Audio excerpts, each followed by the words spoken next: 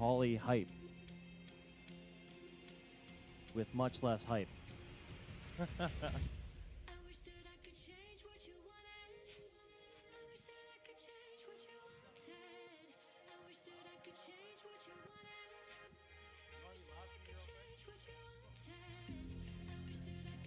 Okay. Hello. Good morning, everybody, and welcome to CECC East La Blah Blah Blah Blah.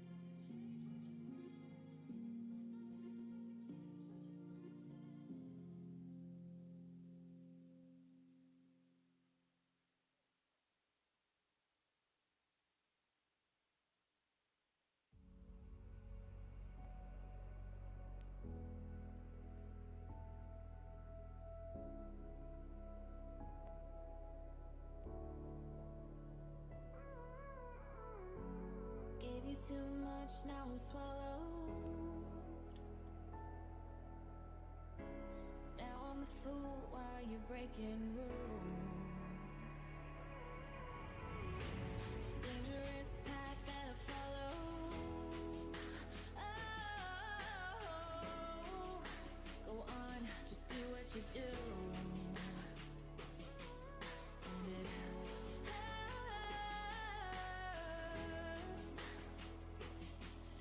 as I bleed for you, cry for you. Let me bleed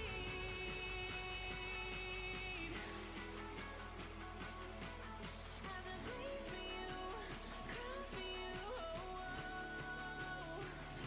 Let me bleed. Let me bleed.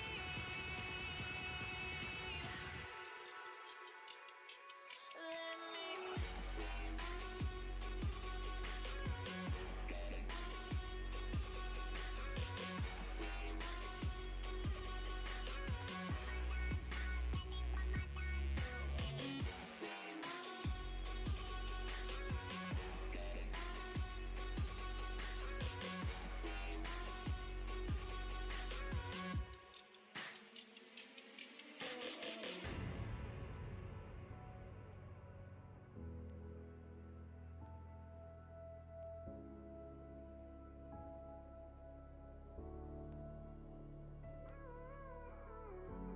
All of the pain seems to follow like a shadow, dark and cold to the touch. Am I insane not to let go? Oh, go on, just do what you do. And it hurts.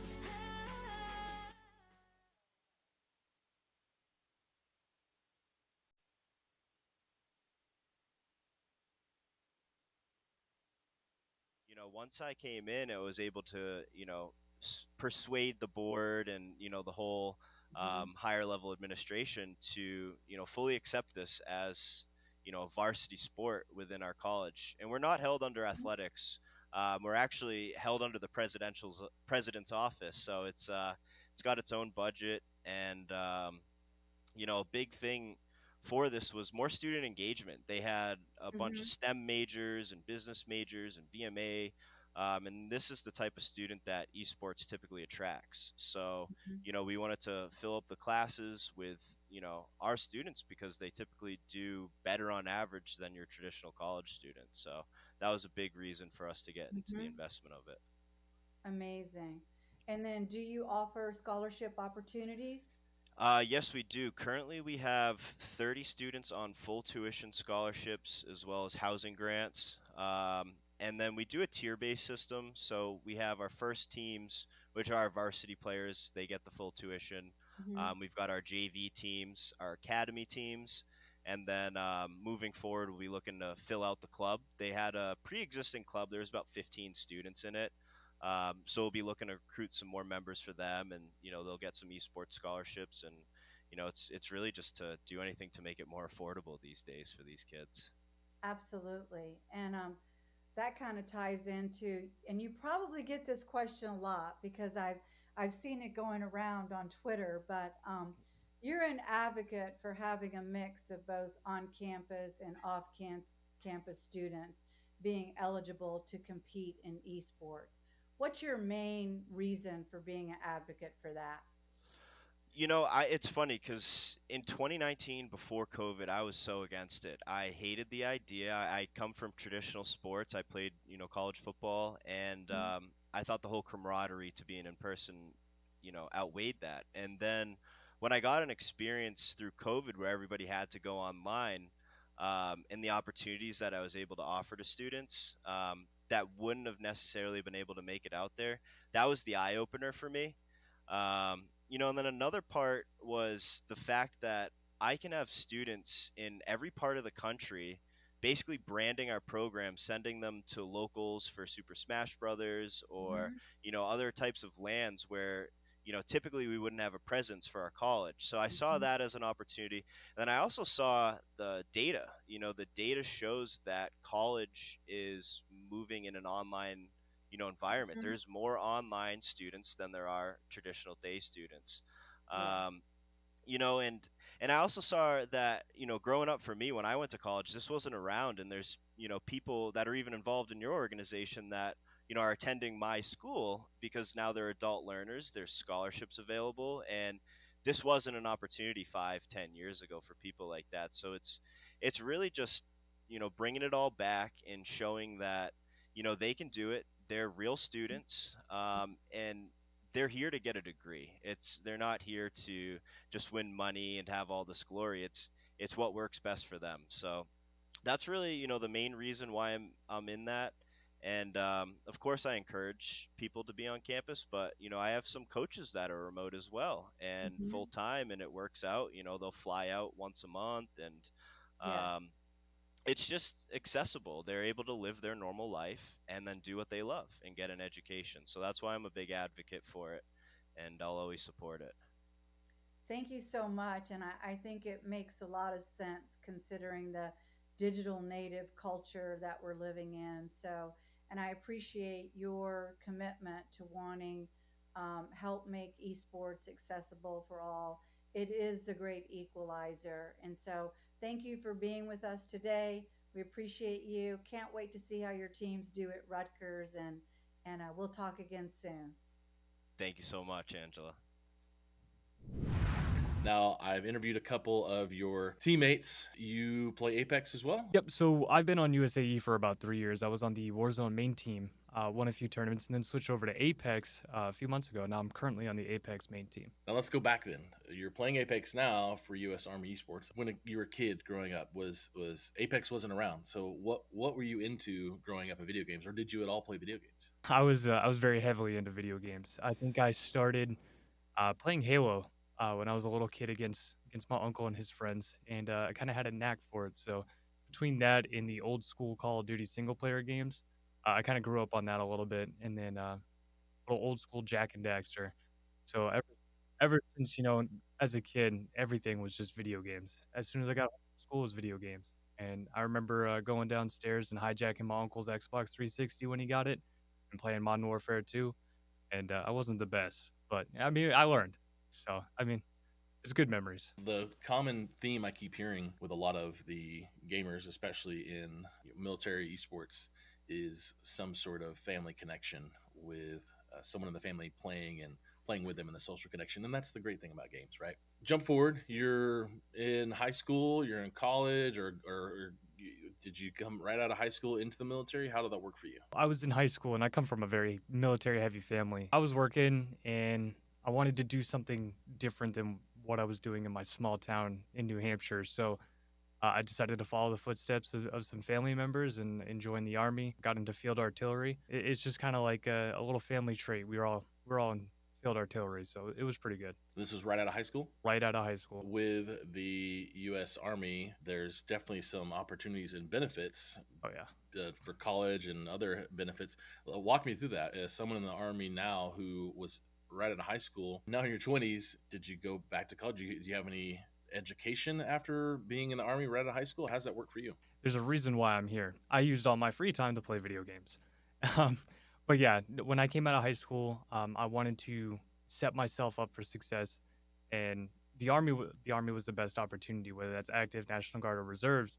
And I knew there was benefits. I wanted something more than just like the benefits. I wanted a different lifestyle, and now being here after 5 years in Fort Bragg, North Carolina, I have the time to play video games, spend time with family, and go to school. So right now it's kind of like, what do I want to dabble in? And it took me a little while just to set this up. So maybe not computer technology. Go figure. That's all I do is sit at a computer. But maybe we should look at something different. But I definitely should go to college, because it's readily available. It's always there, and a lot of more military members should take advantage of it, especially the guys over in the room next door. You're talking trash even when you're not playing games, man. This is I the always talk true trash. sign of a FPS player. Hey, come on now. Let's go into your role in field artillery and how that went from field artillery to what you do now in U.S. Army esports. When I first got to my first unit for field artillery, I'm a 13 Fox fire support specialist, also known as a forward observer. And what we basically do is we go out to the hill and we observe fires and call for fire. So the unit I went to, we didn't specifically call for fire. It was more of a lot of connections, building relationships, in that kind of thing. And I went through numerous different roles in team lead positions. So switching over to video games, it allowed me to actually have confidence in what I do. So in the field artillery world, talking over the radio, communication is very key in video games. So building those connections, relationships, communication over the radio and with your soldiers, it translates to video games so much. Just building that synchronization with your teammates. And I can't believe I did 5 years of field artillery. My ears aren't very happy about it, but that could also be the video games with the headset. I'm guessing forward observer, and then are you using large mortars and stuff like that, or is that what we're talking about with the loud noises? So I did, when we went out to the hill, a group of guys came out with some mortars, and we got to hang mortars. So we got to drop the mortars down the tube. Um, my ear pro fell out, and it was tough. It was tough, but we get to observe mortar rounds, rockets, just cannon fire. We can also do air superiority, so call in AH-64 helicopters, attack helicopters, call for fire, stuff like that. I didn't get to do as much as I wanted to at Fort Bragg, but that's just how it was at my unit because that's not what we were focused on. But I still learned way more than I thought I would, especially at a more administrative side, of kind of how everything works in my job, but in the background. So I might just call for fire on the radio and say what I need and when I need it, but I learned how that process works from the top all the way down to the bottom. So it was a great experience. It's only going to set me up farther for my military career. Well, it definitely seems like what you and your other peers that are there at Kentucky on the esports team, listening to them talk about one guy works on the helicopters that you say you call in, another guy is in the UAV and he's like the Call of Duty guy who makes sure there's stuff over the hill on your mini map. Like it's really cool to then now hear all these stories and these roles and definitely relate it back to what you're probably doing in Apex with U.S. Army Esports. Walk me through what it's like and how you got into U.S. Army Esports. It was funny. Obviously, I play video games. Everyone knew me to just kind of sit in my room on the weekends, play video games. I was that guy. Um, and when I went on deployment, we got an email on our military email talking about U.S. Army Esports. They're looking for people, the discords, the games that they play, and it got me thinking. And I completely forgot about it because deployment kind of took my mind away. And when I came back, my buddy said, "Hey, don't forget to join the Discord for U.S. Army Esports." I was like, "Oh, you're right." And I got back, and that's when Call of Duty Warzone came out, and I started playing that, and I joined the Discord. They made a Warzone team. I tried out. It was like 100, applicants, and they chose, I think, 10 of us, and I got put on the main team. And as soon as that, started, I was making connections. I was talking to people. Um, Definitely, I'm sure you're going to ask the question, but my biggest thing is the perspective that a lot of military members have on U.S. Army esports and playing video games in the military. Um, so I just wanted to change that. And when I was on that Warzone team, I was competing, I was staying up late, playing tournaments, doing what I could, and it started to affect my actual military career. Um, so it was kind of like a hard balance, but I'm so happy I did it. 100%. This is like an extra curriculum that I got to do, and the best homework that you can be given. Trust me. Yeah, the learning you did being on the hill, and we talked about your peers. How is that helping you with Apex and other games, working as a trio, winning the lobby? I would say the Apex, and I'm going to make the statement. Apex is definitely harder than Warzone. In Warzone, we had communication, and we had to be synchronized on what we do, but it was more of a solo kind of feel.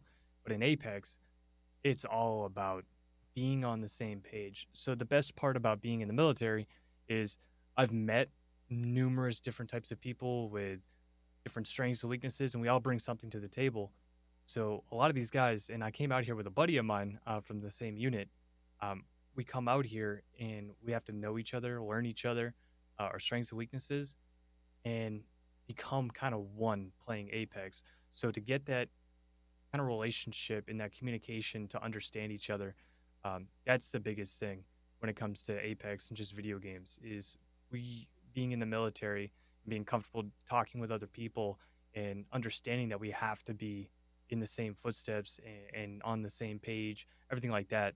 So like last night we played an Apex tournament and we were all on the same page. We knew exactly what we wanted to do, how we wanted to do it, and it just makes things so much easier. Because if you've ever played video games, like old school search and destroy, and everyone's in their feelings and yelling, and you have no idea what's going on. It's all chaos. What advice would you give to these gamers as one yourself in a highly decorated career? What kind of advice would you give to them out there about pursuing potentially maybe even an opportunity in the U.S. Army? Kind of what I tell everyone, and I'm not trying to like pitch the army, but honestly, it's great. It's a love hate relationship to where if you're saying you're gonna hate it, you're gonna hate it. But if you give it a chance and actually choose the career that you want to do, like maybe going to a trade in the army instead of just going to blow stuff up like I did, and using that outside the military.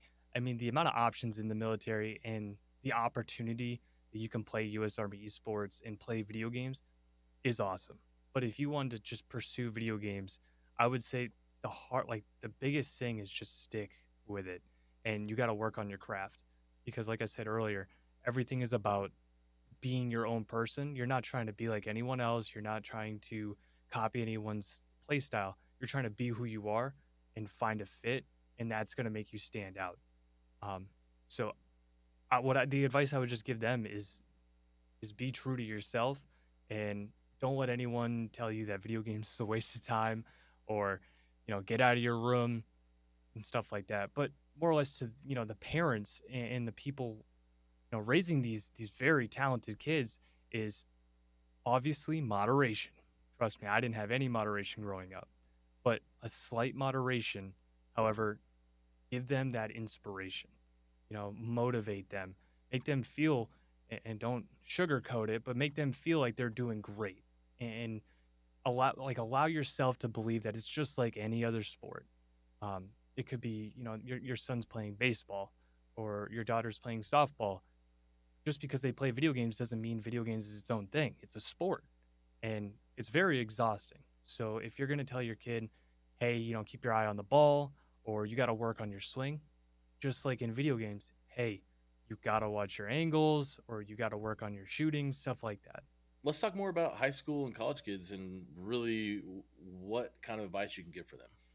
So obviously, college is its own world. I don't know anything specifically about college, but we do have an individual who is on the Apex main team who's in college, and he's doing working and college, and it's about 8 hours.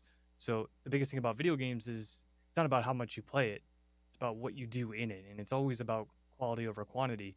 So when we get in the morning, obviously, I get to do this as a job and a career. We focus on exactly what we wrote down for our weaknesses and what we need to work on for the next day. It's not just mindlessly playing. So again, moderation is key because what you do in high school, it's you got 4 years. So what you do in high school, you should study, you should work in class because it is gonna, progress you in the future. And I have lots of regrets, not actually paying attention in class and just staying up late playing video games. But especially for college, that's very important. And don't throw away, your career unless you're going huge on YouTube or TikTok or anything like that. I wouldn't throw away, paid for college class. Well, as we wrap up, really appreciate this time being able to just share a little bit of information. What's your future look like in the next 2 to 5 years when it comes to U.S. Army sports or college, learning, family? What's it look like for you? I have a wife and some dogs. That's enough kids for me. It's just dogs. I'm going to be here for 3 years. So, what I want to do here is just make connections, talk, change the perspective that a lot of people have on not only the military, but the military members on U.S. Army esports, because it's not just about playing video games. Um, Doing this, getting better every day, winning way more tournaments, kind of making a name for myself as an individual and an FPS player, currently playing terrible in COD. So, we got to work on that one. But hopefully, just progressing here and making a better mark than where I got here. For military wise, definitely want to go to school. Um, Maybe not tech, like I said, but go to school, start something, a family with the wife, and probably switch over to National Guard, just for the fact that I want to pursue something else. Just I don't want to ever leave the military.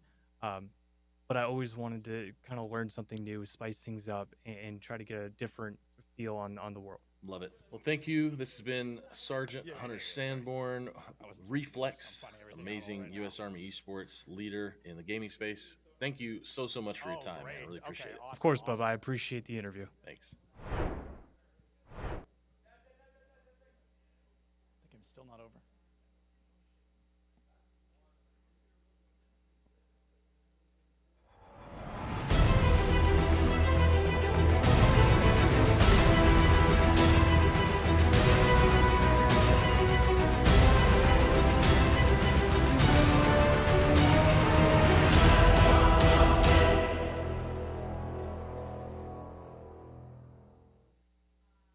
Good morning, everybody, and welcome to CECC East 2022. Once again, I am Septilins, and today I am joined by Sergeant Sparrow from the U.S. Army. We definitely want to take a moment to appreciate him, first, for his service, and second of all, for coming out this weekend and being here and just kind of giving people an opportunity to learn about, the U.S. Army. So we kind of look at it, the Army is one thing, video games are another. So what is that link to you, I guess? What is the connection between those two?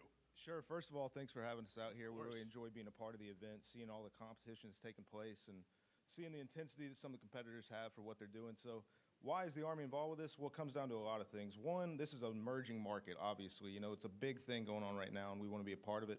And what you see is not unsimilar to what you see in other sports, where the level of teamwork that takes place, the intelligence of a lot of the competitors are all things that we're looking for and translate easily to the Army. A lot of times people think the Army is just, one set thing, like somebody out in the field holding a weapon. There's intelligence, there's IT, there's all kinds of things that we do as well, and that fits very well with the type of character that you see in a lot of these competitors. Yeah, absolutely. Are you particularly excited for one game today over the rest? Are you waiting for something to happen? So for me, I just really enjoy seeing Rocket League. Like it just takes off. You know, I think the great thing about the game is it doesn't matter whether you're just like a junior player or a very sophisticated player. Everybody can get the same level of entertainment watching it and playing it. It's incredible that you've never heard me say that before, but I say that all the time. I love it so much because it's the game where like you can sit down and you just immediately know what's going on. And it's so fun and it's so entertaining. But we are so excited to have you here this weekend. Thank you so much for coming out and thank you for joining me now. Hey, appreciate it. Let's get it on. Of course, absolutely. So I know we've got a pretty big weekend coming up, or today coming up in particular. I know starting things off, we have Super Smash Bros. Ultimate. Started with it yesterday. We want to go ahead and start with it today. So hopefully we can take a look at that bracket. I think it's going to be looking great. Down in grand finals, home team Rutgers. They're going to be going up against Fisher College. Fisher has been a powerhouse all weekend long, and I think they found themselves in just about every grand final. I think they've fallen a little short of at least one of them, but it's been a powerful weekend for them through and through. I'm very excited to see what these teams bring out. We saw a lot of weird plays. We saw a lot of dedicated characters and a lot of dedicated fighters there in Smash Ultimate.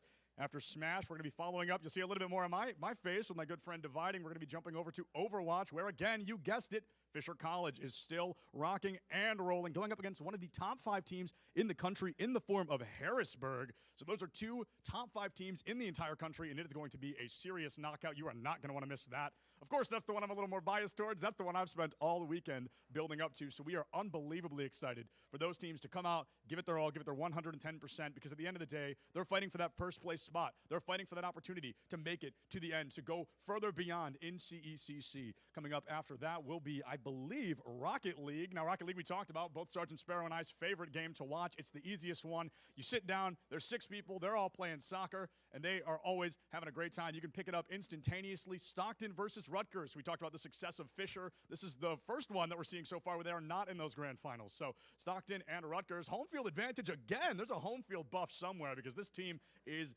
everywhere. This school is everywhere. And then to close things out, we've got what else but Valorant. We are super excited to see Valorant here, and it is going to be Rutgers versus, to be determined. We are trying to get a little bit more information. Alvernia versus Fisher. We know that it's going to be Rutgers, though, so 3 out of 4.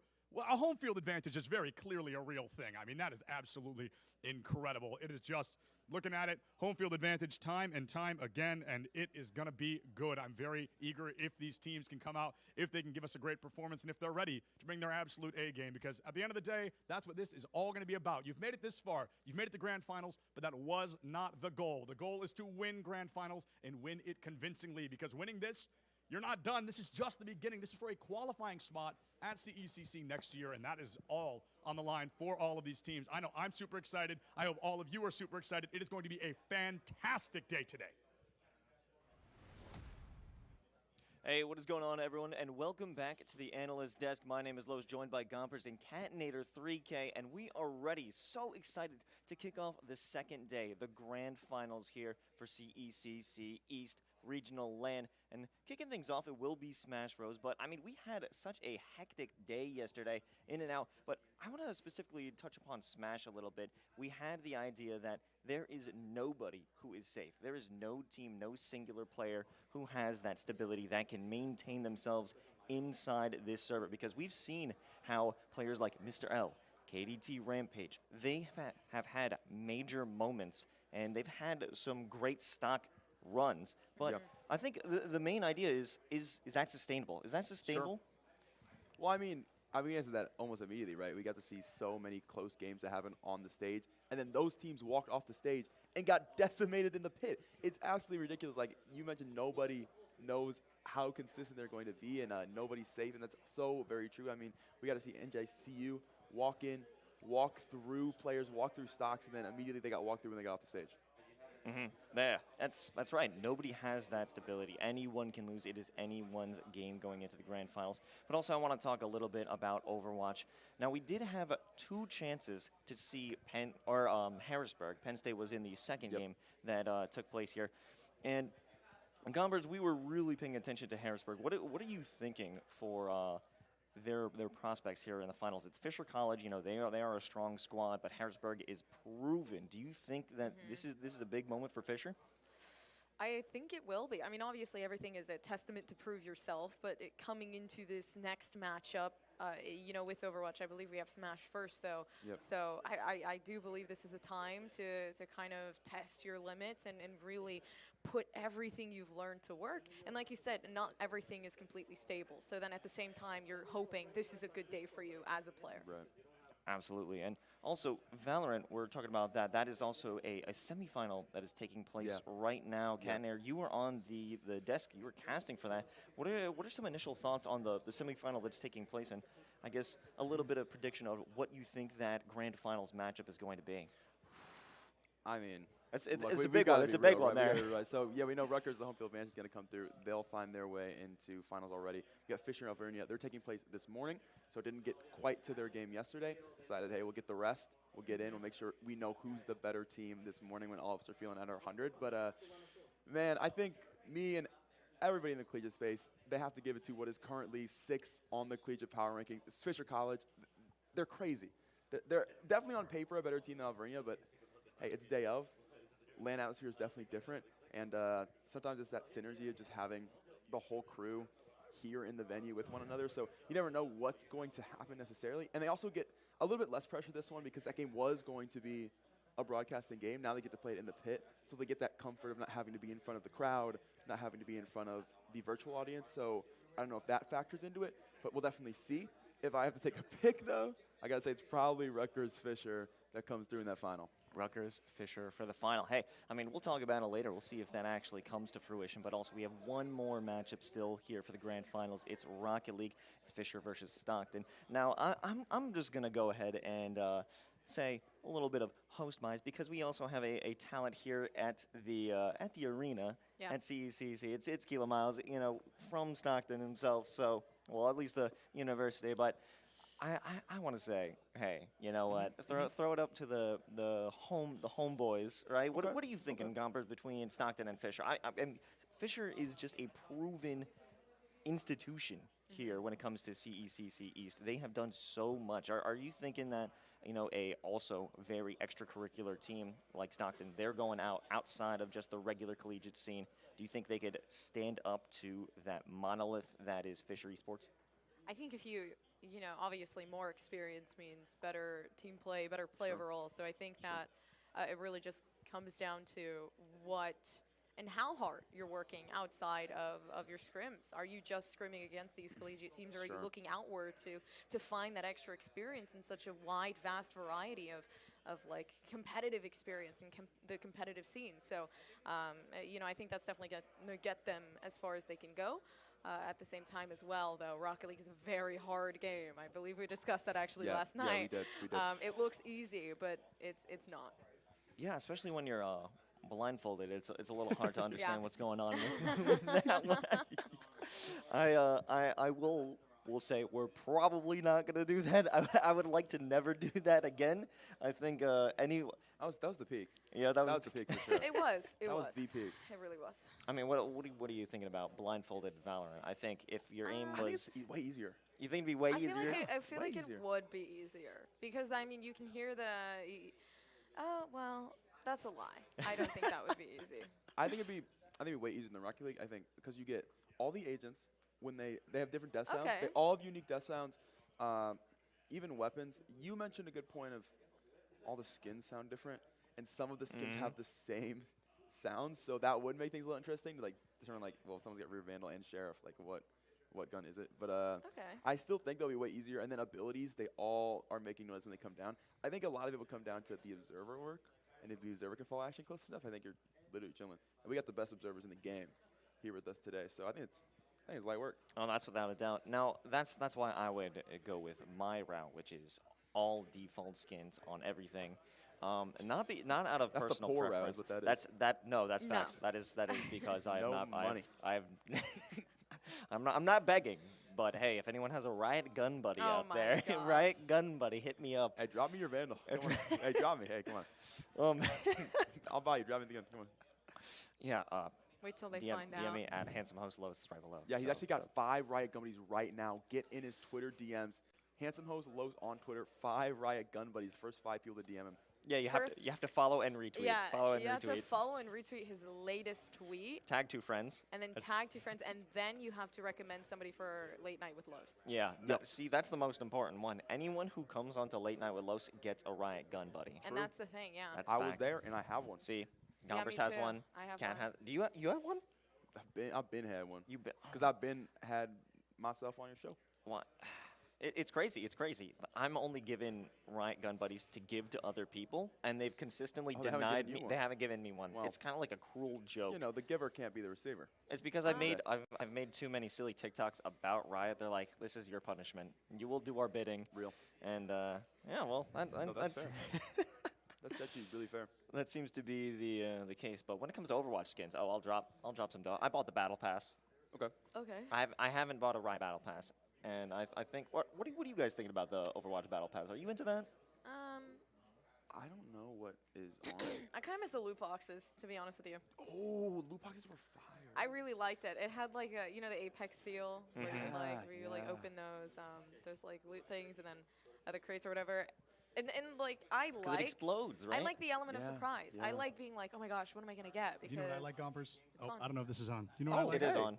I like. And you're a lot louder than us. I feel like in I'm, the arena I'm itself. in here too. I'm in the whole room as well. I like two things. I like esports and I like bothering people, which is part of the gig. It's part of the job. Nice. So I'm here to bother you guys because it's silly. You know, I like one thing, and it's you. Cat, I'm blushing already, dude. I'm gonna get all flushed on the camera. You gotta stop. I'm gonna get all flushed a little bit. Okay. So today, Cat, you are a little bit biased. I was told to ask favorite game for today. You're a little biased. No, my guess is my game's Overwatch 2. You're excited for Overwatch? It's gonna be awesome. It's gonna be sick. Two. I found out earlier. I was calling them 2 top 10 teams all weekend. They're both top 5 in the entire country. They're both top 5 in the Hey, entire country. technically Well, they're top still 10. they're still within that.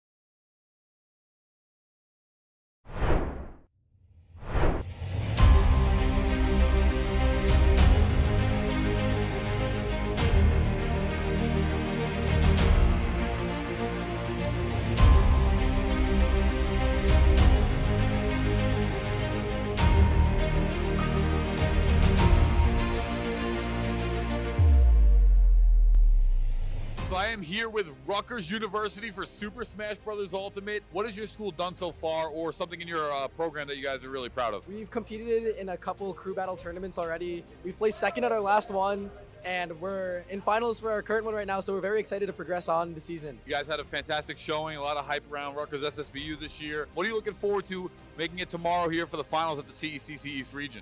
I think that today we definitely grew more confident in our entire team, working together, knowing like our game plan of going against everyone else. And I think we just feel very strong in sending in our Kazuya Mishima, our secret weapon. Okay, you're who? Huh? Our GOAT. He's our GOAT. Okay, there we go. Secret weapon Kazuya. We've heard a lot about on Twitter about it. We'll see how it affects Legion scene. What do you have upcoming on your schedule here for Rutgers SSBU that you're looking forward to? Coming next week, we have the local host North Brunswick tournament. It's a crew battle tournament. Sweet. So we're excited to all compete, the A team, the B team. We're very excited for all of us to make it out there and just try our best to put a good name out. Well, you heard it. This is Rutgers University Super Smash Bros. Ultimate, and we'll see them tomorrow at the CEC East Region Final. There you go. Woo! Nice. Well done.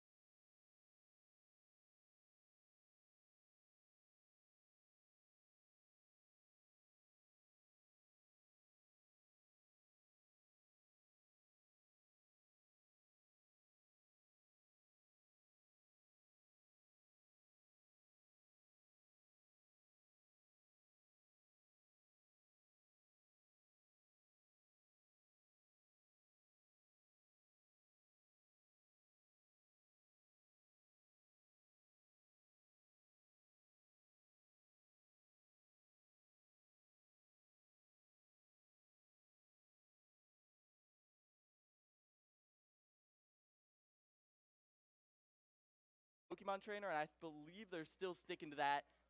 Oh my gosh. It's a roster of top tiers, a roster of killers throughout the entire thing, and even if you might look at a character, you might see like, oh, I see a character.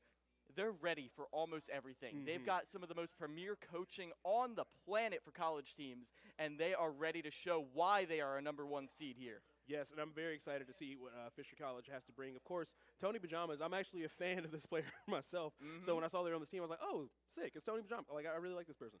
But yeah, we were talking earlier off mic about how, like, a character that can just, like, take stocks easily regardless of how well they're doing in the match as far as, like, neutral and damage is really powerful in a crew battle setting. And if Jerry is their opener playing Ike, Ike is a character with just such ridiculous knockback. It's honestly, optimal Ike is very much like, I'm doing this nair. If you interact with it, you will die, but also you're not going to punish me for doing it. So like we've seen other Ike players like Psychod, for example, just get a lot of success out of just like throwing that out and just waiting for a confirm. But that playstyle is very annoying in a crew battle to deal with. It's very scary to interact with that move. And also the knockback he gets out of like the confirms. Like if he gets nair to like, you know, double jump up air or like God help you, a smash attack or anything from Ike is just going to be so incredibly strong that stocks can just melt. And we saw that last night with St. John. We saw a player that was like fully losing neutral, took like 110, 20%, barely hit anything, and then he's like taking stocks to like 50. And this is a crew battle format. Nothing matters but the stock itself. Nothing else matters. So I think that's a very good, strong character for crews. Yeah, and it's really good for the opening because of how characters like that can act as a battering ram no matter how few stocks they have. Even one stock, you get caught by a nair near the ledge. That could be a reverse up B. That could be a back air towards the edge. That could be just a juggle. If you do not have good options to get out of the air, all of a sudden Jerry is not letting you down from there. You're trapped up above. But how do you feel about, let me ask you this question. So there's a Steve player on Fisher College's team as well. How do you feel about Steve in this format? I think if Steve starts, that could be really huge if he's like the first person to go.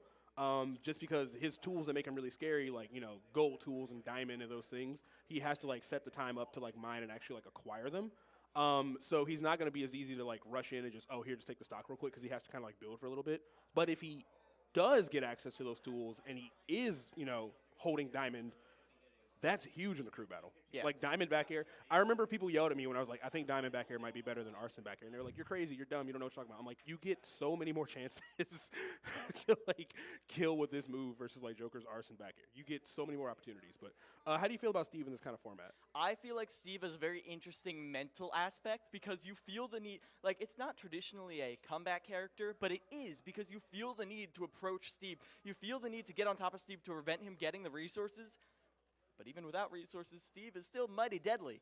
You're still going to be eating a lot of damage, even caught by wooden tool combos. And let's say you're like, okay, I'm going to get right on top of them, smother this Steve, smother G Extreme so they can't even get a block in their inventory. All of a sudden you get hit by an up tilt, you're eating 60, you're off stage, and then he's there like mining away.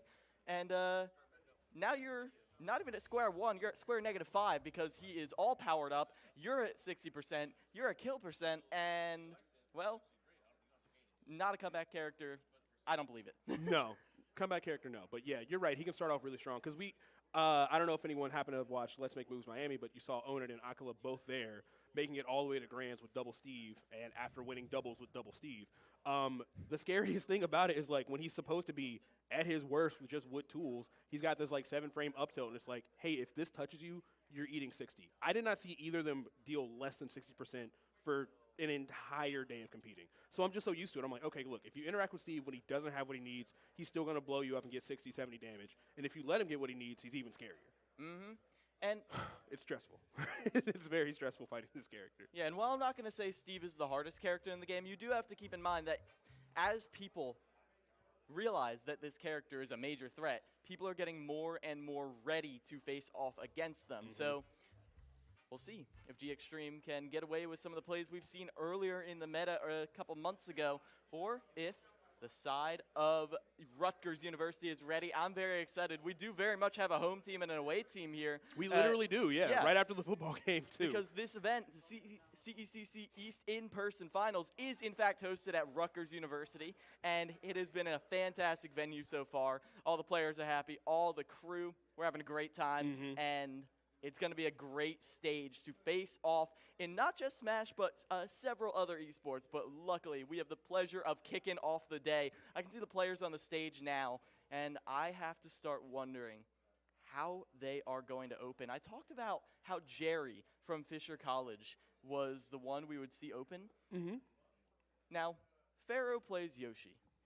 I don't know if you would want to run the Yoshi into that. Yoshi is it's a very mixed reviews character, Yoshi. Like, the character is objectively not bad. There's some stuff that's like really exploitable, but the stuff that's good is just like really, really good too. So it's kind of like it's a confusing character to try to place in the meta. Oh, I think he's this tier. If you argued Yoshi in almost any tier, I'd be like, yeah, you got it. You're probably right. Like, I really don't know. He's a confusing character, but he's definitely like a huge matchup check character.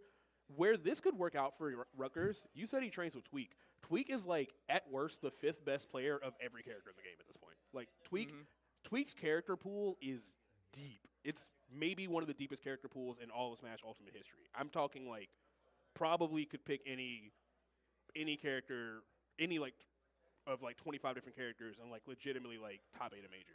So, with that said, if Pharaoh is consistently training against a player with not only that much talent, but also that kind of character variety, probably going to do pretty good in the crew battle. And that's where we are right now. Now they're in finals. Yeah.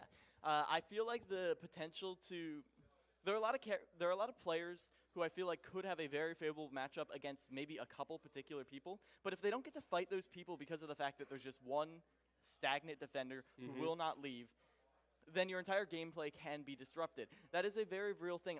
A lot of crew battles are won before they even start during the prep time. Yes. If you only prepare to fight one person, you better be absolutely sure that you're going to defeat that person, because if you're not, then all of a sudden your team's gameplay is disrupted. They're fighting someone that they're not prepared to fight, and it can be a serious snowball effect throughout the rest of the crew battle. Now, of course, this is not a best of one crew battle. I believe, checking in on this, that it is a best of 3 crew battle. So that means Correct. That's even correct. if they fall in the first crew battle, they do have time to adapt. And adaptation is such a huge part of Smash Brothers. Adaptation, and also in this specific format, counterpicking. Counterpicking is so huge. We saw it yesterday with Stack versus St. John, where it's like, okay, this team has a very good Pikachu player, and Pikachu happens to beat like the matchups from like 2 of the strongest players on the other team.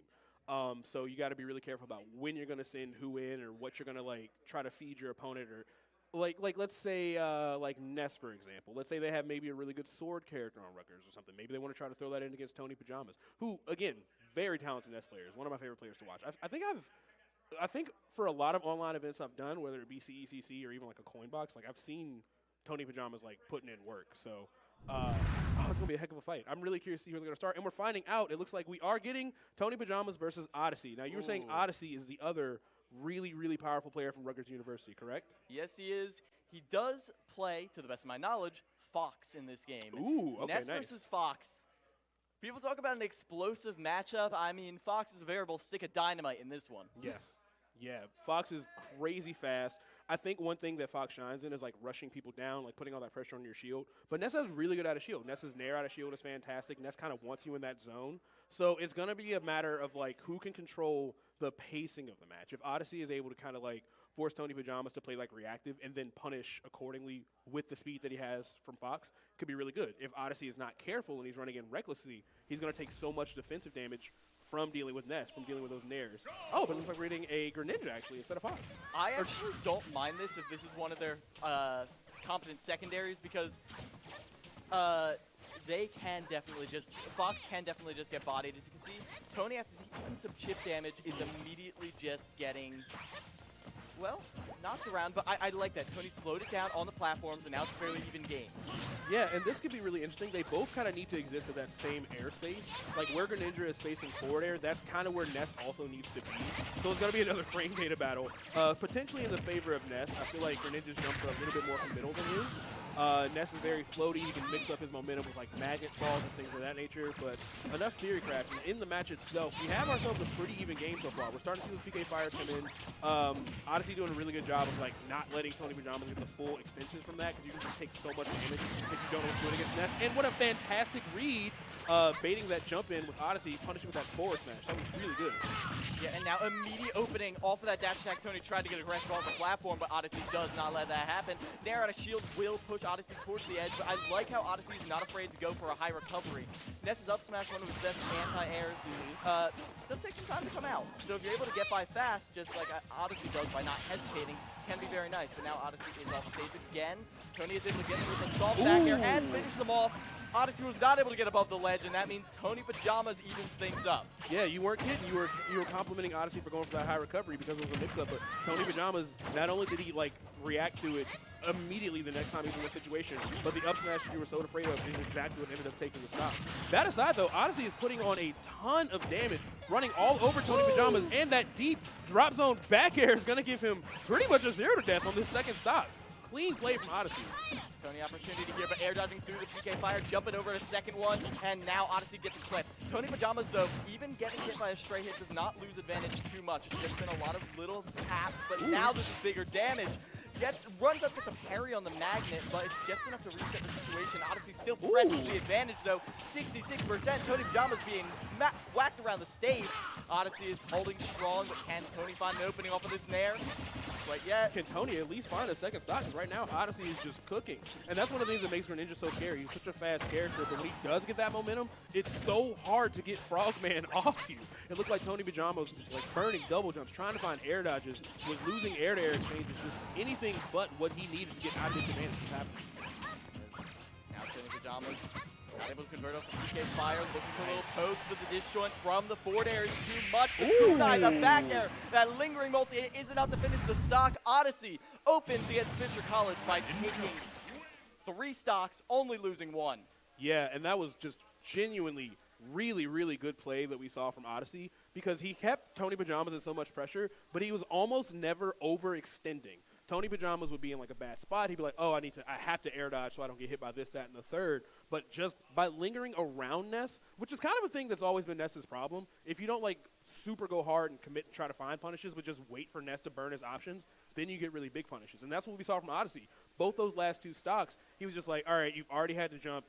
Now you're going to be committed to like having to use your up B, and this one I'll go for the punish. And I really think sometimes I underestimate how deep Greninja can go for an edge guard because he would be like way out in the blast zone and be in no danger of dying. So I think Odyssey just played that really, really well. Tony Pajamas was just under a lot of pressure. And again, this is a crew battle format. This is not a traditional like, oh, let me run it back, let me figure it out in the next round. No, that you are now out until we get all the way through the rest of the teams. So Tony Pajamas has a lot of time to like figure out what went wrong there.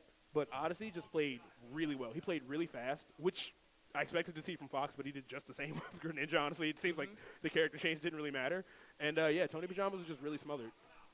Yeah, and I like the character pick a lot. I feel like it complemented the strengths that Fox gives you. Like you said, same fast play style, same hit and run. However, it mitigated the main weakness that Fox has, which is that linear recovery. Fox, more or less, is almost always going to the ledge. In very rare situations, he goes very high, but even then, it's pretty dangerous. Greninja has more control over his recovery. Even though it's no hitbox, you're still able to just arc over or go straight to ledge, and that means Tony Pajamas can't just deploy the yo-yo and cover 90% of your options all at the same time. Exactly. And we did see that one punish with the up smash earlier. That one worked out, but other than that, he was never – I feel like Odyssey was never really in a ledge trap situation ever again. Like, he died to the one. He was like, well, I guess I just won't lose now. Like, that's literally what it felt like. I think Tony Pajamas played it really well. I think he's just going to have to find a way to control the pacing. And that was the first thing I said. I said in a matchup like Fox and Ness, and the same could be applied for Greninja Ness, whoever is in control of the pace of the match is going to just dominate. Now, coming in against them now, did you see any little chinks in the armor where you could actually control that pace? Like, I feel like Greninja, the issue is not a lot of characters can really contest with his vertical burst option, just his super high jump, his fast fall speed. You can't really chase him down when he's jumping up and down. So it's going to be MD coming in who can maybe control the air a little bit more with the fact that they're on the Pokemon trainer. Yeah. I love that. The fact that you can edge guard very well with the Ivysaur, and more than that, you can threaten the air so much with the Ivysaur, with the Vine Whip, with the up air, and with so many Side other B, options. back air, Oh all my kinds gosh. of things he can do. Now, Greninja still will have way greater ground speed than them. If they start with Squirtle, and let's make sure, yeah, they are committed to Pokemon Trainer. Now, if they start with Squirtle, should be very scrappy, and they can definitely like play that kind of boxing game against Greninja. He has the speed, he has the frame data. He doesn't have the range that Greninja has, but if he's good at like weaving in and out and kind of like baiting his options, I'm a big fan of doorstop use from our scene, and I've seen this Pokemon Trainer do that a lot. Just kind of weaving in and out, waiting for stuff, and just punishing. I think that could be a big problem for Greninja if he's not very careful. A little bit of footsies going on here to open up the game as neither one's giving them the opening because they know whoever gets touched first is in for big damage. 35% already, doesn't get 2-frame, but still the pressure continues. MD just retreats, gaining stage control, not wanting to give Odyssey any free ground, but there's an air. Ooh, great chase with that dash back grab too. And we saw MD trying to get those jab lock combos. It is so unbelievably hard to know when you shouldn't tech against Squirtle. All those moves are so fast. Many of them look the same. It's really risky. But here we are in a bad situation for Greninja here. Ivysaur with all kinds of range on these aerials. So many different ways to get him. And he gets the Razor Leaf into the up B, only at 24%, and he's able to reset back into Squirtle, so he's back in that boxing situation he wants to be in. Incredible play from MD. Yeah, and Odyssey doesn't want to get put in that situation again. He wants to stay at a disadvantage, so keeps the pressure up, stays on top of MD, but is forced to back up, and now they have to deal with the ground game again. Rising back air isn't enough to get anything at this low percent, but as you can see, every little chip damage is more damage Squirtle can get, 34%, and as soon as they get off stage, I'm expecting the Ivysaur again. Tries to get the gimp, the water gun, and there it is. Goes for careful. all, but ooh, intelligent air dodge right there, preserving their resources. Yeah, Greninja's definitely like a death by 1,000 cuts kind of character. Like his overall damage isn't crazy, but he just has so much speed and he's able to combo you so well that it racks up. But he's only gotten like chip hits against MD this entire game. MD already lapped him in percent and in a really good position to take the stock with that up air. Oh my god, it killed. I cannot believe that killed. We were talking earlier about controlling the airspace and how important of a tool that side B actually is. Razor Leaf cutting off Greninja's short hop approaches and also confirming into those really early sub 100 kills was devastating for Odyssey. Yeah, the slow-moving projectiles are sometimes the most terrifying because they mean this area is off limits to you for about 1 second. And 1 second doesn't sound like a lot, but in Smash Brothers, it can be life or death. In this case in particular, you throw out that Razor Leaf, it covers the platform or the ground. That is an area where Odyssey cannot go. You know, who can go there? MD, who can go there, cover the option, cover the landing, whatever they want. If Odyssey falls into the Razor Leaf, they're dead. They're off the top with an up air or an up B. If they don't, then they have to contend with Ivysaur's disjointed aerials. Would you believe this is the nerfed version of Ivysaur's aerials, by the way? I know. Would you believe this is smaller than it was? A full mid-size Toyota-size hitbox is still smaller than it used to be. Just putting up the Spirit Bomb above you, it's just It's like, are you in this area? Oh, look, you died. Like, it's so hard to deal with. And that's what you got to contend with right here. Now, I did like what they did immediately off of the Angel platform. We saw Odyssey start to put on the pressure by just staying on top of Squirtle, keeping Squirtle off of the ground, and Squirtle's aerials are great, but usually when they're short hop aerials, they're great. When they're close to the ground, when they're not close to the ground, all of a sudden, well, you can maybe get a counter hit here or there, but they're not strong enough to send your opponent away. They're still going to keep up the pressure, keep on top of you, but as soon as we saw MD able to close the distance, get under a platform where the falling aerials weren't that much of a threat, then all of a sudden, Greninja couldn't really find the way in. And one little tap from a tilt from Squirtle is all they needed. And I'm glad you said under a platform, because when he was playing Ivysaur, both those stocks were secured by a platform because he's so scary underneath there. You can do falling up air into fall through platform up air, or falling there and a falling platform up air. There's so much damage he can net having just one platform extension, but also it puts you in weird tech chase situations. Like when he got that Razor Leaf, Odyssey couldn't tell, am I landing on the platform? Do I need to like try to buffer a tech? Do I need to air dodge instead? It's really ambiguous when you're just kind of like in hit stun right around there, and both of those options lost to Ivysaur up air anyway.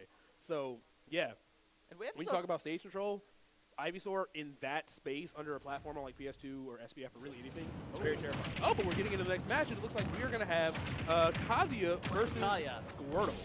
Yeah, Kazuya on the Kazuya, and without a jump on stage, is able to air dodge through the water gun, but now they get clipped, barely gets back on stage. All they need is one opening, though. If this is a play on Rutgers, I have faith that they're just as powerful as they possibly can be. But MD does not want to let them get anything. Yeah, he doesn't want to let them get anything started. Kazuya is such a devastating character. We were talking earlier about characters that can lose neutral and take stocks anyway.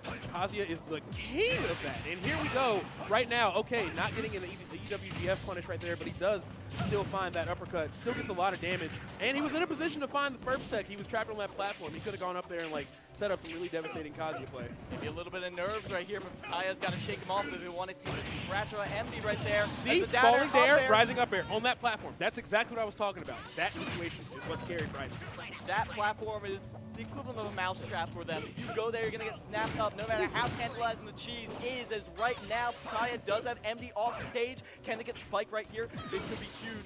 This is going to be a regrab. They try to go for a ledge trump instead, and now they're in disadvantage. Yeah, and now you have max range Charizard. Obviously, he's not in a great spot regardless, but if he finds like those sweet spot F-Tills or even those back airs, he can take the stock really easy. Patea's got to find some way to seal this out, though, because at 40%, he's still actually in grave danger against a character with this kind of knockback. Nice. Uses the command grab. I feel like that's one of the scariest things about Kazi is that he forces you to shield so often. His moves are so oppressive and scary, and there's so much shield stun. But you forget that he has an incredibly powerful command grab that not only does a ton of damage, but honestly kills you anywhere around like 80 or 92 if he has a rage shot. I do like how they're using Squirtle. MD knows that Squirtle has the speed, has the fast buttons to contend with Kazi on the ground, but you got to respect him. Right here, only 8% still could be dead with the wrong option. We do need to keep hyping that up because Natalia always has the potential. Reflects it back. Now there's their opening, 62% on the platform above. Goes to the falling down there, but this time Natalia is wide. Wary to their tricks. Yeah, that up tilt says so much because it's just like, look, if I reflect this Razor Leaf again, like it's one of the few projectiles that won't kill, but it is a ton of damage. But speaking of killing, it doesn't matter. MD finding that really deep Mind Whip and switching back to Charizard to cover was really clean. Oh, and Patea dropping that potential kill confirm. Squirtle's very light. That might have done it. And now he's in a world of hurt. Just getting dragged all the way around the stage because of Squirtle's incredible frame data and ground speed. Oh, God, look at the shield pressure. Ooh. Just rolls right on through there. Right here, MD is playing this just as well as you possibly could. Using these disjoints. Nice. Knocking them as Oh, my far God. away. How did that kill? Goodbye. See ya. Out of here. Evicted. As that is Natalia off the stage. You can see them shaking their head a little bit, but MD is looking smug. MD is looking confident, continuing this dominance. And here's the thing. I need to emphasize this. All you need to do to beat Kazuya is play perfectly. Now, that is what we saw for like 90% of that. Yeah, sure. The only the counterplay is to never make a single mistake in your entire life. Exactly. But it's true. It really is true. But good Lord. Again, we were talking about, can you believe that was a nerf version of Ivysaur up air? Can you believe that was a nerf version of Ivysaur Vine Whip that just killed a heavy character at 80? I'm sure the DI was probably not ideal. I don't think he expected to get hit there. He's probably trying to jump away, but good Lord, that was an early stop. Oh my gosh. Yeah, like getting caught by just a little hit right there. I don't know if they were trying to escape the combo or what, but just one little tap, they're right in the sweet spot. It's like, buenos dias. And, and you're just obliterated. Now, obviously, that is something, again, all of these Rutgers players are going to be adapting, going to be studying this. And if, well, they are definitely going to be getting a second round. Whoever loses here is going to have a lot of adaptations coming in here. I feel like Kazuya definitely want to save him for someone who has to scrap a little more. Squirtle will scrap with you, yeah, but he's actually fast enough to kind of get away with it, though. Yeah. You know, most characters aren't. Squirtle just has so much speed, he can just kind of like, I'll just wait for you to throw something out. But Ivysaur honestly just controlled, he just zoned so well with Razor Leaf. Okay, we're getting Sora versus Pokemon Trainer. Interesting. I imagine that Sora versus Squirtle is terrible. He's so tiny, he's so hard to hit. Those Nair loops are probably a little bit wonky on a character of his size. So this is going to be really tough on paper for Cub. But once he switches off the Squirtle, it might be all right. But either way, let's see what's going on here. Yes, Cub. For that down air. Find the opening, but I like this. Controlling the ground game, and even though that's where we've seen MD shine, right here, Cub is being kind of nebulous with how they're using their short hop aerials, and MD can't really find an opening. Goes to the full charge forward smash. Okay, that's not really nebulous. That is totally readable, and Cub does get punished, but they're still keeping up the pressure. It was a sneaky trick, too, because it's so committal. You wouldn't expect somebody to go for that. Oh, the off-stage Blizzard, I like it, but he actually sent him towards the blast zone instead of away from it, so he wasn't able to maybe confirm it in that up B, which kills pretty early. All right, we see Nair 1, Nair 2. Tried to find the up smash, didn't get it. But honestly, Cub is playing fantastic. And now MD is forced off of Squirtle, and that's when Sora actually would do really well, which is what I was saying. And Squirtle and Sora Charizard sounds very tough for Charizard. People were saying Sora felt very slow and floaty when he came out, but the way Cub has stayed on top of MD this entire time, I do not believe it. Now, though, an opportunity, but that down air, MD respects it, does actually get a punish right there. I love that, throws out the thunder. Usually don't see that connect, but when they're in the flame breath, nothing MD could do. Opportunity right here to finish, but a slow mash, MD stays alive. Wow, really risky stuff. He's trying so hard to take his first dog off MD, and he's doing everything right, but he can't find it. Finally finds it with the rising up air. And you see Cub popping off in his chair, just jumping, because good Lord, a Charizard back air F tilt would have been devastating for Rutgers disconnected. All right, there it is. Razor Leaf into the up B once again. MD looking like the VIP of this first round. He's taking, what, like 7 stocks now, I think? Something like that? Yeah, 6, 7 stocks? And now he's in more damage being racked up. Oh, my Lord, what a combo. 67%. Ooh, goes up very high, and that's a free punish for MD. They're not going to let this one drop. Resources not quite burned. Goes towards the middle. I love that. Doesn't use the third. Sonic flat. But Jesus, MD is just playing on fire for Fisher College right now. One stock left, you'd never know it from the way he's playing. Cub fighting back, trying to find those nair strings to at least rack up some damage here. Got him trapped in the ledge, avoiding the blizzards. That could have been really good. Cub is, he's got to make absolutely certain that he's preserving his stocks because Rutgers is pretty far down, and MD is playing very well. He is. Ooh. Trade right there, and that is not good for Cub. Has to recover very low. Goes to Thunder, but MD is wise to their tricks now. Can they get back on? Yes. Gives a lot of respect to that recovery. MD does not want to overextend. Does not want to overextend. He's playing very carefully. You're seeing him with these razor leaves, just trying to find an answer here, just shutting down Sora's pressure, trying to see if he can take just one more stock for Fisher. Obviously, he's done fantastic, so if he goes down right now, he's done more than his fair share for the team. Oh, great interrupt. Can they get Cub. back? Oh, they're still trading back there. Fighting back and That's forth it. on stage, but an up throw will finish them off. MD gets another stock off of Rutgers. Yes, MD now taking 8 stocks, I'm pretty sure, unless my math is off, which is very likely. I'm terrible at math. But now at 120%. Again, Charizard is a character that can take those stocks really early, so Cubs going to have to be careful. He should be able to find a lot of confirms with those nairs, which we're not seeing just yet. No, I can't believe that didn't kill. Oh, goes to the counter off stage, and MD, I respect it, goes for it all, but the regrab is going to get you punished. And now Cub is putting on the pressure off stage, looking for the freeze. Can they get the finisher right there? Wait for it, and there's no way out. Up air will finish them off, and that is Cub ending MD's run. Good Lord. So much work put in by MD right there. Honestly, it's really funny that MD was the player I knew the least about, and every time the player I know the least about, they're always the one that does the most work. It is consistent every single time. I don't know who somebody is. They like go on this crazy tear. Good stuff to MD. Really putting on for the squad. Just unbelievably good Pokemon trainer play. I would be terrified to fight him in a full set. He did all that with just 3 stocks. Good Lord. We were talking to the car on the way here about kill confirms and how important they are. I feel like the main threatening thing about Ivysaur in particular is how those kill confirms can come from so many different ranges. Up close, from afar, wherever that razor leaf happens to touch you, wherever a pop-up back air happens to touch you, you could just be in an up air or an up B, and then you're sent off the side or off the top, and it's terrifying. And he also has like shockingly good ledge traps for like a slower character. You don't expect it, but like Ivysaur forward smash, he reaches so far forward to like jump scare you with that attack.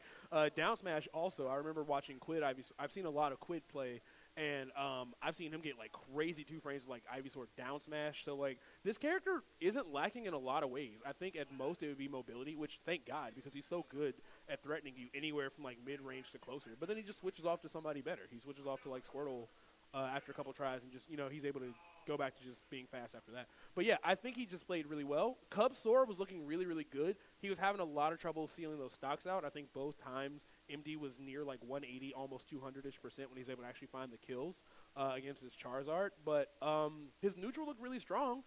He was really good about getting off the ledge. He was very privy to like when reversals are going to happen off stage as far as like what they wanted to get on stage. So Cub's playing really, really strong. Maybe he'll luck into a matchup that's a little bit less scary. But, yeah, Fisher's doing amazing in the first round. They are way, way up. Yeah, they are. And now we're going to see a swordy fight, but a very non-traditional one. It's going to be Cub taking on Jerry. Now, Ike against these floaty characters.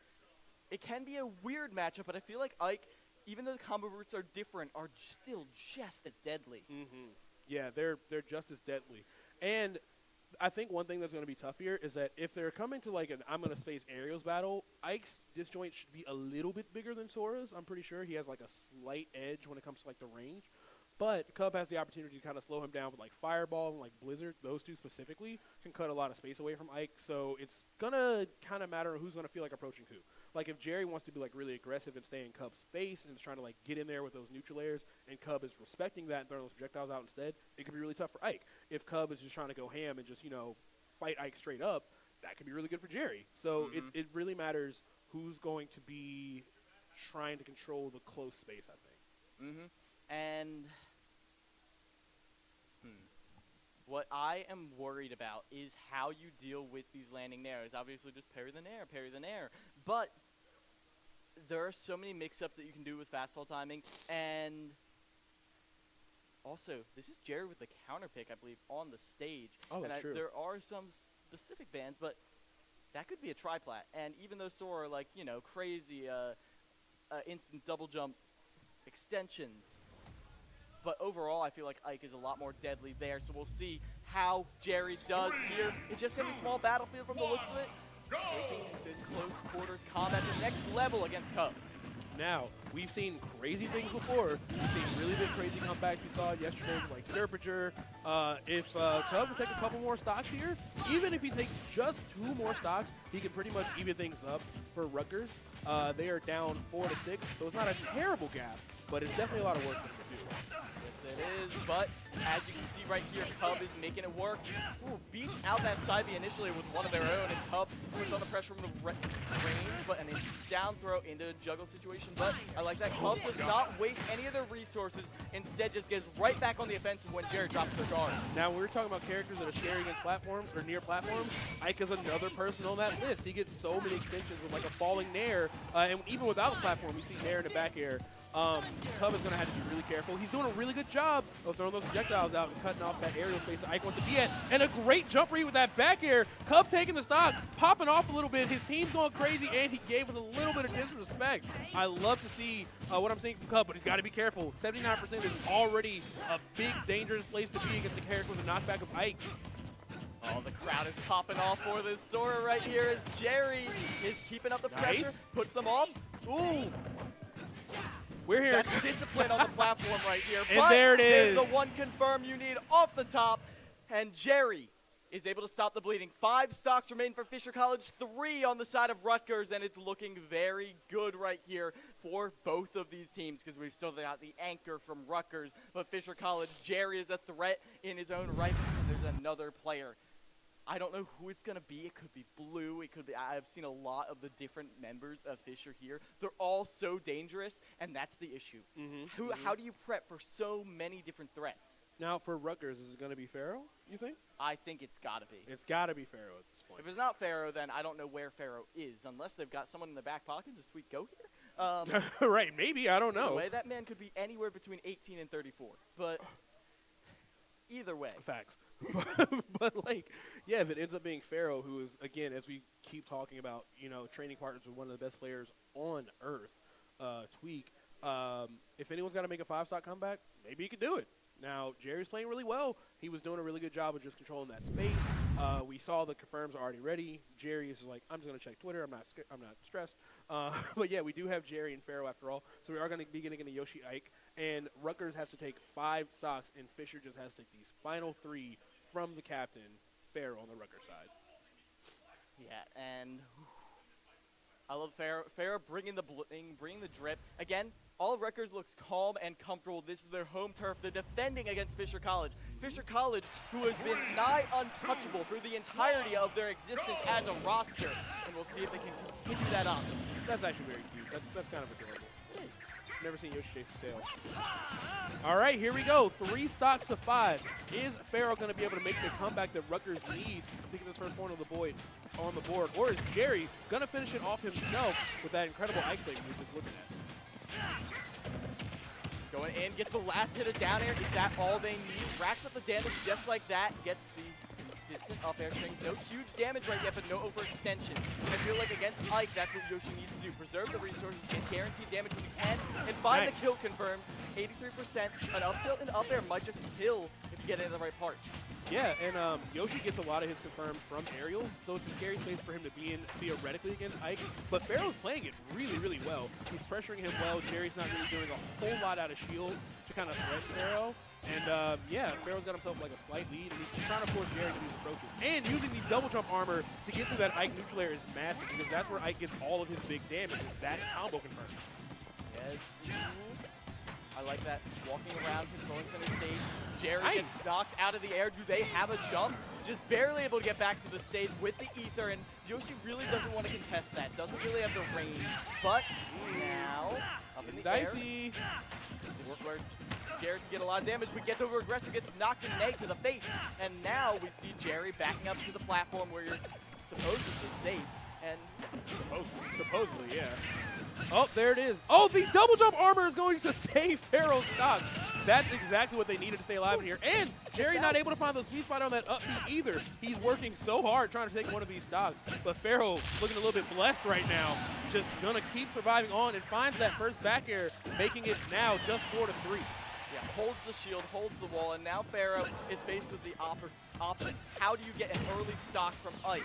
Not anything huge There's a lot of ways. If you see an egg near the ledge or something crazy like that, Ike probably can't recover well. But nice tech on the platform. Nice, Anti-air with the up tilt. That's a stock off the last player from Rutgers right here as Pharaoh gets knocked out of the air by the side B. Gets caught by the get-up attack too. If Jerry's able to get another stock here, it could be curtains. But Pharaoh is holding strong for the time being. Gets caught by the landing nair, 51%. I was scared when I saw that jump burn with no benefit gained, but now the up tilt sets up for more damage. Air dodge caught. Are there any resources? Yes, Jerry gets to the ground. He finally finds a way to the ground. Pharaoh was just playing really clean right there. We saw really great tech chases. We saw a lot of pressure, and Jerry was without answers. But Pharaoh, once again, able to use that double jump armor to survive that Ike up air. A lot of characters would be dying in these positions, even if these kind of like middling percents, but Pharaoh knows exactly when he needs to just pull the parachute and get out of there against his character. Uh-oh.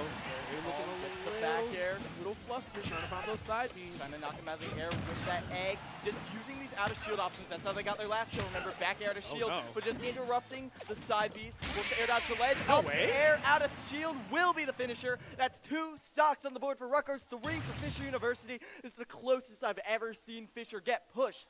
Is this the time? Pharaoh. Wait a minute. Pharaoh taking his shirt off? I thought it was going all the way. This is a PG-13 stream. We're not doing all that here. No, I don't think Rutgers, I didn't look at the lease agreement. I don't know if they want us doing all that, man. You got to chill. But I understand the excitement because this is huge. Rutgers is not only defending their home turf, but they're up against some of the best in the college scene, and they're making it work. They're making it look doable. They're keeping it even, and that's exactly what you need to be seeing when you're defending your own campus. Yes, we have finally. Now, everything that we've casted before, nothing really ever tends to come down to the wire. It, at most, would be like someone loses by like 4. But we finally have just a 2-3, about as close as you can possibly get crew battle now between Fisher and Rutgers, and this is so exciting. This is what I want to see. I want to see it go down to the wire. Now, remember, MD did a ton of work for their team, but despite all that, it's still very close. Pharaoh probably really battle-tested in these high-pressure situations considering who he trains against and some of the wins that he has offline. I mean, Zamba is literally a top 10 player on Earth. So to have a win over him, I don't care what the situation is. I don't care if it was crew battles, randoms, Mario Party, gentlemen's, whatever it was. Having that win means a lot to me. That means that you are like very, very comfortable against like really rough situations. So 2 stocks for Rutgers, 3 stocks for Fisher. Who is Fisher's final player going to be, I wonder? I see them hot in discussion right now, and I do not blame them. They need to think carefully about how you take on this Yoshi. Because as you saw, Jerry, even with the benefit of the disjoints, was still being caught by trays a lot of the time. You know, why air acceleration? Yoshi's got the most of it in the game. He zooms. Well, actually, the most air speed, technically. But either way, that means even if you think you're spacing your aerial correctly, there is a, what was he, purple? Yeah. Two-eyed, two-horned, flying purple people eater. It's like, Steve, isn't it? This is a Steve player, right? This is the Steve player coming in here. I like this because I was saying Steve is going to be really good either at the beginning or the end of a crew battle, not in the middle when he's coming in with like 1 or 2 stocks, because he needs time to get all those resources. Coming in as the anchor, perfectly great decision. Because even if Pharaoh starts off with a strong start, as soon as he has access to those diamond tools, or as soon as he's able to, honestly, depending on how he plays, this is just going to be really tough. Because Steve is a character that can cut off a lot of space in neutral with his blocks. I'm going to say this, and I'm not playing. Steve neutral B, that block is the best move in the game, and I am done arguing with people about it. However, I agree with you right there. However, one of the best moves to counter it is a move with disjoint, a move with many hits, a move with many strong hits, and I think immediately of the classic D-Dog clip of just, you know, Ivysaur, I think it's a back air that's just continuously just whacking away those blocks in an instant. It's kind of what Yoshi's back air reminds Yoshi's back air of. can do exactly that. You're right. Yoshi's back air is kind of just like a minesweeper, just get out of here. Like, just pushing right through any defense. And I don't think it's going to be a like completely neutral defining tool because Yoshi does not have that same lingering projectile like Razor Leaf. However, I do think it will be enough to threaten G Extreme. G Extreme can't mine right next to their blocks because that backer could always come in, clear them out, and then put them off stage. That's right. And now we're getting into it. Pharaoh going to throw out this first stock, and we have the final battle on the first round for this against Rutgers University. G Extreme coming in, immediately getting so much damage. The wood tools, look at that, 61%. Every single stock opening with Steve, he's just guaranteed that damage at this point. It's devastating, but Pharaoh fighting back, putting 69% on him right away. About to even things up, taking that stock so fast, and G Extreme has no resources to justify that first stock. He had no time to mine. That was like 2 lost neutral interactions, and Pharaoh went insane. And now things are totally even between Fisher and Rutgers. And I love the way they use down air as an approaching tool. Sets up tech chases immediately, but ping pong off the block. Now Pharaoh is forced to burn a jump. Caught out with a back air, and now Iron Tools on the board. G Extreme doesn't even have time to diamond. They know they're going to get smothered by this fast aerial rushdown character. Now G Extreme has put out a lot of damage. He's just trying. I think he's opting to try to get resources versus like trying to close the stock out. I don't really think either option is a bad one, but opting to kind of just like camp and just see if you can find some stuff is going to kind of help for Pharaoh, because Pharaoh, when he did get in, was so explosive just now. He really only needs one opportunity. Yeah, G Extreme using every opportunity to gather resources, goes for a ledge trap, but Pharaoh just goes right through it with the super armor, pushes them in an unfortunate situation. G Extreme just right above it with the minecart, tech chase on the platform, up into the air, air dodge, but Pharaoh isn't able to catch it, doesn't have the resources to do so. This is such an incredible match. He finally gets the first diamond, which was perfect timing for G Extreme because he took that stock. He just needs to, oh wait, it doesn't matter. He's gonna come back with it on the next stop. So he's got those stone tools. He can still get great combos, and we're seeing them right now. Even Pharaoh trying to use those double jump armor to get out of there didn't help. He took 58% still, and now he has opted to mine for diamond. Could be risky. He turned it on a little early, and if he loses his stock, he's gonna be in a weird spot without it as soon as he comes back. But Pharaoh, on the other hand, at 72%, is in danger of dying if he finds one minecart, one forward smash, or one back air at this point. It's just a rough place for Yoshi to be. Rolls right into that grab, and now G Extreme has another one. Back throw, 103%. Oh, They're going to get broken through that double armor so easily. A lot of stray hits from these unpredictable burst options from Steve as Pharaoh is getting knocked around. Finally, the down air will be enough. A massive pop-off on the stage from Fisher to crown off the first crew battle of the grand finals, and I could not be more excited. This is the closest match we have seen, not just in a finals for CECC, but honestly, that I've ever seen Fisher be in.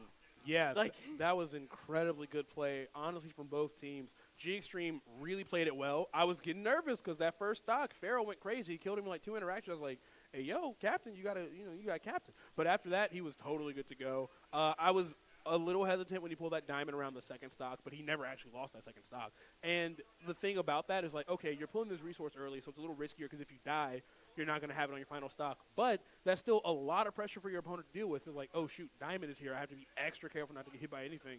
And I think that G Extreme played it really well. He had options of, like, trying to like smother him with like minecart and just throwing those blocks around, doing whatever it needed. But honestly, he was kind of just winning the air-to-air battle more than anything. He really was. And that's not a battle that Steve has to fight Yoshi in, but the fact that G Extreme won it anyway says a lot about how good of a player he is. Yeah, G Extreme definitely was caught a little bit off guard with how fast Pharaoh picked up the pace immediately with that crazy 80% combo into an almost immediate kill afterwards. That was like an even game. That was 60% to 0%. Yeah. That could have gone anyone's way, but like you said, Steve is a snowball character. The more he stays on the stage, the less he is threatened, the more you are going to see big plays come out. He gained more and more resources, did more and more damage, racked up, and then we got to see some insane gameplay towards the end. Insane kill power, too. I'm really curious to know how Rutgers is going to respond. The number one thing, obviously, that went wrong for them in the beginning of this was MD's Pokemon trainer was just so dominant. I don't know if they necessarily have like a strong counter for Pokemon trainer on their team. Like, I don't think it's Sora. Yoshi, maybe, I don't really know, but also that's your anchor. Kazuya didn't really work out. Maybe they need to try to save it so that the Greninja is fighting the Pokemon trainer, but then he lost 2 stocks immediately. I don't know. I think that's like the first big obstacle they're going to have to deal with, and then probably G Extreme, just because if he's going to consistently be the anchor, he's always going to have 3 stocks when you need to the most to get his momentum started. It's going to be tough. This is going to be a tough fight. And Fisher is the 1 seed, correct? They are the 1 seed of this entire tournament. So Rutgers, who, you know, as you said, a dark horse team that weren't even confident they were going to be here at all. It's fantastic to see them in Grands, and I think they're playing very well. They're playing really strong, but they just need to dig a little bit deeper to figure out what they can do about a couple select matchups, mainly Pokemon Trainer. And I love that I see Fisher in hot discussion, too. They are not at all cocky after this win. They're keeping up the mentality, keeping up the momentum, getting ready to go into this next part of the crew battle. In general, I can't say for certain how to deal with MD because the issue with Pokemon Trainer is it's 3 matchups. It's hard to it's hard to catch that character in a super bad matchup. Like even when they lose a matchup, do they really like a losing matchup for Pokemon Trainer does not feel the same as a losing matchup for a lot of others. Like take any sort of matchup, make it 5 more, and that's pretty much the game as it is. Yeah, for sure. I think they played that really, really well overall. Honestly, if they were to even just start MD again, I wouldn't be mad about it. But it looks like they're not. We're going to see Odyssey versus Tony Pajamas. Now, this matchup did not work out well for Tony Pajamas earlier. He's a very strong player. I think he just got really matchup checked by Odyssey. And honestly, I don't know if I would start off the second battle the same way. Now, they did win, so at the end of the day, it doesn't really matter that much. But maybe I would have switched the matchups up a little bit. Maybe throw in Tony Pajamas against, like, I don't know, maybe Kazuya? Or maybe against, like, the Sora, where you can kind of, like, battle him in the air. Because Greninja didn't seem like it was working out that well. Yeah, it seems like we're going to be seeing the same thing again. But right here, this is looking pretty strong. Right now, we see Odyssey coming. This is the same way we saw the last game. Yeah, it's the exact same start we saw last time. Very careful, very footsie-based gameplay. Great info, starting us off there. Yeah, it was pretty slow, and then like once Odyssey got momentum, it just spiraled really hard. Now I did say last time I wanted to see what Tony Pajamas was going to do to react. What was he going to learn from the first match? And so far, it's looking pretty good. He's deeply advanced and taking that stock them so early. Very early. That was very shocking. Strong hitbox. I don't know if they're just DIing the wrong way. Either way, that's out of there. And now we see Odyssey caught by a falling up air. Tony loves those falling up airs. I see him every single time. Catches them with a soft down air, push off stage. But even when Tony is in disadvantage, they keep up the pressure, only 23%. This is a different Tony than what we saw before. This is 100% a turnaround from the previous game. And that's what I'm saying. This crew battle format, not a traditional match. But it looks like Tony Pajamas like, I want my run back against Odyssey. And he is showing us exactly why he deserves it. Odyssey nearly about to die once again. Not just yet, but almost out of there, 123%. Tony Pajamas barely even been nicked, only sitting at 54. And the disadvantage back air coming from Tony Pajamas is going to take that second stock. What an impressive start from Fisher College. They already had the momentum from winning the first round, and the biggest boon to them is that they lost one of their strongest players, Tony Pajamas, right off rip. But look at them right now, steamrolling Rutgers University just to get things started. Tony holding strong on this platform, and Odyssey is forced to pull out some crazy options to even lay a finger on Tony. Up smash, not even able to get the down tilt right there. They're way out of the up tilt percent. A floating character like that, need an explosive finisher right here. We're not seeing any of those deep recoveries. Oh, no way! Tony still lives. Tony is able to adapt after that push. Tony is on fire, but Odyssey is too, and no one's there to put him out right now. Tony is a god. Good lord. Nobody would have made that recovery. That was so insane. I'm so sorry. Wow, Rutgers really got to find this stock. Okay, down tilt to forward are going to come in. Going to finally take something off Tony Pajamas, so it's not a complete 3 stock here. But good lord, what incredible play we're seeing in the second round. Falls down with that nair. It's a very strong hit, but it's not enough. Here's a big opportunity, but this is the jab block that keeps the pressure up. Tech chase is, well, to everyone's second favorite option. But finally, a landing back here will finish it off. And that is a reversal of how we saw it start last time. That is 2 stocks for Fisher, and it's actually Rutgers on the back foot.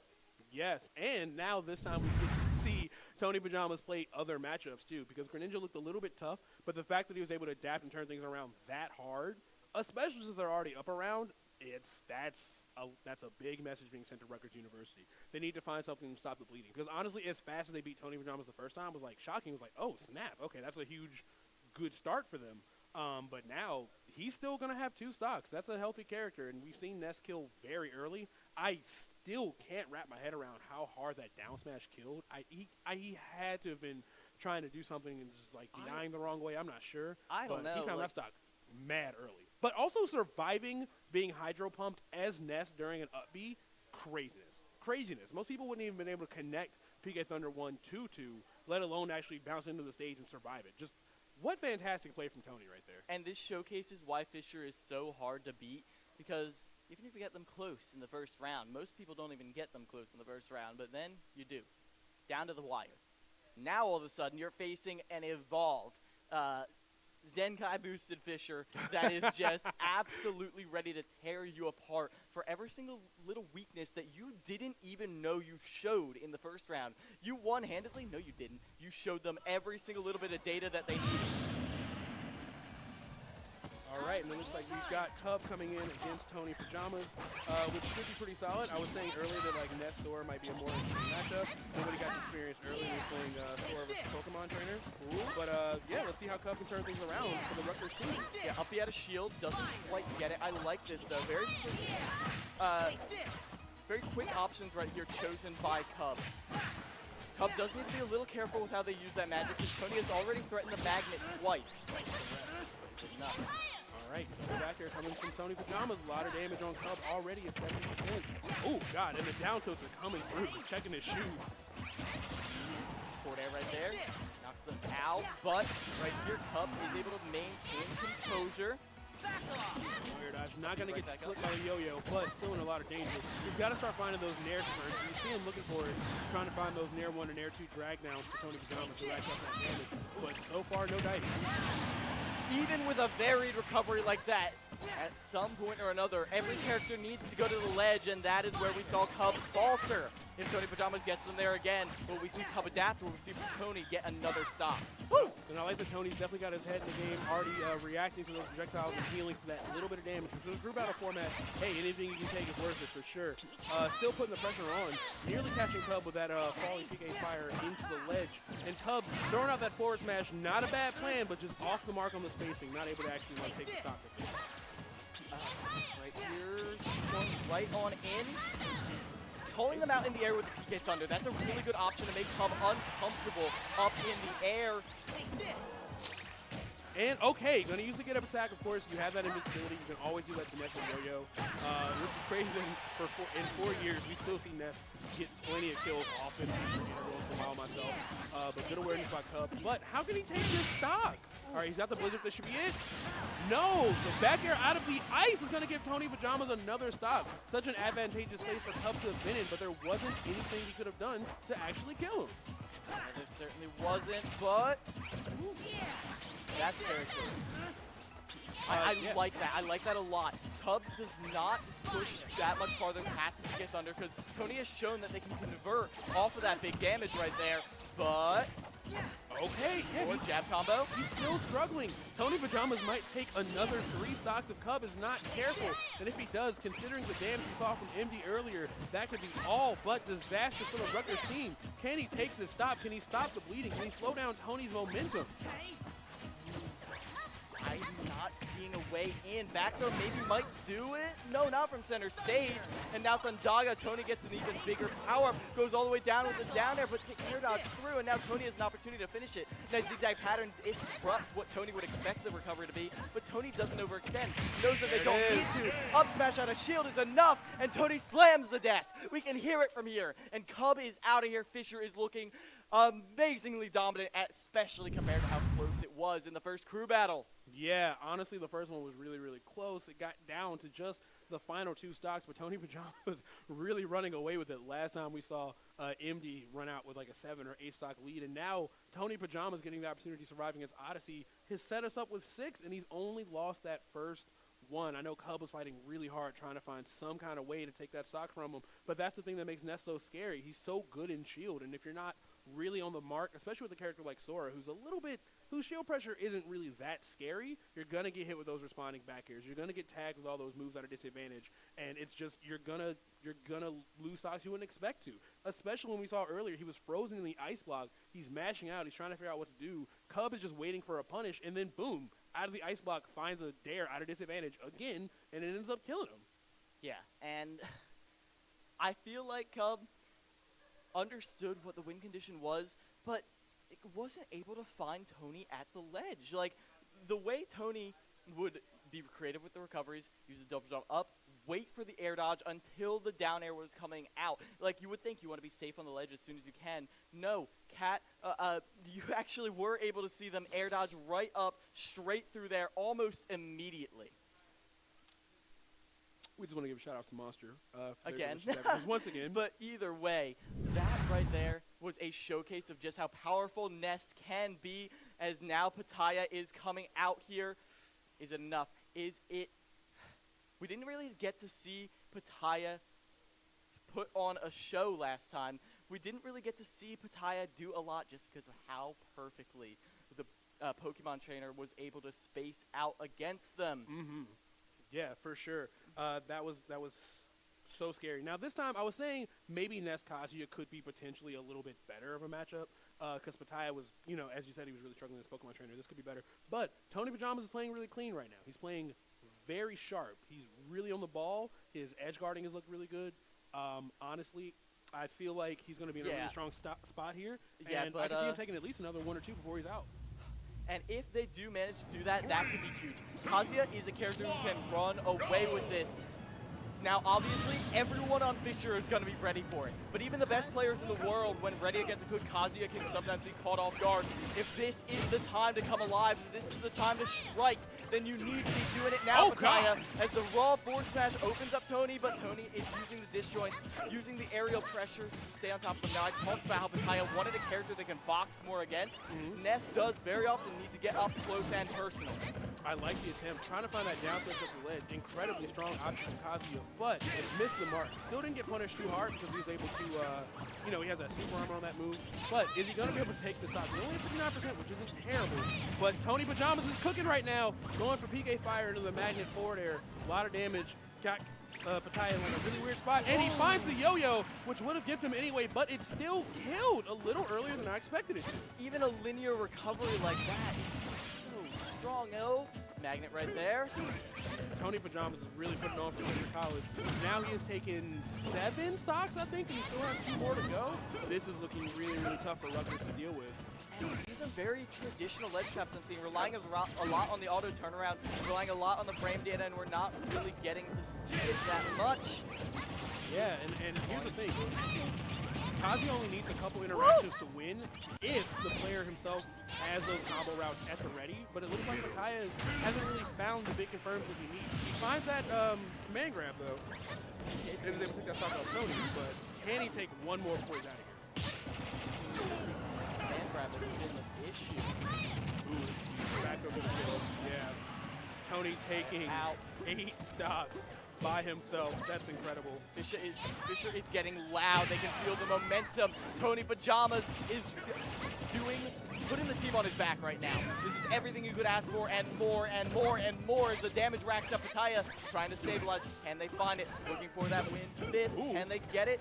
Even with the knockdown, they can't find any opening. A jab right there. Big. Oh, he tried to go for the first away step. from the platform, though. Yeah. I love that from Tony. Great defensive choice. And now they have another lease on life. Early jump right here. Can Tony get the pickup? No. Air dodge through. Ooh, getting tagged by that yo-yo is going to put him in like a really weird spot.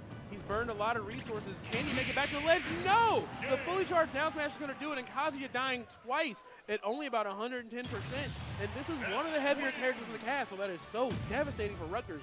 Rutgers forced to send in their last player against Tony Pajamas, who is taking a sweeping 9 stocks and counting from the Rutgers team. The rumble throughout the venue as soon as Tony Pajamas takes a win again. You could feel the stomp as Tony Pajamas pops off. You could feel the cheer of the crowd. This is the benefit having the land. The energy is unparalleled here at CECC East, and it's only going to get higher as Tony still has 1 more stock against the anchor in Pharaoh. Can Pharaoh take 11 stocks from the other team with Yoshi? That is one of the tallest orders I've heard. Like, Yoshi's good. He's not a character that traditionally, like, sneak kills away or, like, go for – I mean, he might have some gimps here and there with, like, egg lay, but, like, I could not even imagine the work it would take to make this comeback. And it's unfortunate for Rutgers because the first game, the first set was so close. They only lost by 2 stocks. So it seemed like they would definitely be able to, like, you know, tap in and, you know, dig down and keep it competitive and close. But so far, Tony Pajamas has absolutely swept the opposite team. Oh, he did lose a stock. He's at 1 stock. Yeah. Oh, There's only 1 stock left. And this is stock Yoshi can take pretty early, but how Tony is playing, the momentum, the fire in Tony right now, PK fire, I'm not really certain Pharaoh's going to have an easy time with it. And I like this. Pharaoh slows Tony down. He's like, I am not going to give you the opportunity to charge up on me. It doesn't matter, though, because Tony will make the opportunity for himself. Nares them, has a jump, is able to air dodge right back through. Yeah, so far it's looking pretty good for Tony Pajamas. 73% uncontested from Pharaoh, the Rutgers University last hope in this tournament. Tony's still playing amazing. Got full stage control. He's punishing Pharaoh's aerials, which is huge because that's where Yoshi really likes to shine. And I'm just not sure if I see a route to a W for Rutgers at this point. Tony Pajamas is making it look like Ness is the best character in the game, and that he was just throwing in round 1. That's all I can say. It's like, shocking he was the first person to go down in the last round. 'Cause look at this. The fact that Ness has such control over his momentum in the air, gets the multi-hit out of shield, baits Pharaoh, because Pharaoh loves those out of shield options, and why wouldn't you as Yoshi? But it comes back to bite you in a big way when that multi-hit ends up taking your life. Now Pharaoh only at 2 stocks. Tony's facing that forward air. Tony could still easily run away. With the drag down, not safe on hit. Yeah, that was super, super smart play from Tony. You don't see Ness do a whole lot of like empty hop up smashes. I don't think I've ever seen him go for that before. But what a great mix-up. And now Pharaoh at 49%, about to be lapped in damage here once again. Will Tony Pajamas beat the entire Rutgers University team by himself after losing that first round? I've never seen atonement of this quality in my life. It's like, look, I'm sorry I messed up round 1. Tell you what, I'll beat the entire team round 2 as an apology. Yeah, this is Tony show all the way, and it's not the first time I've seen this. I'm sure it won't be the last. As there Tony it is! Gets another stock, 81%. 11 Can Tony be the stocks. first to take 12 stocks on stream here in the grand finals against a team that had them up against the ropes? I don't think Pharaoh's going to let it happen. Don't let it be you. Don't let it be you. The pressure on Pharaoh is so outrageous just to take this 1 stock. All right, is this it? No, Tony is still here. Space and to get the magnet opener, 32%. Pharaoh fishing for down smash up till anything that could possibly kill, but Tony is not giving it to them. You can feel the momentum in the room. Can Tony close this out? Can he do it? Will this be No one jump. of the biggest wins No in jump. crew battle history if Tony takes 12 stocks by himself? Can he do it? Look at this, just kill options being thrown out left and right. This has to be Egg-leg, it. Can they find the option? Okay. Gets the up air, stops the bleeding. Oh my God. I cannot believe he took 11 stocks. 11 stocks. Let me ask you this question. If you take 11 stocks and almost take 12 but not the 12th, are you disappointed? I feel like a little Are you bit. a little disappointed? We're definitely going to get a player interview with Tony after this, and Tony is going to say, I could have gotten that 12. He could have. He Yeah. really could have gotten the 12. It's one of those things like I don't want to see anybody lose, 12-0 in a crew battle, but also I'm like, or, 10-0 in a crew battle like that. But also, as a spectator, I'm like, can he do it? Can it be done? But yeah, good Lord. I think he put in more than enough work.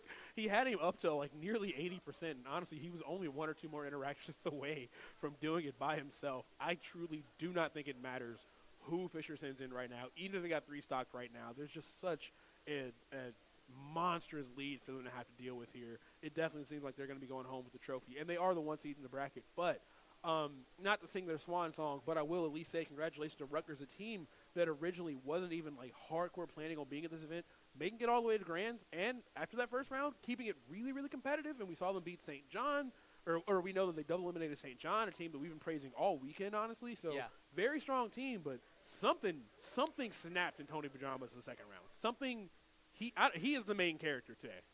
It is what it is. You just got to accept it. You know what it is? It's the Batman effect. Tony had the most prep time. Tony went down first, went down, and had got to watch every single one, study up on all of their habits, watched every single matchup, downloaded, uploaded, and now we get to see the results posted live for everyone to see here at CECC. I truly you could not have convinced me that after the way that the first round went, we would be at this point where it is 1 stock to the remaining 9 on the other team. That's a tough day. If Pharaoh does this, ooh, everybody at Rutgers owes him so much money. Not looking great so far, though, already at 43%. And as we said, throwing Steve in again when he gets to come in fresh, he's going to be really strong. As soon as that round is over, he's going to be a little weaker. But looks like throwing G-Extreme in right now, not a huge deal. And you got to remember, this is who wiped out Pharaoh last time when Pharaoh had 2 stocks. That's true. When Pharaoh was not quite as powerful. And it hurts because Pharaoh, you know, can put on such a strong performance. But when they're backed up against the wall like this, they have to play so careful, so safe, can't take many risks. And you know G-Extreme can capitalize on that so hard. Yeah, and you want that talent to be spread throughout the entire team really evenly. And this is not me saying that it isn't in Rutgers, but normally when you see a team where it's like really spread out evenly, like St. John's, for example, they're going to go really far. Pharaoh seems to be the strongest player on Rutgers University, and I think he's doing fantastic, but this is just an ask that no one should ever be asked. Nice. Oh, wow. No. Not like this. Oh. That's such a disappointing finish, unfortunately, for Rutgers. You hate to see it, but congratulations to Fisher College remaining the 1 seed and taking it all the way just as it was slated. Congratulations to them. They played amazing. Tony Pajamas taking 11 stocks, making me forget that MD only took 8 the round before, you know? Like Only 8. Only 8 stocks, you know? Fantastic play. Only 8. Oh. And that was a really good win from Fisher, and you know it was a real gift for them. But you know what gifts belong with? You know what gifts belong with, everybody? Birthdays. It's Sai's birthday today. Ready? Happy birthday to you. Happy birthday to you. Happy birthday, dear Sai. Happy birthday to you. Yo, someone got that. Okay, back to work. All right, and with that, we have even more I wasn't going to games say anything. coming up. Yeah, it is Sai's birthday, by the way. Hey, it's my birthday today. And you Oh got my the God. present of an amazing, we got the best of both worlds. We got to see an amazingly competitive set with the pendulum swinging back and forth repeatedly throughout the entire thing. And then we got to see a peak performance from one of the best players in college esports, Tony Pajamas, easily earning that title here in the grand finals as CECC East. I'm trying not to cry. Okay. I really cannot believe how well Fisher did just now. Miles, I've had a blast casting with you. We're going to go ahead and get an interview. We were going to say empty. It definitely seems like we're going to get an interview with Tony Pajamas, but it looks like the whole Fisher squad. So the award ceremony is going to be happening over there, so we're going to cut to them. Guys, thanks so much for tuning in to our part of the stream, but let's go ahead and take a look over at Pauly. Hello, everyone, and welcome here as I am with Fisher College, who just won Super Smash Bros. Ultimate at the East Regional event. Let's make some noise real quick for Fisher! Let's go! We are here for Sunday Finals, and I'm here with Tony, of course. Tony, that was an amazing performance we just saw coming out in Super Smash Bros. Ultimate. How are you feeling after this win? Great. I felt like I didn't put my best foot forward the first game, and the second game I really wanted to do what I knew what I could do, and I felt I did that. So. Yeah. Spectacular play. You guys dominated the entire event. This is all Fisher right here. What's coming up next for Fisher? Eyes on the prize. You just won the East region. This will qualify you for the CECC in May, which is going to be an amazing event. What's coming up next for the Super Smash Bros. Ultimate team? I'm not too sure. I'm pretty sure we're just finishing up our other leagues, NACE, NECC. Okay. I think they're online right now. I think there's another LAN one coming up soon, but yeah. All right. Well, what do you want to say to everyone watching at home after you just took home the victory here at the East Regional LAN? How are your events and just your final closeout words? Just really happy we took it out. We didn't need Sonics to do it. We took it in dominant fashion. I'm really happy with how it went. Yeah. Excellent. Well, this is Lieutenant Toff here to present the trophy at the award ceremony from U.S. Army. Enjoy, Fisher. I'll get out of the way. Enjoy your reward. Let's go. Let's make some noise one more time for Fisher. Celebrate, baby. Woo!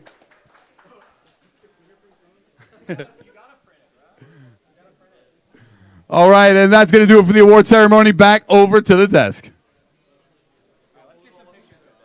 We'll throw it over to a break instead. Are you the one others rally around? inspire soldiers to follow your lead. Want to forge a better future? Start with the structures that support tomorrow's missions. You believe the best offense is a good defense. We've got a great way to prove that theory. Explore more than 200 careers at GoArmy.com.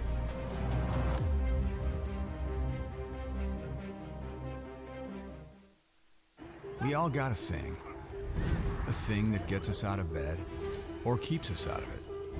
The thing we live to do, that we do for nothing at all. But don't do it for nothing. Take it to where it means everything.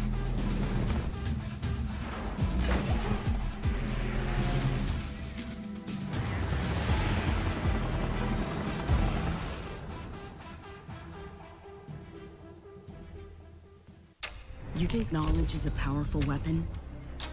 Here, you'll have plenty of ammo. Explore more than 200 careers at GoArmy.com.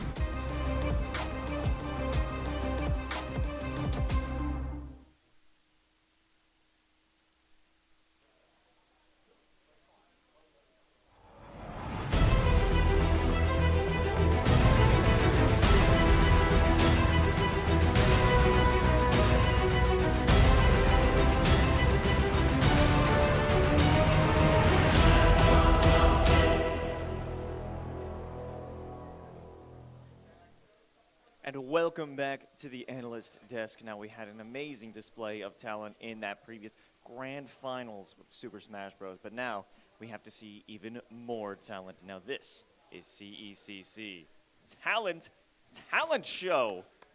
And that is a little example of what talent may be judged as. We're going to have all of the casters, analysts as well. I'm going to put my body, my pride on the line here for entertainment. Gompers may not. She's not 100% in it at this point, but hey, we can build some confidence as we're going on here. We're going to get all the casters, maybe even Paulie if he wants to do it, to show what they've got, show their talent. And our first contestant here is Catinator 3K. Catinator, what do you got for us today? Hey, ladies and gentlemen, today I'd like to sing for you. Oh my. We got to sing. Yeah, we all know singers with emotional stories usually win other unnamed TV talent shows. So that's the talent I'd like to bring to the table. Okay. Go ahead. Anytime. You're ready. I wish I knew you wanted me. I wish I knew. I bite my tongue. It's a bad habit. Is that all you got for us? That's all I prepared today. That's all you prepared. If Steve Lacy watches this, he's not going to be happy. No, Steve Lacy loves this. Oh, yeah, when you forget his lyrics? I got him on speed dial. He loves that. Okay. He loved that. I don't know more than the song. You write your score first. You can't look. Can I write my own score? No. Can I just judge myself? I'll judge myself. It's okay. All right. It's out of 10, right? Yeah. It's out of 10. Perfect, I mean, perfect. we could adjust the ratio to hurt your feelings. You know what? Okay, well, that would be I'll not nice, give so don't do that. All right. Ready? All right. Yep. So I'm going to have to give you a 6 while you give yourself a 10. Why And with did you colored markers. Oh, Good wow. scores. Good scores, to be Wow. honest. That's pretty yeah. solid. This is actually, how much is that? I can't count. That's 11. Wait, it's out of 5. It's out of 5. I understand. That is not 11. 5 and It's out of 5, 6. so we got a perfect score, a perfect I thought we score, were counting. and I'm an done. extra I'm point. not. I'm not sure. So he That's got an pretty good. 11. We're He not got an count 11. 11 out of 20. I 11 guess, out of right? 20, yeah. That makes sense. Well, no, it's out of 5. It's out of 5. So we got a perfect score, and then 1 extra point. Okay. So No. All right. Well, that's pretty good. perfect Yeah, I think I'm move. the top right now. That's not. That's I'm not. the best. Please leave. Yeah, Please go. leave the desk. Leave. We have Septilence now Yeah, joining you us gotta here go. for our second Thanks anyway. talent of the day. Get out of here. I'm about to blow you all away. You have no Okay. idea what's Okay. coming. Hi, Okay. welcome. All right, so Well, I'm going to draw. I'm going to doodle. And if you were here yesterday, I'm one heck of a drawer, okay? Okay. So I'm going to draw a pixel-perfect rendition of Brimstone from Valorant. Oh While my you're God. doing Are that, you do you gonna think you have the can dumpy? sing too? I cannot sing, unfortunately. Okay. I'm going to borrow Cat's Can you give us a fun fact then? My fun fact is that I'm colorblind, and I actually have Oh. 2 types of colorblindness. Hold on, I got to focus on drawing the Oh my God. mustache. I looked to the side. I already know what he's doing. Yeah. Hold on, I it's Brimstone. Can you already tell it's Brimstone? No, you I- look to the side and you can already tell he's colorblind. I already No. know. Oh, No, I didn't. It's a picture pixel perfect rendition of Brimstone Valorant. Okay. And then if I have time, I'll draw Winton Overwatch as well. I but think at some point we should let Paulie on the desk to see what his talent is. yeah, I'm speed drawing. I've actually drawn this a couple dozen times. What It's if something his- I sell these He's like, on the my internet. talent is to get hype, and then he's like, oh. And I think then we just lose our absolute minds. Absolutely. Is what would happen. You get yeah. thrown on the table. Okay, You know- sick. Ready? Ready, chat? Here he I'm is. ready. Oh, there's a keyboard on the back of this. Here he is. Brimstone. You know, Come on, come on. Oh, come on. Wow, come wow, on, he got people. Come clapped, on, he got folks. clapped. Look at this. What is this? Brimstone. What is this? That is Brimstone from Valorant right there. That is a production approval right there. I instantly win. That's like a cheat code for me. That's an instantaneous win. That's Brimstone Valorant. I wish I had time to color this whole thing in. It seems really fun. All right, hold on. ready? Wait. How do I erase things? Flip this? Okay. No all right. way. All right. So I'm going I'm to. a harsh critic. I'm like the. Wait. I gotta so give you a one. Hold on. So you Hold got on. you got a once. Hold on. You got a once. So that's pretty good. No. No, I win! A round of applause, everybody, for Septilence. I won. I did it. Let me say why I gave That you a looks like- 7 because this is the grade that would pass. This is the grade that you would draw that in. And then A seventh I grade. give it a 10 as well. So 27 points, everybody. Out of so 20. That's unfortunately, crazy. He got one. He got You got once. 8. He got 8. Eight. But he did get Eight one. out of 10. 8 out of 20. Out of 10. Thank you so much for having me. All right, Septilence, thank you for joining us. Easy win. We've got, Easy I win. believe, it's Miles coming up. Yeah. What do we have here? Hello, Miles. Oh, you look fancy. You know, you are Loving honestly the fit. Yeah. top drip. Top drip out of Always. the team. Thank you. So, Oh my gosh. I'm literally going to drip. need. I was inspired by seeing that Smash Okay. set. I'm going to need some Disney magic here. I'm going to need you to say along with me. Remember. You heard it from the crowd. You heard the crowd popping off. It's fire, freeze, thunder. You got that? Fire, freeze, thunder. All right, let's go. All right. What's going on? Oh, I think you may have to back up so we do see your full body on that one. Wait, what's going on? Fire. All right. I believe. I believe. All right. Fire. Freeze. Thunder. Oh! Oh my God. Okay. Wow. Okay. Oh my God. That really was something. Out of the cringiest, I'd say I'd rate that a 10. Whoa. I'm kidding. Whoa. I'm kidding. Did you ever play Kingdom Hearts? No, I didn't. Oh my That's God. That's probably why. Oh my God. That is. Because I didn't understand the reference. That was a great reference. Okay. Well, I'll give it a 10 for Listen, effort. I'll do a little bit of singing. It's not my talent, I but like the if you jump. played Kingdom Hearts, when you walk away, you won't hear me say, please, oh baby, don't copyright us. So let's do our score. I think I'll give him a 10 because I liked the jump. It's I want to give him. Oh yeah. It doesn't really.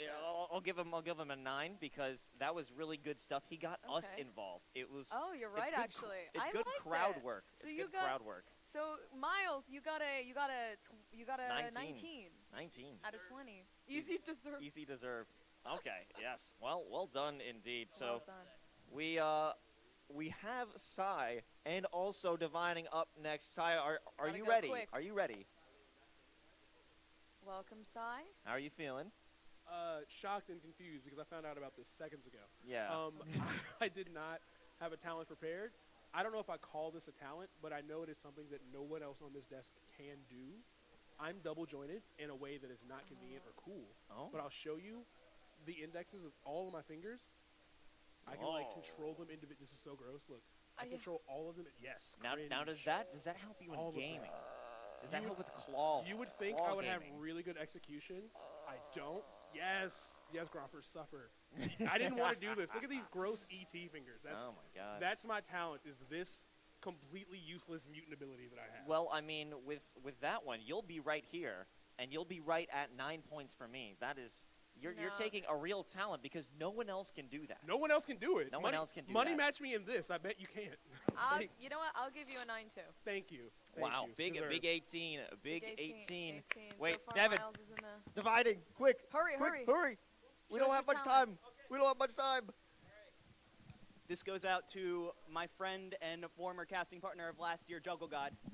Oh my God! No way! No way! Oh. No way!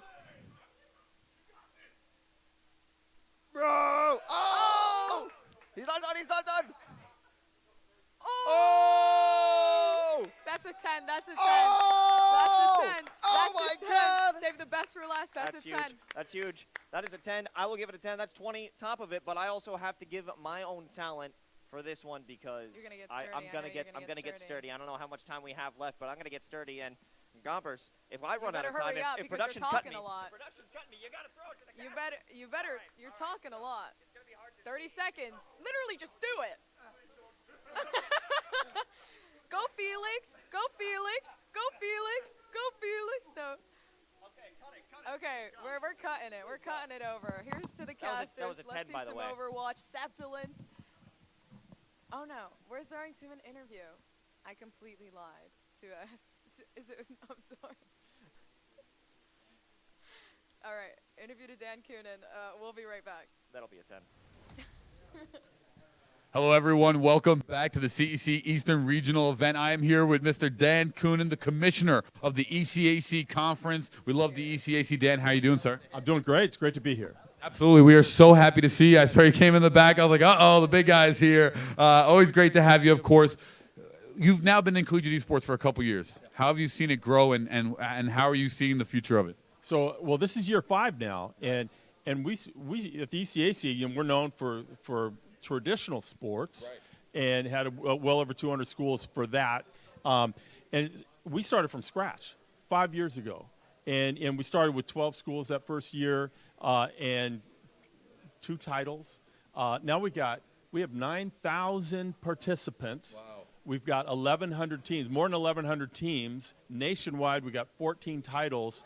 It has exploded, and I don't see that stopping anytime soon. If anything, we're getting more, and we're getting more participants per school, which I love. I think our participant per school is the best in the country in terms of esports organizations, with 9,000 participants. Oh my God! So it's been great, and I don't see it slowing down. Yeah, I couldn't agree with you more.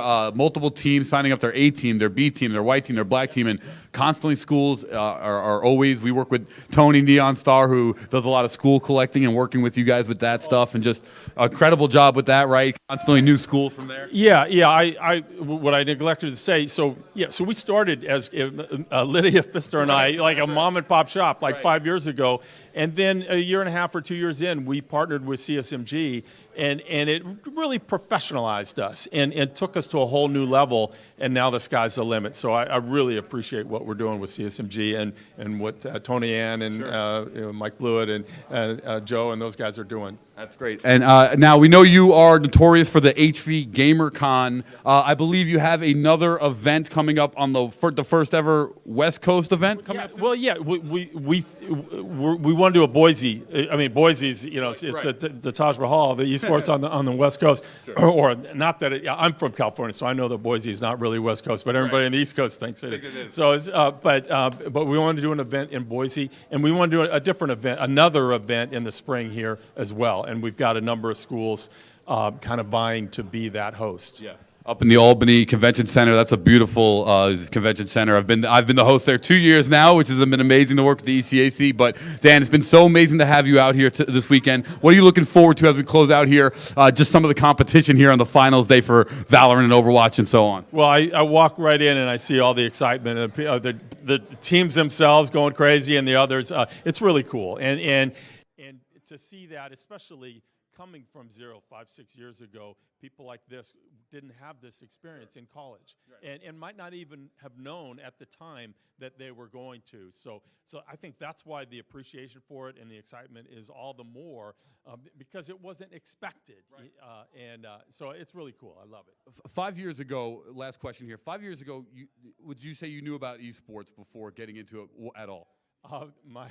My kids played Fortnite. Okay. And that's okay. And I would play Madden occasionally. Or Madden and Fortnite. So what have you now just learned, kind of being in this space as 5 years in? You're now getting some tenure into gaming, and how have you kind of learned and grown your mentality with the space? Well, the thing I love the most about it is because and what I have learned is the stereotype of the kid in his basement, a loner. it's totally been shattered for me. And what I love about this, it's team sports. So all the lessons you learn from playing soccer and volleyball and all are the same that you're learning in esports.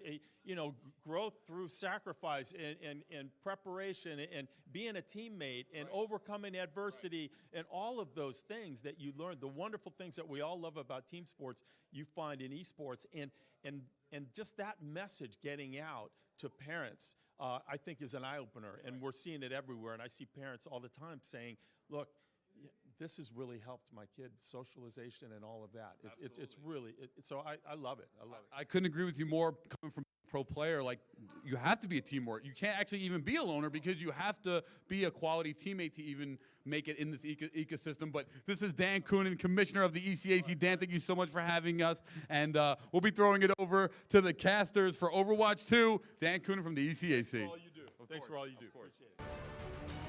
Thank you.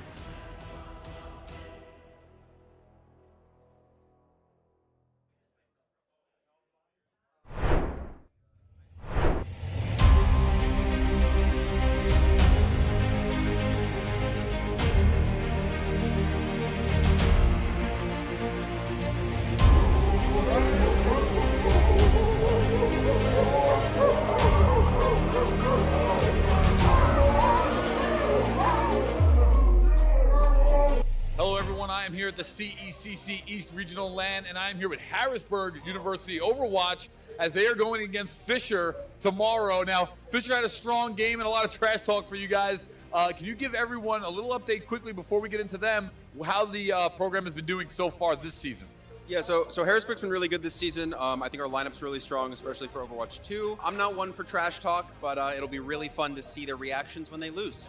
Ooh, I love to hear that. Love to hear that. So I guess we'll start there. Reactions when Fisher loses tomorrow. You guys will be in the finals. What are you looking forward to here being at the CEC East LAN for the tomorrow finals, outside of also making Fisher lose?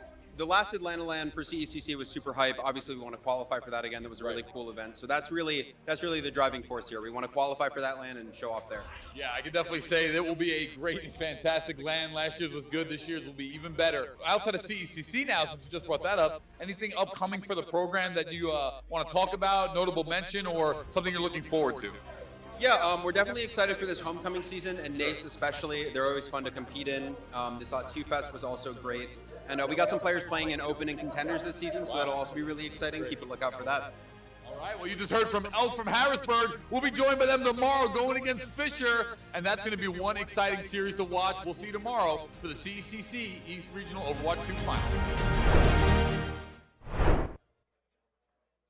What is going on, folks? And welcome back to CECC East 2022. Now dividing an eye on the desk for the Overwatch 2 Grand Finals. The craziest thing about this region is it is arguably one of, if not the highest caliber competitive region in the country, and schools just like Harrisburg are the reason why. You've seen those faces a bunch this weekend. You're going to see them one more time as we jump into this final series. But dividing, there's just something about that team. I don't know if it's the mechanics, if it's the synergy, if it's just the teamwork, but they are so unbelievably good at this game.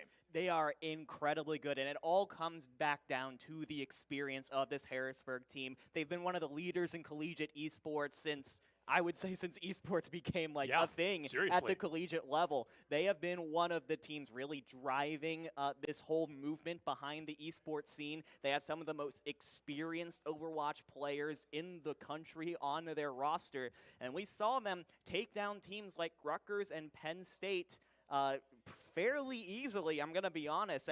That's no hate to Rutgers and Penn State. I think in some other regions, there's a very good chance that one of those teams actually ends up making it to the grand finals today. But like you mentioned, this East region has not just one, but two stacked rosters. And I will say we did see a lot of Harrisburg yesterday. They were on stream twice. We did not really see much of their opponents. So let's go ahead and cut to a quick video talking about their opponents, Fisher University.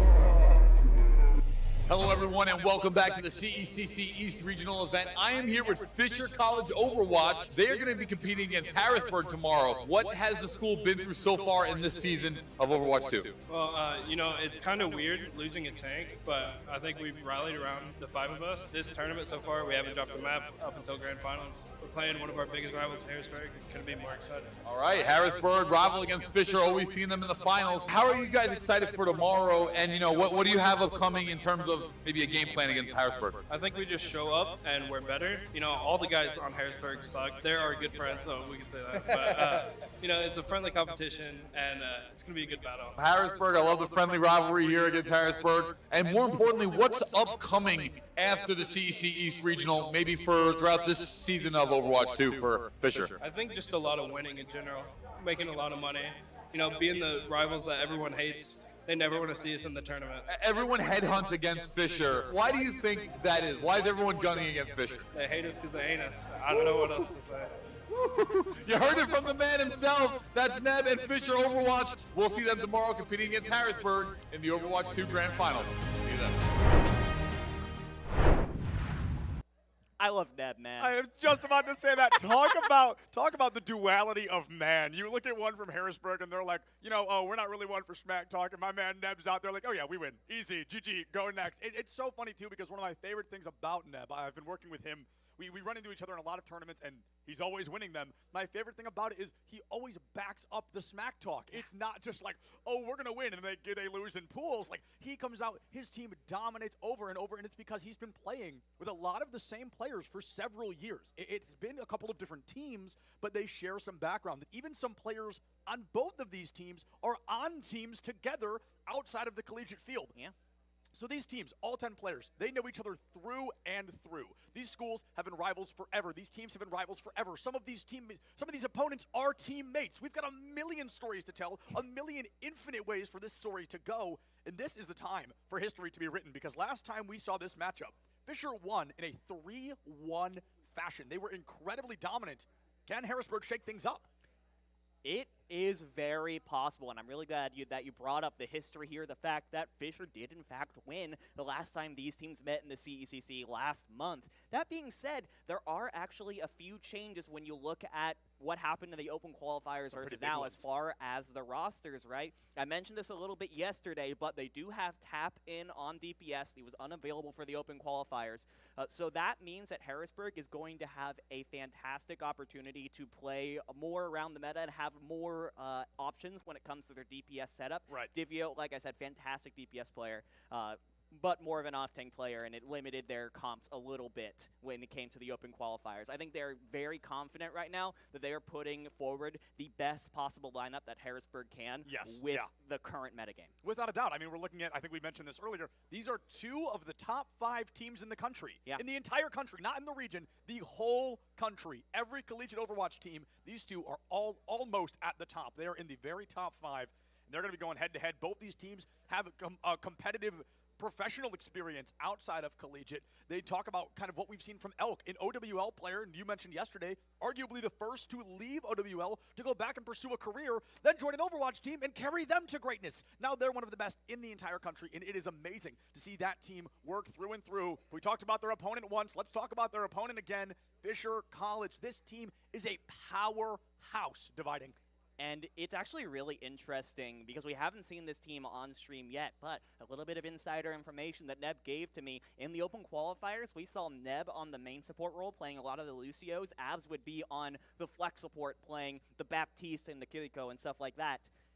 This time around, when the regional camp comes around, they've decided to swap. Yeah. So Neb is going to be the one playing that Kiriko. Abs is going to be swapping over onto the Lucio. When I asked Neb why they decided to make this decision now, Neb was very candid to me. He said, I want to go Overwatch League, and I think I have a better chance of doing it on flex support. And it makes so much sense. If you look at Neb, he was a tank player way back when. Not for Fisher in particular, but back in OD, back in kind of outside of collegiate teams. And then he realized, I'm not getting as much attention as I want here. I think I can do better elsewhere. Swapped over to support, and now he's trying to carry that up and out. He's one of the best supports I've ever seen at the collegiate level. He's personable, he's funny, and I absolutely believe he can take that to OWL if he keeps Fisher's track record clean, which as of now it is, but they have to take down Harrisburg. And I cannot stress You've beaten them once. That does not mean you will beat them again. This will be a tried and true tooth and nail fight until the bitter end. It absolutely will. Both teams, I have to mention, I believe are completely undefeated so far. I don't think either of them lost a single map. They rolled through their groups. They rolled through the bracket. This was really the story of day one was seeing if any of the other teams, Penn State, Rutgers, St. Rose, NJIT, would be able, Rutgers did get pretty close, would be able to take down either of these two Titans, because that would be a huge, huge upset. Unfortunately, obviously, since we are here, none of that ended up happening, but now we get treated to a marquee matchup between two absolute powerhouses. And while I don't think we're going to be seeing too much change from the metagame in this game, you know that we're going to be seeing that metagame played to an extremely high level on both sides. Oh, without a doubt. I mean, we are to the point where some of these players have played in the Overwatch League. We talked about that. Some of them have scrimmed with Overwatch League teams. They have played at what is literally the highest caliber of play. You do not get higher than the Overwatch League. That is the top of the top, and they have beaten Overwatch League teams. Like I can't stress it enough. Some of them have played in the Overwatch League. They have played at the highest possible caliber that can be offered. But the problem is it's not just one of them from one team. Several of them, if not all 10 of them up there, have played to that caliber, have played to that level. And now they've just got to go head-to-head again. This is a matchup I'm sure they've run 1,000 times. The question is, which story do we get to see? Which matchup is it? Who comes out on top? It is such a difficult thing to tell because these two teams, when I say they are rivals, they really are rivals. Absolutely. They have met in the finals of so many tournaments, winners finals, losers finals. It seems like they are always lockstep with each other. Sometimes Harrisburg has gotten the upper hand. Sometimes it's been Fisher. Obviously, Fisher got the most recent punch, but that's going to make Harrisburg even more motivated to try and fire back. Yeah, without a doubt. This is Harrisburg's kind of time to shine, time to prove that, Tap can fill those shoes, or actually, was supposed to be. That was an off-tank roll. Tap can be that DPS that they need. They can take down Fisher College. And I believe the cards are on the table. It's all about how you play them. It's about target focus. It is about map, like you said, the meta you're bringing out, the composition you're bringing out, how you're playing the map, utilizing high ground versus low ground, taking 1v1s, taking 5v5s. It comes down at this caliber to the smallest of mistakes. A 1 millisecond mistake can cost you an entire team fight if you play your cards wrong. Something that I just realized that's kind of funny. This is going back to the interview section. I just remember that Elk and Neb are actually on the same Open Division team. Yep. They will be playing together later today. Neb said that, I asked Elk actually before the game, said, we're going to, after our game is done, we're going to go to the esports lab and play our Open Division games. I wonder if there's going to be some choice words from Elk to Neb there for what they said in that interview. If I'm not mistaken, there are, I don't want to name names because I can't remember who it is, but there are a few players on that aren't Neb that are on the side of Fisher that do play on a different OD team with some players from Harrisburg. I think that's right. So there's a lot of crisscross here. These teammates, like I mentioned, all 10 know each other very, very well. They've all played together on a myriad of teams through the last couple of years, and some of them are on teams together right now. Imagine that. Two of the best teams in the country, one has Neb, one has Elk. There's a team where they play together. I mean, talk about high caliber, talk about undefeated. That is absurd. And that just means that you know the other players' tendencies Yes. and how they like to play just so much better. Right? You have to think there's like a little bit of a metagame within the metagame for here. sure. When Elk and Neb are playing together and they're calming together, they're like, how can I use this against them when we go up against each other on the collegiate stage? It is so interesting to see how interconnected the collegiate and top tier 3 scenes are when it comes to that. And I think that's actually just a huge boon for collegiate Overwatch as a whole, that so many established players in the amateur scene are coming to collegiate Overwatch. They get to play at a high level, play at awesome LAN events like this, and also get an education while they're at it. Yes, absolutely. It's so funny, too, because when you look at something like a traditional fighting game, we just wrapped up Smash Ultimate, you often play against your friends a lot, and you learn their tendencies, you learn the characters they play, you learn how to beat them.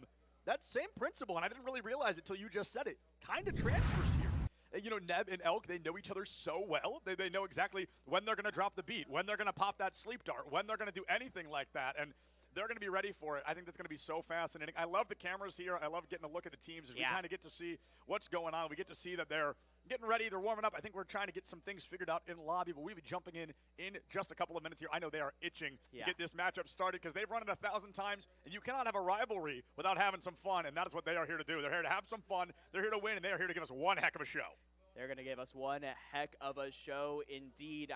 We haven't gotten confirmation quite yet on what the first map is, but It's going to be Oasis. Thank you, production, for the heads up. So it's going to be a little different. We saw Lijiang Tower for most of the day yesterday. Now you have to switch. You have to adjust to a completely different map, a completely different map style. I think Oasis has a pretty similar kind of setup as Lijiang, where you have the closed-in map in University, you have the very open map in Gardens. The main difference here is City Center is also a pretty open map. So it really does.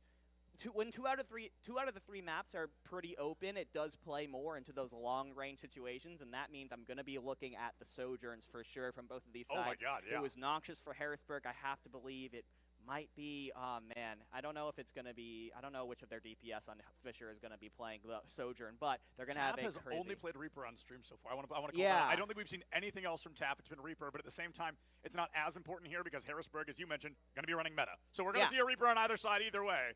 And the Sojourn, I think, like you said, going to be huge. City Center in particular is very good for Winston Overwatch, so Winston can get a lot of value on all three stages of Oasis. Oh, it'll be Forgotten. I was forgetting the name. But Forgotten will be playing Sojourn for sure, and that is a fantastic hit-scan player on the side of Fisher. Without a doubt, and I've got a hunch our first one is going to be University from Oasis. Let's see if I'm right. Just kidding. I can see the screen before you guys can. It is, in fact, going to be University Oasis. This is easily the most closed-in stage of Oasis, and I think this is going to be fascinating. Do they choose to bring out the Winston? I've been seeing a lot of Sigma here recently. I don't know if I like it, but at this caliber, maybe it just makes a little more sense. Maybe he's a little easier to work with.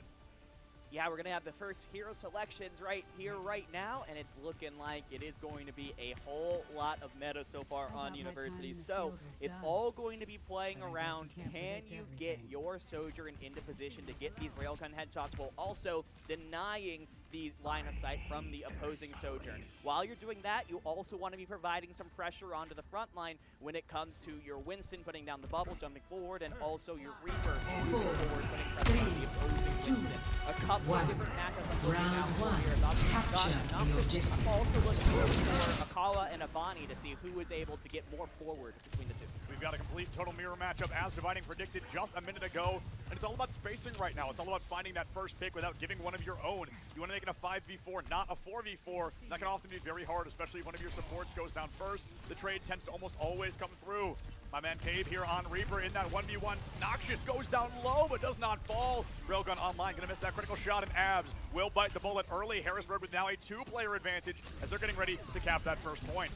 Well done there from Harrisburg. I think did a really good job of understanding that Fisher wanted to play that incredibly aggressive. They hung back for a little bit, and then Akawa jumps in just a little bit, did a little short hop, put down the bubble to split the entirety of the Fisher College team in two. The tanks were separated from the supports. You can't heal through that bubble, and Fisher College falls 1 by 1. So Harrisburg gets first point control, and look at the Lucio, by the way. The Lucio ult charge double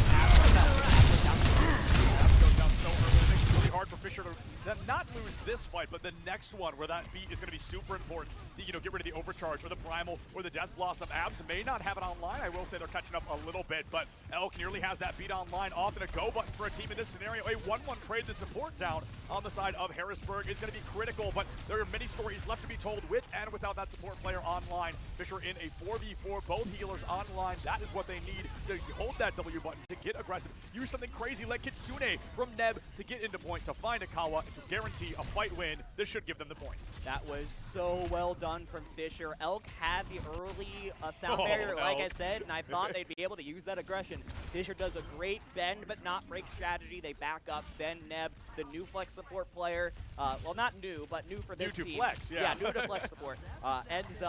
Ends up using the Kitsune Rush that allows Fisher to push in, and now they have all 4 of their other ultimates up in just a moment. You're going to have a whole line of ultimates other than Neb at the end there. Harrisburg, though, is coming up with 4 of their own, everything except the beat, which is their best defensive ultimate. Yeah, we're going to have the Kitsune Rush now from Soames, forcing the beat out from Abs. It's a desperate attempt to keep the team alive. Death Blossom from Tap isn't going to find a darn shoot thing, and finally somebody goes down and forgotten. Soames is gone, Cave is gone as well, and things are looking great on the side of Harrisburg.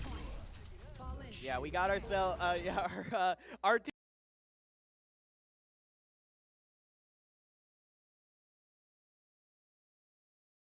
is actually frozen. I'm actually going to be looking over towards the other TV here on the side. We have a much smaller space.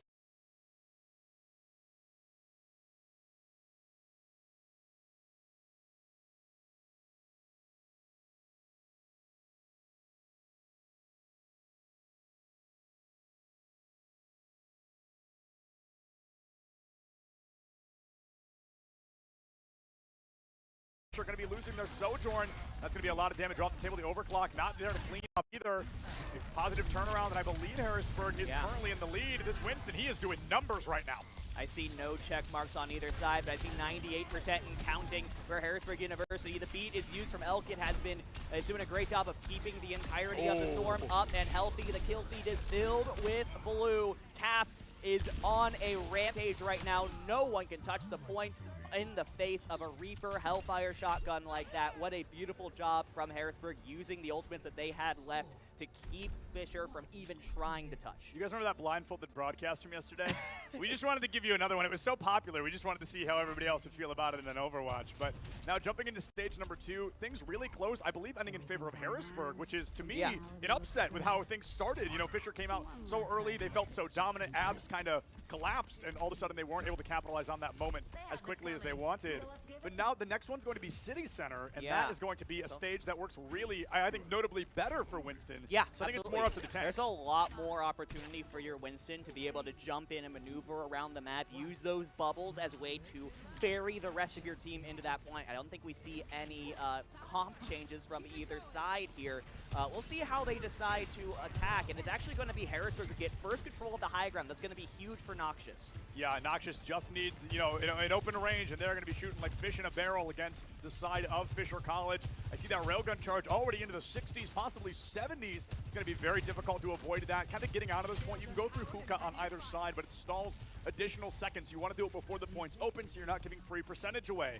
Looks like the point's going to be capped pretty quickly here in favor of Harrisburg. Fisher, they wait out the timer. Now they hold that W key. The Winston bubble comes in, and it looks like it's up to the Reapers to find that first blood. Winston tries to jump away on the side of Harrisburg. He's just barely going to be able to make it out, and they're going to lose. Their Winston first, 5v3, no, 4v4 as both teams lose a player. I'm not quite sure who went down on the side of Fisher, but now it's going to be 4v3. Somehow Fisher's still going to sneak away that first point cap. That is so huge. The fact that they were able to find, I believe it is Avani on the Winston, was able to at least get a point cap for just a moment. Harrisburg is going to take it back for a second, but that is 9% that Fisher got before anything else was able to happen.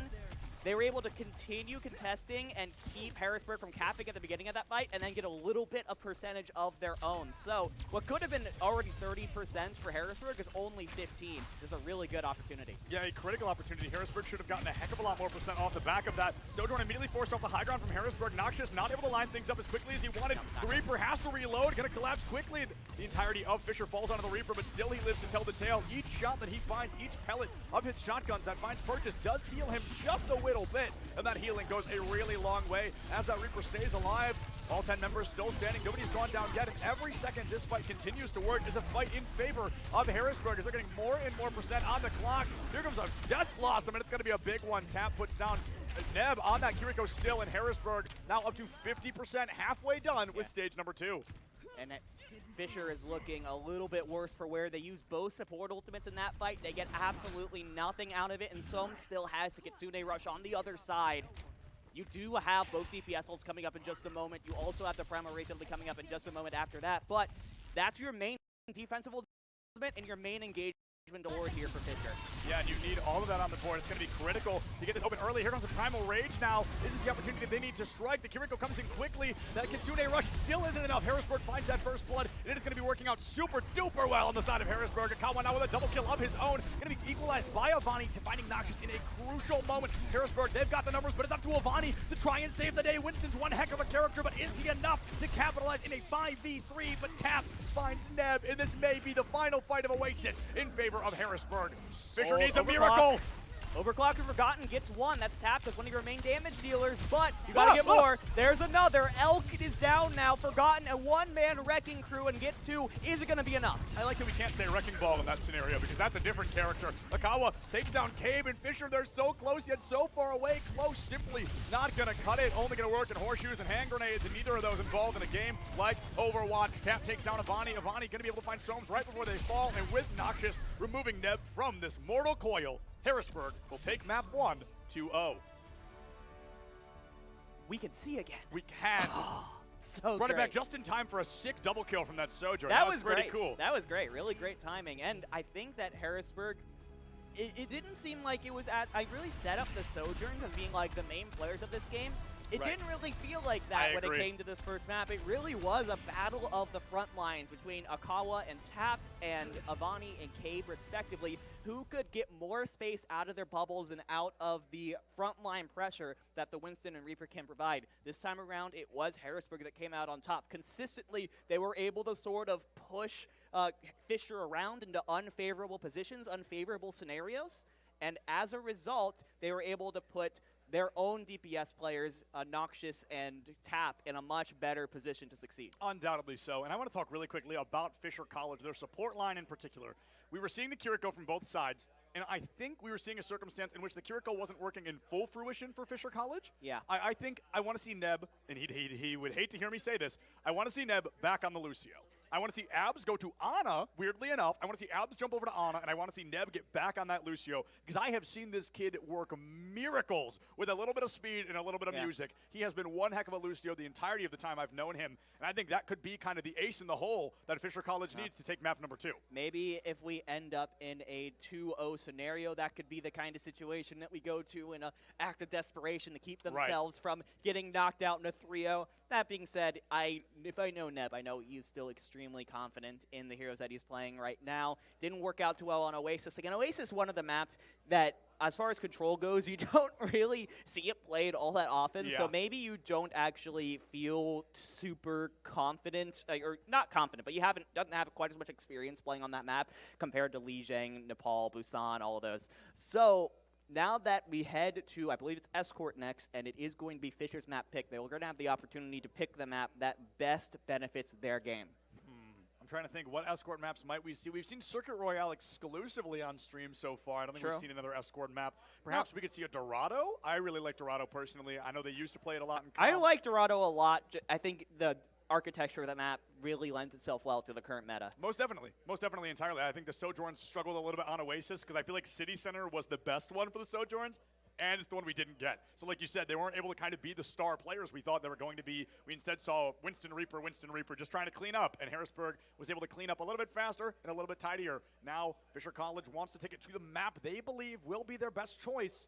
But, you know, we've got so many variables right now. Map choice, comp choice. Are they going to swap roles? I've seen Fisher do that before, and I've seen it work wonders. I mean, I've really seen them just rip their whole team comp apart and bring out a whole new lineup. Same 5, but all in a different slot. So maybe they try something like that. But with this title on the line, with that spot moving forward on the line, Fisher College wants to win this. They want to take away Grand Finals, and they want to secure a spot later down the line in the season of CECC. That would be so massive to be able to travel down to the national finals next month. Not only do you get $1,500 in your pocket as an organization, you get a crazy cool trophy, but you get the opportunity to prove yourself against some of the best teams in the country. Already some of the best teams in the country right here, but you go up against the North, the South, the East. Yeah. This is the East. West. All you know what I mean. You'll be the East. I don't have a compass on me. Sorry. Hey, I'm just saying, as a local Ohioan, you can't spell beast without East. You know what I mean? And one of these teams, they're going to represent the East of the CECC, and they're going to try to take down everybody they possibly can. Like we mentioned, top 5 in the country. Both of these teams. It's not just one of them. So I want to say real quick, I believe Fisher right now is ranked number 3 and Harrisburg number 4. Actually, Neb told me that yesterday. He talked about your rankings. Hey, he was like, according to it's dividing. getting there. Yeah, he's like, according to dividing, we're 3 Okay, and according 4. to me and like 12 other guys. True, it's not just me. Not just dividing, but it was very funny. He was like, yeah, we're ranked 3 and 4 right now. I know that Harrisburg last year in the collegiate Overwatch situation placed 3rd and 5th, you know, because it kind of has the 2 runs, the 2 splits. They placed 3rd and 5th. Fisher placed 2nd and 4th, I think. Oh man, I wish I don't even have my notes. I can't remember what it was, but as a surprise to Yeah. absolutely nobody. The point is, both these teams place incredibly well at every event that both of them go to. Yeah, and we're going back to Circuit Royale, which we said it on Oasis, we were wrong. I'm a little more confident saying it here. Probably some Sojourn action. If we're lucky, maybe some Widowmaker action, but I don't want to give anything away quite yet as the players can hear us. Both these teams, they want to stick to what they believe is the best play here. Sometimes you've got to take risks, and hopefully that risk is worth the reward. Harrisburg starting off on the defense here. They are going to be running the basic meta here. We did see this kind of metagame be run overall yesterday.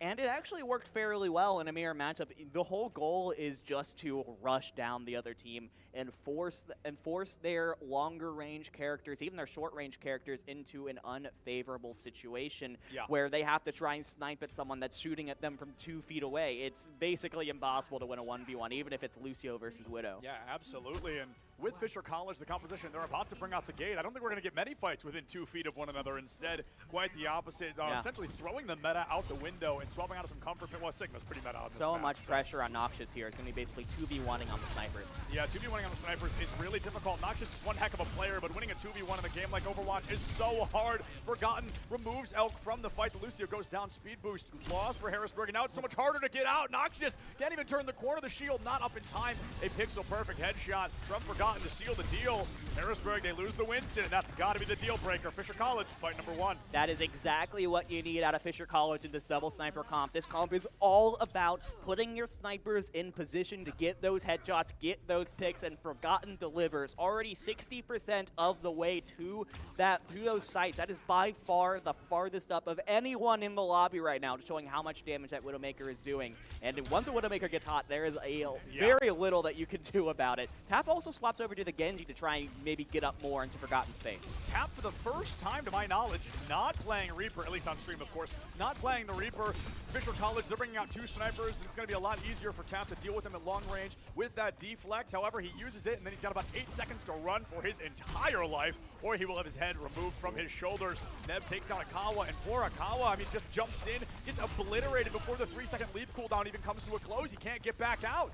Tap on the corner, playing some corners of his own. Abs finds Elk, and the Zenyatta, I gotta say, dividing really going beyond my expectations here. Yeah, I thought Zen was going to struggle. We talked about how Abs was going to be on the main support character, but Zenyatta is one of the characters that Abs made his name on in Contenders Europe. So I think that this is actually a very strong overall competition for Fisher. Neb gets to play the Baptiste, Abs gets to play the Zen, 2 characters that the 2 are extremely good at, and of course, the Forgotten Widow has been undeniable so far. But look at the side of Harrisburg. You do have that Dragon Blade coming up in just a second, but you don't have a Noxious. It's actually very funny now that we point this out. Fisher College, everybody except for Avani is on the character, Neb as well, actually. The 3 of them are on the characters I associate them most with. Cabe is on the Hanzo, Forgotten's on the Widow, and Abs is on the Zen. Neb's BAP is good, but I will never forget him as the Lucio beast he once was. Oh my goodness, Soames eats an accretion for breakfast and goes down quick. Gravitic Flux takes him up, brings him down like a bag of rocks. Everybody lives to tell the tale, but not for very long. Cabe finds Tap, and Fisher College dominating this second point.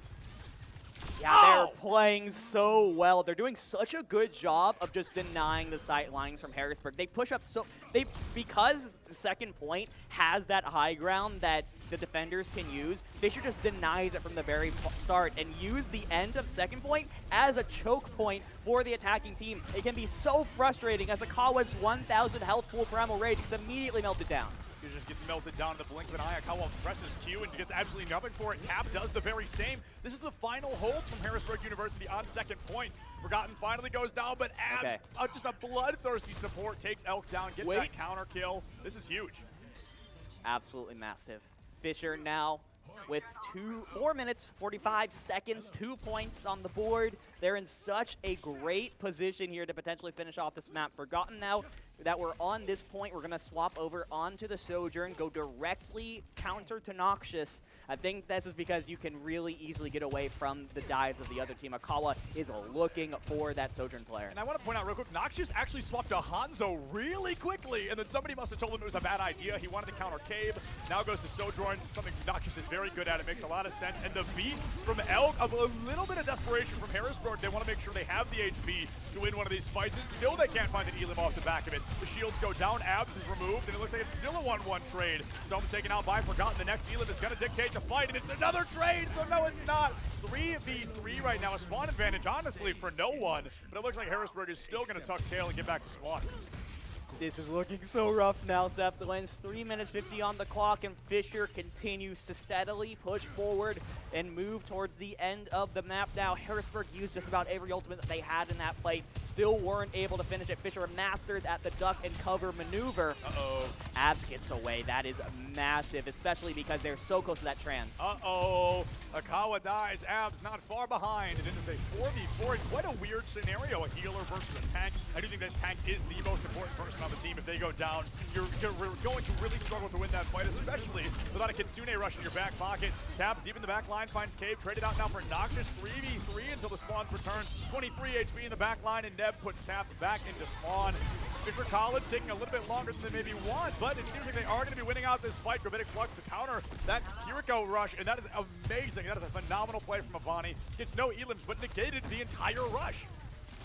But Fisher still have to push through towards the end of this map, and they use a lot of ultimates for not too much. Here's the, no, sorry, not the blade from Tap, just the dash and takes down Abs. And this is now, with that, Fisher were thinking about going in for a soft reset and then going back in. That's not going to happen anymore. Cave swaps over onto the Reaper to provide more frontline pressure here. You can't lose Avani, though. You lose Avani. Fisher continues to lose players, and with every stagger that Harrisburg gets, that's another couple of seconds off the clock. You do actually force the Primal Rage and the Dragon Blade out of Harrisburg, though. I feel like that's a little bit of overinvestment when you're just basically chasing staggers. Yeah, absolutely. It's just chasing staggers down into spawn. They used a little too much, but they won the fight. And considering how the last couple of fights went, winning is pretty huge here. Harrisburg definitely struggling. That one fight, by the way, sorry I cut you off. That one fight basically took 2 minutes off the clock by itself. We've gone from 4 minutes to 2.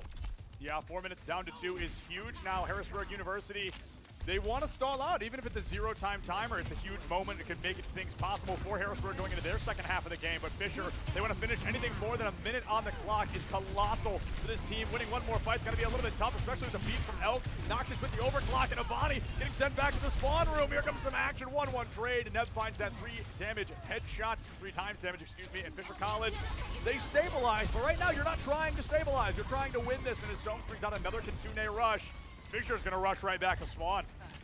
Cave is coming up from behind, has the Death Blossom ready if you feel like you can use it, but I think everyone is looking at that Reaper, and Cave just wants to get out. Can't get out, only had a sliver of health left.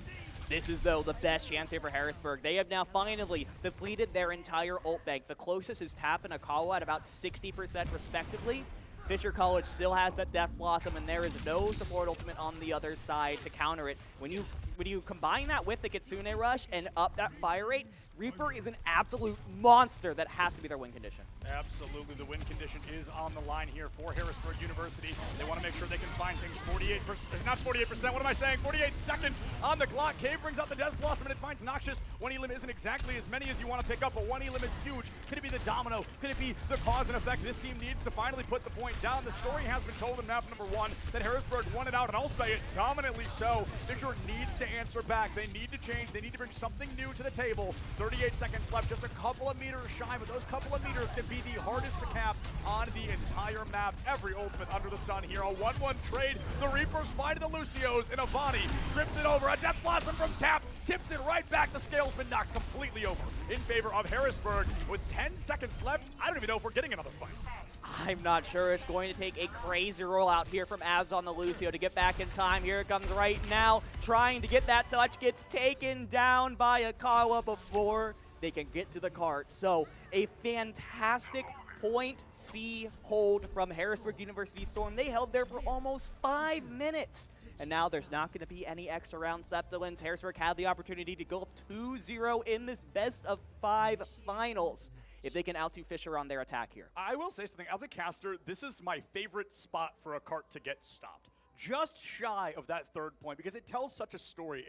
It's not like, okay, we also have to cap, and then the map's not even over. It still leaves the win condition on the table in the second half of the game, where you often want to find your win condition. It's that opportunity where it's like, we can keep it so danger close, but we can still win. We don't have to take it to extra rounds. So Harrisburg, I mean, the flag is right in front of them. They just have to grab it. And Fisher now on the defense. They're going to stick to their guns, and I really like this from them. I think after playing against Harrisburg on Oasis, and they played the mirror composition, wasn't particularly close, especially on round 2. I think it was 99, 100 to 9%, when Harrisburg won that. Fisher goes to this map where they say, look, listen, we have an amazing sniper player in Forgotten. Cave is a fantastic Hanzo. Abs is an amazing Zenyatta. That's basically 3 snipers right there. Yep. You have to play around your strengths if you're Fisher College to try and even up this series, and that is exactly what they are doing. When it comes to the Storm, though, still playing on that meta, so it's all going to be about, well, maybe not quite the meta. Well, I'm not going to say anything yet. Tap is leaving the spawn with the Genji, so again, it's all going to be all about closing the distance from Cave and Forgotten. Yeah, Dry Blade, no Nano available as they are running that Kiriko and Lucio respectively. Fisher College, they obviously don't have a Nano either, but they've got Abs on the Zen. You talked about his impact, how important that pick can be. Did a great job on the offense, especially in fight number 1. Got to do that here once again. If you saw at the first fight, it's usually pretty easy to snowball the defense, but the same thing I think applies to the other side. If you lose fight number 1, you're often going to get capped on here on Twitcher Royale. And that's not a great sign for Harrisburg University. Tap falls, Noxious also going to go down. This fight's pretty much over before it can begin. It is so tough to push up into Cave and Forgotten when they've gotten set up on these high grounds, especially when you only have 1 sniper of your own. Your only hope here for Harrisburg is to just play so incredibly fast that you manage to close the distance before those picks come in. Or, of course, that Noxious is able to get a pick on perhaps his opposing number. That being said, was that a reflect kill on the Forgotten? That's so good. Oh my goodness, the deflected railgun headshot. Noxious putting down a second one, 5v3, nearly impossible to win, especially with no ults on the board. Avani does find Elk to speed off the table, but unless Forgotten puts down 4, this fight's pretty much a hold S for Fisher College. Avani takes themselves out, going for that quick team reset. Gonna have at least 1 more fight here going into this next point. But they do have to fall back here because Fisher did lose a couple of players. It's going to take them a while to get all the way back, which is why you see the card continuing to push forward. Fisher College, this is their best opportunity yet, as long as I can get it around this U-turn here. That being said, it is going to be Soames with the first ultimate on the board in this fight, only 12% away right now from the Kitsune Rush. 12% away, the Kitsune Rush could be massive. There's not one to counter. It's not a Kitsune Clash. Fisher College, they've got a Transcendence and an Amplification Matrix. Avani now 3% off of that Gravitic Flux. Can you force out something with it? Here comes that Kiriko Rush. Kitsune Rush comes out quickly, and Harrisburg finds himself on the W key once again. Noxious finds Immortality Field, and all damage now onto Fisher College can be permanent, especially as Immortality Field is to boot. Avani goes down to Noxious, who's finally getting warmed up here. And Harrisburg, not as aggressively, not as quickly as Fisher College, but the job is done on point number 1. 4 minutes, 15 seconds is absolutely a respectable time bang from this point. Nice kill onto the, Tap. You just got held on point A for 3 minutes. I don't know if you want to be doing that just yet. It's just a confidence builder. I guess it's a confidence builder. Sure. And Tap does have an opportunity to continue laying it down on the Fisher College with the Blade coming up in just a moment. You're going to have the Overclock and the Primal Rage to help it out. Of course, on the other side, though, it is going to be Abs with the Transcendence. Again, you can't block all of it. Ideally, you pressure the Zenyatta, force the Transcendence out before you use any of it. Yeah, absolutely. Dodging the Zen is kind of Genji Blade 101, but Transcendence actually comes out first. I don't think I like that at all, because now there is nothing to stop Tap except for the damage alone. Nakawa's Primal Rage dives deeper in the back line. Here's the Blade as well. 2 ultimates from Harrisburg. It looks like they're going to be some pretty darn good ones. Rootin', Tootin', and ready for shooting. Elk and Tap find 2. Avani finds one of their own, and Noxious finds Cave. A back-and-forth bloodbath right now. Harrisburg University keeping the card inching forward in a map like this. That is the most important part. Overcharge from Noxious wants to guarantee second point cap and make sure that Harrisburg can keep this map alive. Cap, this is our first echo of the stream. That's one heck of a pick. That is really interesting here. I think Tap is using it to make sure you could get back even quicker. Of course, you could use that light Mecco to get right up the hill super quickly. Harrisburg, someone on the team has said, this is winnable. Go to fast characters. We can win this one. And the Beat is going to try and do just that. Oh, Avani with the bomb. That could be critical, but Forgotten a critical shot of his own. Tap goes down. The DPS versus support. Nev not there. Amplification Matrix used. Immortality out the window. Cave finds Noxious. One more Elim. Should get the point cap for Harrisburg, but it looks like Fisher isn't ready to give it up quite yet. Akawa falls. Abs not far behind. The bomb on point from Avani buys them time, but not enough, as only one was on the card, so it moved at its slowest possible pace. Cave and Forgotten finally cleaning up, and you gotta wonder if Harrisburg had 3 there. Could they have snuck it in? Maybe. It's so brutal from Harrisburg. They switch up their entire composition. They use every ultimate they had in order to try and push it through to the end of point B. They use like 2 minutes in that one fight that ended up turning into basically 2 fights.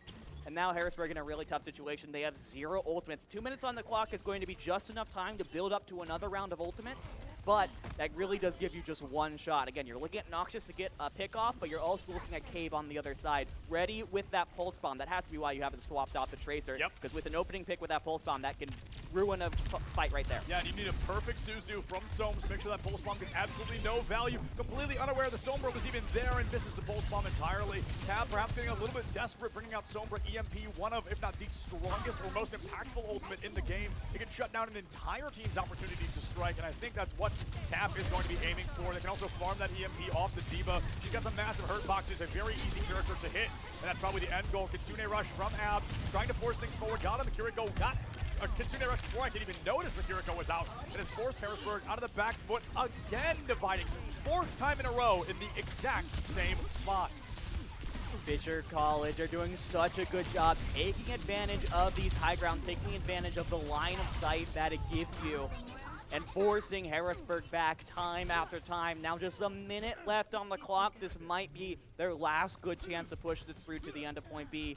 And Fisher College, they have a couple of ultimates available. Harrisburg are close, but not there yet. If Fisher is fast here, they can use the overclock, the D.Va bomb, and the Ant Matrix before anything else can happen.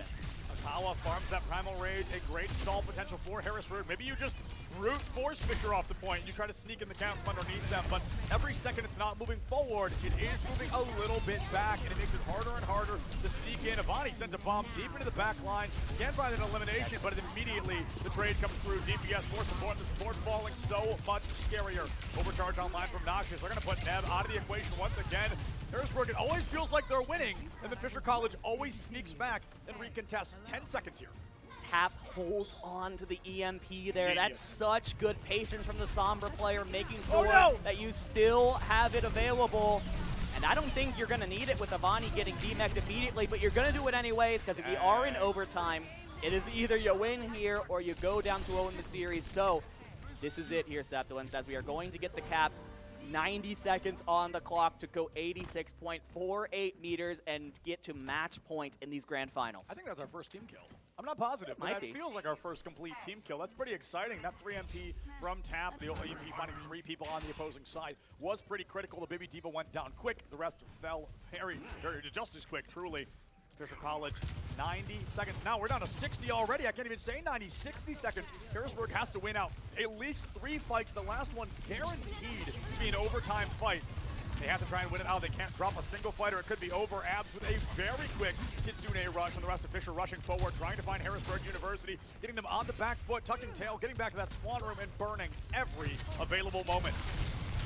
I love that from Harrisburg. It means that Abs' Kitsune Rush has almost no effect, and that is huge. That's what you need from your Sojourn, taking out Cave immediately. They have to push back in now, though, 30 seconds on the clock. Noxious giving us their best Shy impression, but only able to find 2 before they lose a teammate of their own. Tap falls, the Reaper offline, but clearly Noxious can do enough damage to make up for 2 DPS. Avani can't die. Avani won't die, might be able to make it out. That was very close, and Avani will make it back to the team. 17 seconds. This is going to be fight number 2 of a minimum 3. And here we go. Here's the beat from Elk, completely canceling out Forgotten. Overclock, the Kitsune now from the side of Harrisburg University trying to cancel Avani's Primal Rage. They want to melt this monkey as fast as humanly possible. And it looks like they're going to find great success in doing so. Noxious takes on Cave with an overclock, 5v4 in overtime. Harrisburg needs to win this. The first mistake they make could very likely be their last here on Circuit Royale. Fisher College, they drop the beat in a desperate attempt to keep the team members alive, but every single second, this card has continued to be moving and to be grooving. Avani finds Soames, and this is it. Harrisburg might have it. Kitsune from Abs. Yeah, it's going to allow Fisher to push forward, and all of a sudden, we start to see a trade fight break out that is going to favor Fisher College.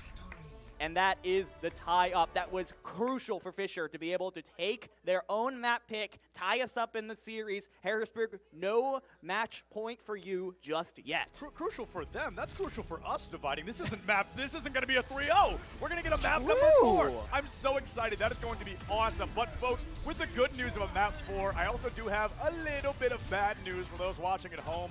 We are going to have to fix a couple of stream issues, so we're going to have to take the stream offline for just a couple of minutes, but do not go anywhere because Overwatch isn't even the icing on the cake. Oh, just the video. I'm so sorry. No, we're not even going offline, so now you have no excuse to leave. You have to stay. But we do have to fix some tech issues on our side, so things might get a little wonky on stream. The good news is if you're in-house with us, nothing's going to change for you. It's all going to be A-OK going into map number 3, which is push.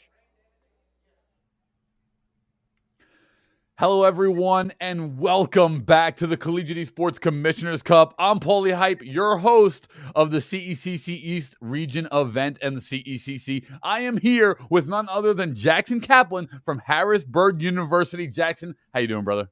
Doing good. How are you? Very, very well. I want to get right into it here as we are into these interviews, these schools. Harrisburg, one of the top in the country. It's really exciting to have you here, a part of us. Really quick, can you just give everyone a brief introduction of yourself, your name, the school, and the program? Yeah, so I'm Jackson Kaplan. I go by Shake. I'm the head coach for Overwatch here at Harrisburg University. We're located in Harrisburg, Pennsylvania, obviously. We are kind of one of the older programs in collegiate esports. Sure. Been around for about 5 years. We're one of the schools that's really invested pretty heavily in esports. We have a state-of-the-art practice facility. We have full-time staff. So we have a lot of support from our university, which is amazing. We've won 2 national championships in Overwatch, and I would say we're kind of like a perennial top 4 kind of team. Always competing for number 1. So yeah, that's kind of the rundown. Excellent. Yeah. I mean, Harrisburg always has been a school that I've heard of ever since my entrance into collegiate esports, and I'm very proud of it.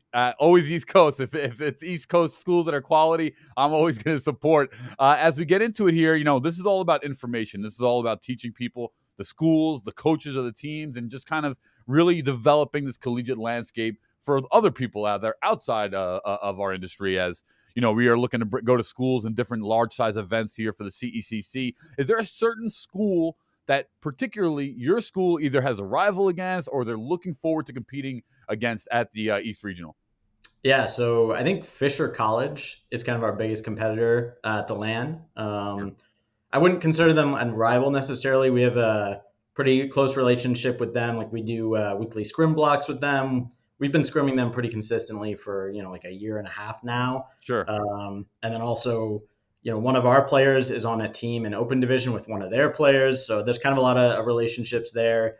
But I do think, they're going to be our toughest competition at the event. So I'm looking forward to playing them. Sure. Yeah. Nebin and those boys definitely bring a certain skill level to the field. And so does Harrisburg. So I'm happy to hear that you guys are scrimming together. That's very, very key. Tight-knit close quarters there. Have you been able to play in a big facility like the one at the CECC Finals will be at? Yeah, so our guys last year, back in May, we were at the CEC LAN in Atlanta. So Right. yeah, we were there, and that was an amazing kind of facility, amazing environment. And it was, I want to say it was kind of the first bigger LAN for our players. We do host Hugh Fest each year here in Harrisburg. Right, sure. Which is a pretty big event in and of itself. But I would say kind of the environment that you guys had set up back in Atlanta, it was on a different scale. So I'm glad we got that experience. And then I think that'll kind of help us out going into the LAN at Rutgers. That's awesome, man. And a little hint, can't drop too much just yet, but a little hint, this year's going to be better.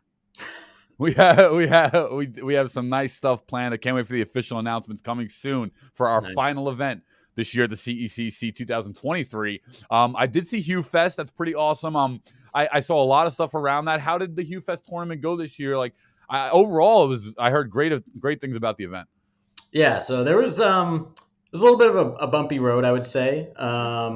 We were kind of scrambling a little bit to get everything set up this year. We got started a little bit later due to some kind of internal events, and so it was a little bit rough in terms of like setup and stuff like that, but we got it done. And then I was pretty happy with the result. I think all things considered, it turned out pretty well.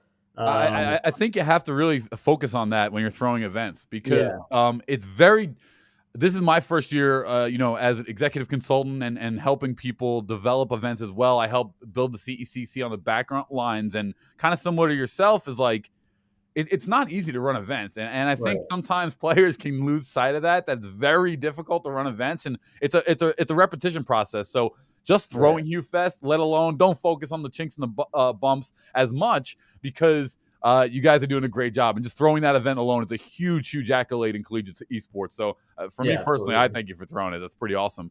Are there any exciting stories or like standout moments or anything that has come from your teams or the programs in your program in the past year that is worth noting that sticks out to you in particular? Yeah, I would say, I mean, I'd kind of go back to Hugh Fest. I think it's always a highlight of our fall semester, and it's always something that, you know, we're really proud of as a university because there aren't a lot of collegiate lands out there. Luckily, we're starting to see more and more, especially over the last year or two. Sure. But it's something, you know, we've done it every year, and I think it's a great experience for the players, not just for, you know, our team, but for other universities that come here to be able to play in a LAN environment and, you know, bond with teams, but also meet other players from other universities and, you know, to be able to see what other universities offer and what the esports ecosystem in collegiate looks like as a whole is really good. So I'm really proud of that. And that's, I think, one of the kind of best aspects and best things that we do here at HU. That's beautiful. And I have a couple, just maybe one or two more questions. These are just kind of off script here, but what's your team think of Overwatch 2? How are they enjoying the new game so far? Yeah, they're really liking it so far. I think pretty much all of them feel like it's a step in the right direction. 5v5 feels better. I think just having one less tank, it kind of feels like the DPS are able to do more. And it feels like the game as a whole is a bit more skill-based, which I think is a really positive thing because I think that's kind of one of the core complaints that a lot of people had about it was that it almost started to feel more like a MOBA where, you know, there's like all these shields all over the place and there's too much healing and stuff like that. So I think they definitely took a step in the right direction, and everyone's been enjoying it so far. So I'm happy about that. Yeah, that's a good thing. I was worried about Overwatch 2 when it was kind of first speculating because, you know, Overwatch is a great collegiate game, but the future of it kind of is resting on what does Overwatch 2 look like. And I totally agree with what you said. It's like you're playing an MMO in Overwatch 1. You got two tanks. There's no way to kill them. You're fighting back and forth forever. It's so slow. And now there's massive punishment. Now you lose the tank, your team's getting steamrolled. You lose one support, there's not a healing enough on the tank to, you know, so really interesting stuff there. You said that you teamed up with Fisher. It's kind of like, you know, not a rivalry, someone you're looking forward to competing against, play with. Is there a team that you don't have as good relations with that maybe, you know, more closer to someone that you're looking forward to defeating? Is there any school like that for the East Regional here? I wouldn't say or CECC Grand Finals. I wouldn't say at the regional per se, but I think ISU and Maryville are like kind of our two biggest rivals, I would say, and then Northwood as well. Okay. You know, we're always neck and neck with all those teams, I feel, and it's always kind of a matchup where it could go either way. You know, last year in Atlanta, we beat ISU in winners finals and then ended up losing to them in grand finals. So I think for the guys, it would be, you know, good to kind of redeem themselves and bring it back and be able to take them down this year. So yeah, I think those three teams are all really good, and we always look forward to playing them. Yeah, and that was a great match. That Harrisburg ICU match was great, and yeah, you know, ICU does wind up taking it, but Harrisburg, number 2 right there. Last year, CEC Finals, definitely one of the top schools in the team, top schools in the country, excuse me, and that's really exciting. So I'm personally really excited to see your team at CECC East Regional. It's going to be a taste of kind of what the East region has to offer. We have really, you know, you're one of the Power 5 in my opinion. I call 5.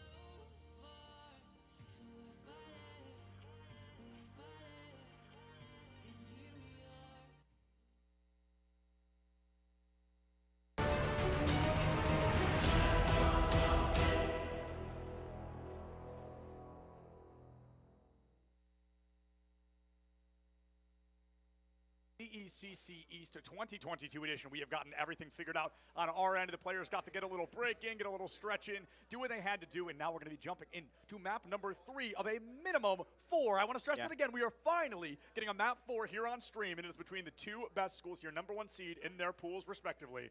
We're jumping into push. It's actually a blessing in disguise that both these teams had a chance to take a break, go to the bathroom, get some stretches in, because we might be in for a barn burner of a match. 1-1 going into map 3, and as we're going to go in just a moment here, I do have word it is going to be Coliseo. So actually really interesting on stream. I believe this is now 2 out of 3 times we've seen Coliseo as the push map. Yeah. which you'd usually expect to see New Queen Street most of the time, but when you are very confident in your Sojourn play, like I'm sure Harrisburg are confident in Noxious, why not go for the Coliseum play where you can take shots down that massive straightaway corridor in the middle of the map? Absolutely, that massive corridor makes Widowmaker or Sojourn very viable, and it's when you get outside that corridor, you're kind of like, uh-oh, now what do I do? The angles are a little bit tighter, a little bit harder to hit your shots, and that's why Sojourn is a better pick here over Widowmaker. Fisher College, they're breaking my heart, Forgotten. Breaking my heart. I don't even know if he can hear me, but I know you guys saw it. I know I saw trolled. it. But I did. I got pranked super bad. It's okay, though. I get it. You got to play the meta. You got to get me excited. Got to make sure I'm paying attention, and I totally am. I saw it. I love it. Hopefully we see it again later. Hopefully we go to map 5 and Lijiang Tower Control Center 3 times in a row, and it's just the best day of my whole life. But right now, Harrisburg University, Fisher College bringing out that good old-fashioned mirror matchup. Jumping into Wonderland here, going against one another. See who finds that first blood. That first blood, so unbelievably important. Yeah, as both teams kind of sizing each other up, as you see on Coliseum, it's so tough for each team to want to make the first move. You don't want to be the first one to get picked off, because again, first fight and push map is so incredibly influential here. So we see the folks on either side. Noxious is charged up. The jump shot! Noxious just rips Forgotten's head off with that railgun shot. Oh my goodness. Just, I fell to the ground in pain for Forgotten in that moment, simply due to the fact losing your main damage dealer and now your tank spells disaster against Fisher College. Harrisburg, this feels so reminiscent back to that Oasis stage where they won the first fight and they tend to never drop it again. Are they just gonna roll Fisher here on Coliseum? Look at the Sojourn ult charges here. Noxious already has overcharge. And Forgotten, because he went down so early in that fight, already has a sliver of health for this next one. Pop into assert dominance. I said Harrisburg is trusting their Sojourn player, and they are making it worth it. Noxious, they have an unbelievable amount of faith in their Sojourn, but if they don't let Forgotten play the game, it's the only Sojourn in the matchup. Neb finally puts him down too little too late, 3-1 in favor of Harrisburg. This could be Ab's time to shine, just desperate to stay alive. I got a super cool boop on a Reaper on this map earlier, just so everybody knows. But Harrisburg, they've got the numbers in their favor. They're able to make it work. They've got a beat online already. Kitsune rushes here. It's a great opportunity, though, for Fisher, because you know that Noxious doesn't have the overclock anymore. You used it in that last fight, which means that Abs is able to save that beat for when the Death Blossom comes out from tap. The issue is, of course, Harrisburg has both support ultimates available, including that Kitsune Rush, which Neb is unfortunately used in the last round. Like you mentioned, that could be the finishing blow. Here comes a possible Death Blossom. He's going to go deep into the back line. Kitsune there to help, but he might not even need to use it. The team actually grouping themselves up. Suzu out. The beat is gone, and hey, one elimination is still plenty good for the side of Harrisburg. They turn 1 into 3. Hey, let's make it 4. Maybe we get all 5. Avani goes down, and Harrisburg University wins that fight out once again. I will say though, Avani, for 2 fights in a row, 48 meters does not feel like that much. It's not quite that much. It's definitely not an insurmountable lead here for Fisher to overcome, especially if they can try and recontest before Harrisburg is able to unlock those forward spawns. And that is what they are posturing to do here. With both DPS ults coming up in just a moment, you're really looking at Cave and Forgotten to come up huge. They've been forgotten. They've got to make waves and not be forgotten. Fisher College, they need these DPS to step up or they are going to get stepped on. Cave pops the Death Blossom. It's going to be that overcharge coming in quickly. Death Blossom is null and void. It is up to this team to try and make it happen with just one ultimate. Akawa, you can't be doing them like this, and you are still not able to. Forgotten takes Tap out. That's a huge elimination. A lot of damage off the table. Taking the 1v1 with Noxious, 2 of the best hit scan players in the country at the collegiate level. Going head-to-head in both of them. Going to walk away large and in charge, keeping their team up and running. Fisher College finds another elimination in favor of their team. Let's make it 3. They're finally coming back to life off the back of Cave. Yeah, nice finishing blows there from Cave, using those shotguns extremely well to finish off the kills. The target prioritization from Fisher College was fantastic in that fight. And you have ultimates in the bank to potentially string a couple together, which is what you need to do here. Neb has the Kitsune Rush now available. You can use that really fast to get it before Soames gets one on the other side. Abs is also beating Elk as far as the beat charge goes, so that is a huge advantage that they have, especially with Noxious's overclock. Even the smallest of advantage can win you a team fight. When you've got not the hugest of advantages on your side. It becomes that much easier. Forgotten the railgun sends Tap to be tapping on Heaven's Door, removed from this mortal frame, and now it's a 5v4. Hey, let's make it a 4v3. Why not, right? Harrisburg, they're desperate to try and win this one. Akawa gets Forgotten gone. Both Sojourns off the table. And Fisher College, they're making some moves here. They're making some distance. The card finally moving. I think they've got a really good chance to take the lead here. Just one or two more Elans should make that happen. They are so incredibly close, and it's Gabe. just going to Let's come go. down to Soames' Kitsune Rush. Can it find any picks? It's not looking like it will. And now with the Primal Rage, Fisher's going to try and muscle this over the golden line to give themselves a lead. Look at this, though. Fisher, they've got the numbers right now. They forced out both support ults from Harrisburg. It's going to be up to a Primal Rage to make this happen. Elk somehow takes down Avani with a Lucio against Winston Overwatch. A massive play. Fisher College, they get close, but close not going to cut it. Close only going to count hand horse and shoe grenades. Sure. Harrisburg University, though, you were very patient in that fight, right? Yeah. Fisher used everything. They could sense the lead just ahead of them, and Harrisburg University used that against them. They were desperate to take the lead there, and they still hang on to the Primal Rage. They still hang on to the Death Blossom. Tap! Oh, he sneaks into the back line. Cave goes down. Avani not far behind, and it's funny how often they press Q and they don't get the kill confirmed, but the team cleans up after it, so the Death Blossoms look like they aren't doing anything, when in reality they are stacking so much damage against these opposing teams. Noxious puts it down, too little, too late. Elk and Akawa are there to save the day. Harrisburg finally capping that first point. Yeah, absolutely massive there. Not only do you get yourself a little bit of breathing room over Fisher College with your lead, but you also have the forward spawns available here. Lead is on the Bastion. Oh, and he's going in hot. Oh my goodness, right into tank mode, desperate to find anybody, and Akawa going to be on the wrong side of this gun. Tap not far behind either. Cave the Babe here on Bastion, making the magic happen. Let's make it a three-piece. Oh my goodness. Fisher College, Cave comes out of the Bastion, and that's the cleanest fight we've seen so far. That is so huge. Harrisburg were not expecting that at all. In that tank form, you don't do quite as much damage as you did in Overwatch 1, but now that you can move and strafe around a little bit, make yourself a little bit more difficult, Cave takes full advantage. It's already almost up to his artillery points. Oh my goodness, Winston bubble up, and it has popped a moment later. Oh, Noxious finally getting a taste of his own medicine. Akawa takes down Forgotten. Both Sojourns have been removed. It's up to the remaining DPS to try and do anything, but Akawa deep into the back line. No DPS standing for Fisher College, and Harrisburg University has the numbers. What can they do with them? It looks like they're probably going to end up winning this fight with them. That's what they're going to do, especially with that Kitsune Rush doing a great job of just cleaning up the remaining members. You do hold on to the beat from Elk. That's a great defensive ultimate. Of course, if you need them from the artillery shells, you absolutely can. Of course, you would much rather just walk out of the way and not have to use them. You might want to use it for the Primal Rage from Avani in just a moment. Might want to use it for that Primal Rage. Indeed, Cave already has this artillery strike in Bastion. He's going to dump all three in the same spot, deal quite a lot of damage, and it might actually give the team the go button they need to win this fight out once again. Fisher College, they have to win this fight, and then an additional 2 to stabilize. A great knock off the map. Both Sojourns are gone once again. This Winston might not be far behind, but that lead so unbelievably powerful. Tap finds Avani, and this is the moment Harrisburg needs. They're getting closer and closer to just winning Coliseo outright. Yeah, now you got to start looking at the time. The clock is going to start pressuring down on Fisher College as we dip below 2 minutes with that fight win there.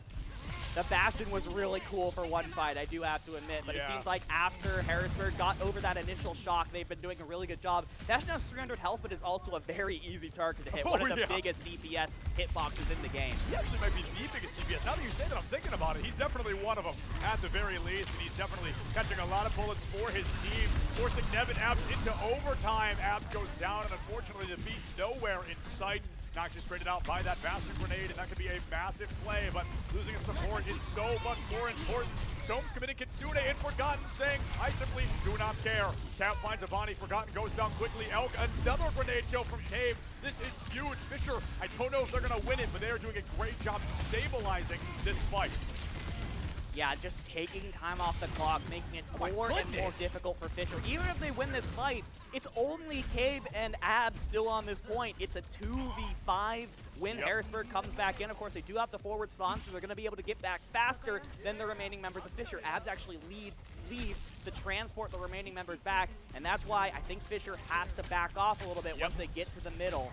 And they don't have any ultimates. They have the overclock coming up in just a moment. Now it's up. You need Forgotten to pop off here. Noxious has had so many good moments. You need your Sojourn to respond. With even how close this game has been, even a single Elin with a pop-off right now, you take somebody down your team, that momentum boost, that confidence going into the fight, they can absolutely win it. Fisher has to win this fight. They have to win at least one more fight, and that's just to maybe, if they're lucky, just barely take the lead. Here comes Akawa into the back line. Elk drops the beat. A little bit of music to boost the spirits of Harrisburg, and it looks like it's working wonders. Tap finds Forgotten early. Overclock completely offline. We needed waves, and instead we got a puddle. Fisher College, the artillery strike comes out quick. Avani with the leap takes Tap down every ultimate under the sun right now. The June rush out. Avani has a primal, and that is not going to be enough. Fisher needs this like they need their next breath, and it looks like they're finally going to come back to life. Who needs an ultimate when you've got great accuracy and a great support player like Neb? Now we have hit overtime, and again, it is going to take at least one more fight, potentially two. We have the overclock, though, from Noxious. That has been such a massive ultimate so far this game. It could be the map-winning ultimate. If you get even one pick off with it, Avani's going to try and disrupt as much as possible with that Primal Rage. Is it going to be enough? If Fisher wins this fight, they win the map. They are able to make it happen, but right now, the Primal Rage not getting what they need. Avani almost jumps off the map, danger close, pixels away, and he stays alive for it. The Overcharge isn't able to find anything either, and it's Soames who bites the dust first. Noxious is going to be the next to go down. Tap has that Death Blossom, and it has to be the biggest Death Blossom we have ever seen. It has to be a Death You gotta hold Garden. on to it. It cannot be a single You can't blossom, use it. but he has to stall. He's not going to be able to stay alive much longer. He doesn't use it, and that's got to be it. Fisher College, they're 20 meters away, 23 meters on the clock. You have one more fight. That's so good from Tap, not panicking, not using the Death Is he Blossom going to have yet. time, though? Yes, he will. There's going to be about 10, 15 more meters. You're going to have the touch here, either from Akawa or Elk. You're going to be able to get it, and that's going to give Tap the space to get back in on this fight. This is it. Last fight of Coliseum. Here it is. They're meters away. Somebody's got to get in there. They're just going to do it. You gotta touch the point. Fisher College walks it in. They moonwalk it into the point, and they give us a show. Folks, welcome to Grand Finals. You wanted a show. We are getting a show. The ultimate from Tap. Too little, too late. Nobody able to touch. Somebody give me a baby aspirin. I feel like I'm about to have a heart attack. My blood rate is through the roof right now. My heart rate, whatever you call it, I don't know. But I do know Fisher College takes map number 3, and they are one away from winning Grand Finals. I got nothing, man. I'm gonna have a heart attack. Oh my goodness. I need a break, man. Oh my gosh. Oh my goodness. That was insane. I'm gonna be so unbelievably candid, but you go first. I don't know for sure, but I think Akawa might have been booped when he tried to go in and jump for the touch. I think the plan was Akawa. We saw Akawa go in for the touch and then end off way to the right. I think that might have been Abs with the Lucio boop to force the Winston off target, couldn't get around in time for the touch, and the C9 is forced. That's such an amazing play. I'm going to be so unbelievably candid really quick. So full disclosure, am not a huge fan of push. I haven't played it a lot. I'm not very good at it. I don't enjoy it that much. That was one of the best Overwatch maps I have ever seen in my entire life that I've ever had the opportunity to cast. So my opinion of push just went like from one end of the spectrum completely to the other. That was great. I love it. I'm a push believer now, and I cannot believe how close this is. I'm so flabbergasted. I absolutely agree. When push is good, it is dang good. It's so good. And I think I just don't like it because I'm not very good at it. You can't play Junkrat on push, and I just basically lose. But it's so amazing because it's at the highest caliber when a play that we don't even see. It wasn't crazy. It's not in the kill feed when you boop somebody backwards unless you take them off the map. But that boop was a playmaker. It was a map maker. It was a game changer. And it was incredible. I believe there was a boop. I'm almost positive. Yeah, we saw I a think boop so. in that moment. And it was just that little bit, that one button press that lets Fisher sneak it in and take a win in overtime. And all of a sudden, the entire complexion of this Grand Finals match changes on a dime. Harrisburg had the lead for almost the entirety of that Coliseum map. I was so ready to call it and say that Harrisburg was going to go up to match point. All of a sudden, though, Harrisburg loses that map. Now it's Fisher on match point, and Harrisburg are now with the map pick on hybrid, And this is such an important choice because this is where you're going to stake your final flag to either go to map 5 or go home. Yeah, and now, folks, I want to jump back to the beginning. I want to jump back to one of the very first things we said on this broadcast. I want to give a bit of a callback to one of the first comments we made. The last time these schools fought, it was 3-1. It was 3-1 for Fisher. It was 3-1 for Fisher. We have seen this scoreline before, 2-1, and Fisher won it. We need history to be rewritten right now. Yeah, if you're a Harrisburg University fan, you are hoping, praying that history does not repeat itself here. Oh man, I'm still recovering. I'm still recovering. I literally, I'm waiting for my heart rate to go go down. And it's like, if you're Harrisburg, like, and if this is how we are thinking about and we're feeling after just talking about the game and shouting over it, I mean, imagine how Harrisburg's feeling right now. This is now where you have to use your pocket picks. You have to reset yourself mentally. You have to. Because it is a win or go home now for the Storm. And as you mentioned with that exclamation, they have decided to take us to Kings Row. Now, this is, of course, an interesting pick because we do have a situation where we have, Kings Row, as we have seen, is mostly a main tank heavy place. Yeah. You have a lot of Reinhardt in that map.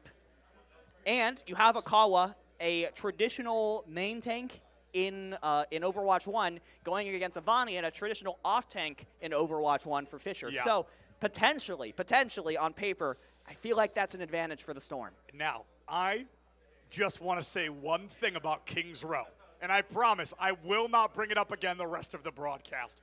There is one man, one 6'7" Australian man that works so unbelievably well on this map. On the defense, on the offense, the close angles, the close corridors. This guy is perfect for this map. His name begins with a J. It rhymes with Junkrat, and I truly, with my entire being, hope we are going to get to see him right now. If Junkrat's 6'7", how tall is Junker Queen? He's 6'7", and he slouches. So he's actually in the game. He slouches a bunch, but there's some art that like real Blizzard art of him standing all the way up, and he's 6'7", and it's actually terrifying. Wow.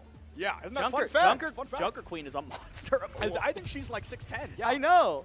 My goodness. Okay. No, Junkrat's 7'1". I'm pretty sure he's 7 foot something. Whatever. That's like the least important thing. Yeah, absolutely, absolutely.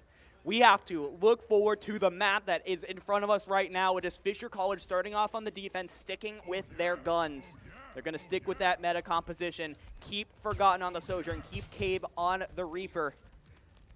When you're playing, and that makes me just a teeny bit nervous, when you're playing metagame in the metagame. Fisher did a really good job at the very end of Coliseum. That might be the turning point, but for most of that push map, it felt like Harrisburg had the advantage in that mirror matchup. The question is, if they can stay cool, calm, and composed after that last Coliseum map, I feel like it's still in their favor. Yeah, no doubt about it. Coliseum was close. It wasn't a shutout by any means. They kept things close. Unfortunately, just a little too close. Abs finds one. Akawa going to be able to find another, and it is looking good already for the side of Harrisburg. They lost the support, but they found a huge damage dealer in the side of Fisher. You have insane spawns, but as Noxious goes down, those spawns are a little less valuable. Fisher just poking, prodding, trying to find an entry point into this Harrisburg University defense. And you actually do see Forgotten doing a lot of early damage. You're already 60% to the overclock, but it has not resulted in any picks quite yet. Here comes the re-engage now with Avani healed up. The re-engage, Avani back on top here for Fisher College. What are they going to be able to find as Harrisburg rushes through the side of Hotel? They're going to have to slow it down, come in quickly. The first blood is always the most important, and Harrisburg wants to find it quick. The bubble out blocking the support from Fisher College with the bubble deleted just as quickly. It is a slow and steady race. Who is going to be the one to win it? Akawa 100 HP on the table and still able to make it out. Akawa 10 HP and he's still alive. Harrisburg not letting that Winston go down early, but he will go down late. A full minute in that fight and they're going to lose it. Both Kitsune rushes used from both sides there. That is one that I think Soames is going to want back. Because now, you look at Fisher College, look at that row of ultimates they have already. The overclock, the primal rage, the beat, all up right now. Harrisburg is coming up to those ultimates, of course, but because Fisher won those fights, they did a little more damage. They are currently ahead with the check marks. Harrisburg doesn't have them quite yet. Fisher needs to play fast here, though, because we've seen how lethal Noxious is on the Sojourn. Oh, yeah. You got to get in quick, and Noxious with that overcharge online. You want to take him down before he even gets the chance to use it. If you're lucky, you want to take him down right after he uses it, and you completely negate that ultimate from the fight. The beat from Elk, a confusing one. In ultimate, I think Harrisburg is going to want back, but I think it was a desperate attempt to keep every member alive. I love the bubble, the coordination there, keeping Noxious alive just a little bit longer, buys them some more time to safely look for an elimination, but unfortunately they just can't find one. The spacing, the rotations from Fisher College have been enough. They just move behind the hotel. Now Tab's ultimate down the drain. Noxious isn't instead going to fall to Cave. Harrisburg, they're throwing it all at the wall, and none of it is sticking. Harrisburg have used almost every ult on the clock, and they are down to 1:20. This is getting scary now. Noxious goes over to the Widowmaker, trying to find a sneaky pick, cannot find it, is going to swap back over. You just have the Primal Rage from Akawa, and Neb is almost up to that Kitsune Rush once again. 1 minute on the clock. Now, this might be Harrisburg's last real chance. Harrisburg, this may be a now or never. Even with that spawn, as close as it is, you need at least 20 seconds to stabilize a fight. Noxious opening, kicking that door off its hinges, forcing Kitsune Rush from Neb in an attempt to keep Fisher College on the up and up, but Cave is gone. All the primary damage has been thrown down the drain, and Fisher, all of a sudden, that Overwatch factor kicking in. A team capitalizing, clutching in a final moment. Akawa takes down Neb, Avani will fall, and Fisher College, they gotta give it up. We're getting some more Kings Row. Thank goodness, honestly. Harrisburg, they get that fight went on point A. They get a little bit of stability under them here, and they actually don't have to use anything other than Primal Rage to do it. Soms had the Kitsune Rush available, opts not to use it here, and Neb uses the Kitsune Rush on the other side. That is a huge advantage Harrisburg has here. That being said, this archway, it's such a strong defensive choke point. Oh yeah, one of the strongest in the game, I think, if the defense plays it correctly. Kitsune Rush now coming out from Soames, like you mentioned, will not be matched by Neb. So Harrisburg, they should find the Nealon pretty quick here, but instead they're backpedaling towards their spawn. Something must have happened that I was not able to catch that forced that team to get a little bit more scared, even with the Kitsune. They weren't confident enough to rush in. Perhaps they've lost track of that Reaper ult. They didn't want to put all their eggs in one basket here. Elk going in quickly, trying to give us that supportal combat we know and love from him, but he just can't make it happen. This Reaper is too slippery. Yeah, and now it's a quick, soft reset here, but Fisher doesn't want to give up this archway just yet, especially with both their support ultimates coming up. They're going to use them both at the same time, and Soames is down. Soames is down, Noxious down, support ultimates come out. I'm not a huge fan of them being both used, but I think it makes sense. The HP and the Lucio makes it a little easier for the Kitsune to get in, get a little more aggressive, keep the magic happening for the team. And Fisher, they threw it all out, but they're coming up on a few more. Yeah, both the DPS ults now coming up. They're doing a great job of keeping it on a rotation. Every time they use a couple of ults, there's always a couple more coming up for the next fight. That is efficient and well-played Overwatch right now. Harrisburg, though, has the Death Blossom right now. It's going to have the Primal Rage in just a moment as well. So tools from both sides. The Primal Rage could be huge here for the side of Akawa, or for the side of Harrisburg, rather. It's not just Akawa.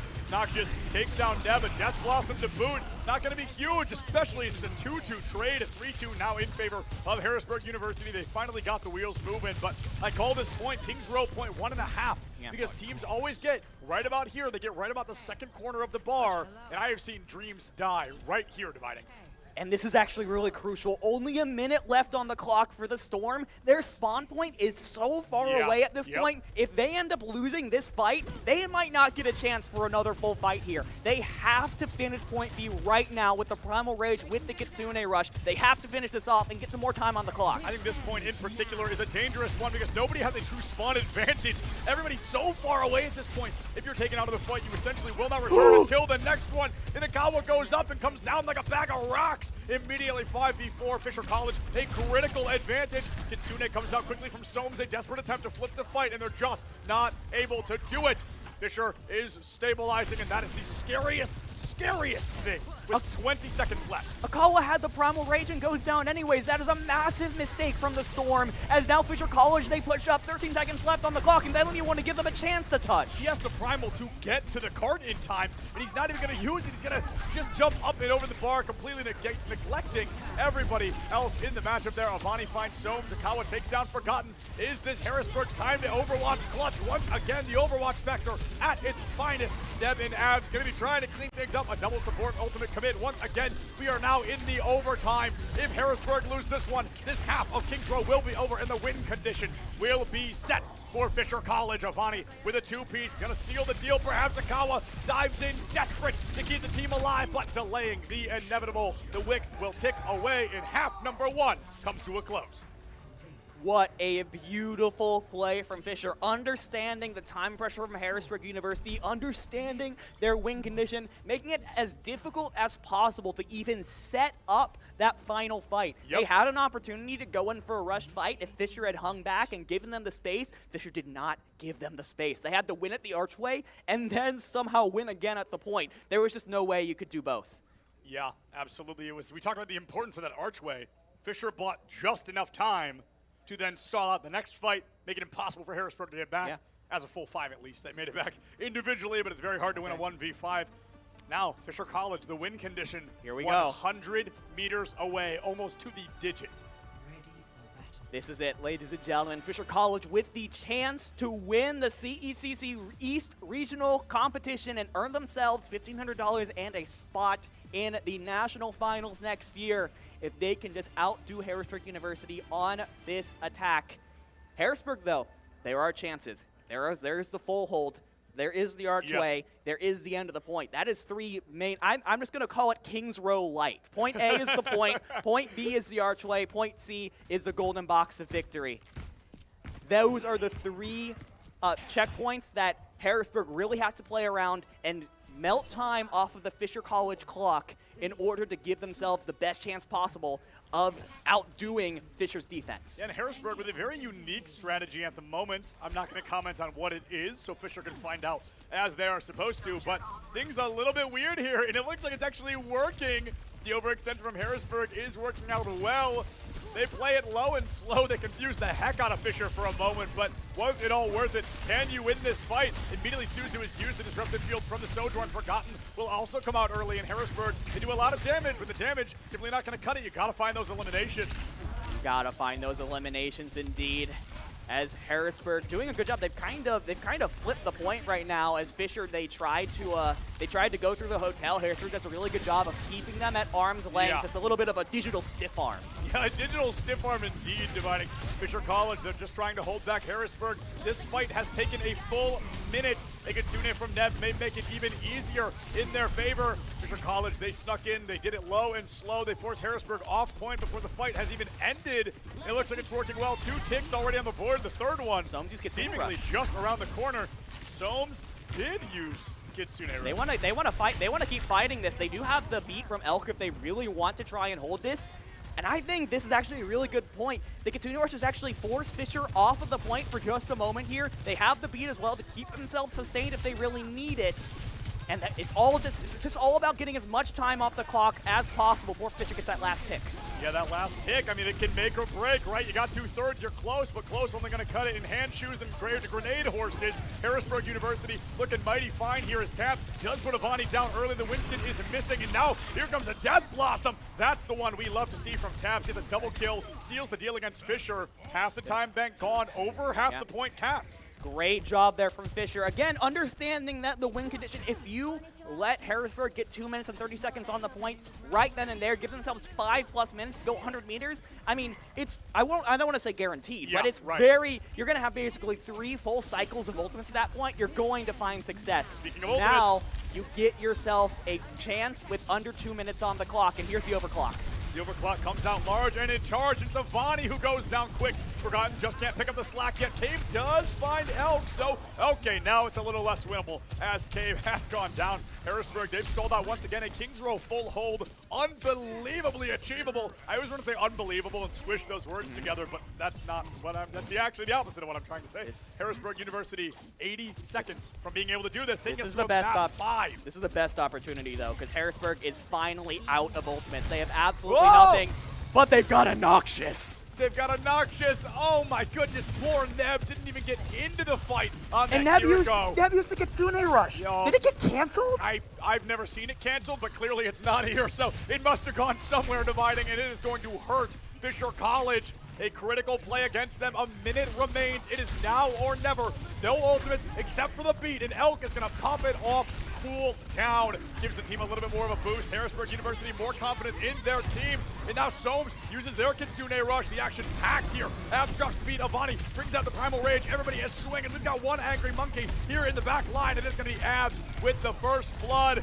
Cap goes down. This is it. I can hear the players screaming from the stage. They are fully invested in this, and Fisher, they have done it. The Overwatch factor at its finest, winning when your back is against the wall. That is what you have to do. You have to come up clutch in these situations. And 2 minutes and 30 seconds is added to the clock. But if you're a Harrisburg fan, do not fret yet. This was a very solid defense from them, taking them almost to the end. And you have both DPS ults and the tank ult coming up in just a moment as well. It's looking like they're gonna opt not to hold at the archway here. Yeah. They're going to just set up for a fight near Library once they can get those 3 ults up in just a moment. And Harrisburg, you could have convinced me they fought that last fight dry with 3 ultimates just around the corner. Here comes one of them early, the overcharge from Forgotten, though. Fisher College, they want to capitalize quick. They want to take somebody down, and it looks like they just can't find that equalizer, at least not yet. Neb, I got to give a shout out to that. A full Kitsune back online. One fight later brings it out, as I mentioned it, Forgotten's Railguns puts Tap back in the spawn room. There go 3 more members, and now Harrisburg backs against the wall. This is their 11th hour. This may be their swan song, unless they can fully recontest. Here is the silver lining here. Tap goes down so early in that fight, isn't able to use the Death Blossom, so you have it for this next one, along with the Primal Rage and both support ultimates from Elk and Soames will probably be coming up mid-fight as well. Fisher College is really only working with the Death Blossom right now. As far as ult economy goes, it is all Harrisburg. Right. Absolutely, it is up to Harrisburg to try to end it. Cave from the top row! It's a double kill. Noxious and Soames are out of here, and that has to be the nail in the coffin. Fisher College, the CECC East Grand Final champions of Overwatch 2. Talk about a performance. It doesn't matter how many ults you have. If you're able to use the one you have so creatively. Cave had never done one of those drop-down ults, I don't think ever, as Reaper. So that's why it's so genius that at the end of the map, when Harrisburg is just focused on keeping the front line at bay, that is when Tap gets into the back and uses the Death Blossom. And indeed, it is a Death Blossom for the Harrisburg University Storm as they put up an amazing fight. This game was so fun to cast, but it is Fisher College now 2 for 2. In the grand finals today. I was just about to say that. This is the exact same time we have seen this story told. The 3-1 scoreline by Fisher College against the Storm, and it is going to work out very well in their favor. I've got to say, like you said, Harrisburg, holy cow. That was so fun. They brought the heat today. Unfortunately, they cracked under a little bit of pressure towards the end there. A phenomenal, arguably perfect Death Blossom. Like I said earlier, a possible Death Garden there from Cave to seal the deal and win out the map. I've got to say, I'm crazy proud of these teams. I know they came out, they fought tooth and nail until the bitter end, but as the bracket goes, we can only have one winner. And it will be Fisher College, the Fisher Falcons, coming out on top today.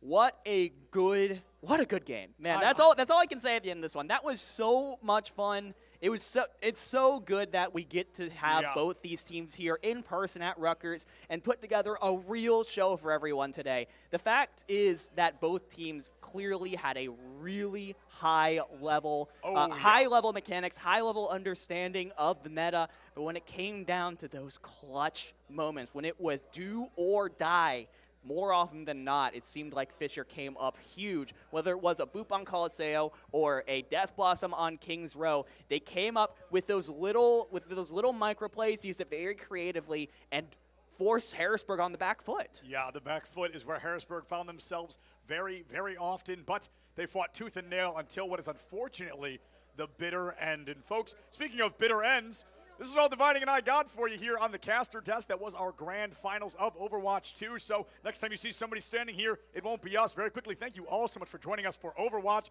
That was super cool, but there's still Rocket League and Valorant left today. Before we jump over to those, Paulie getting the chance to speak with our grand final champions, Fisher College.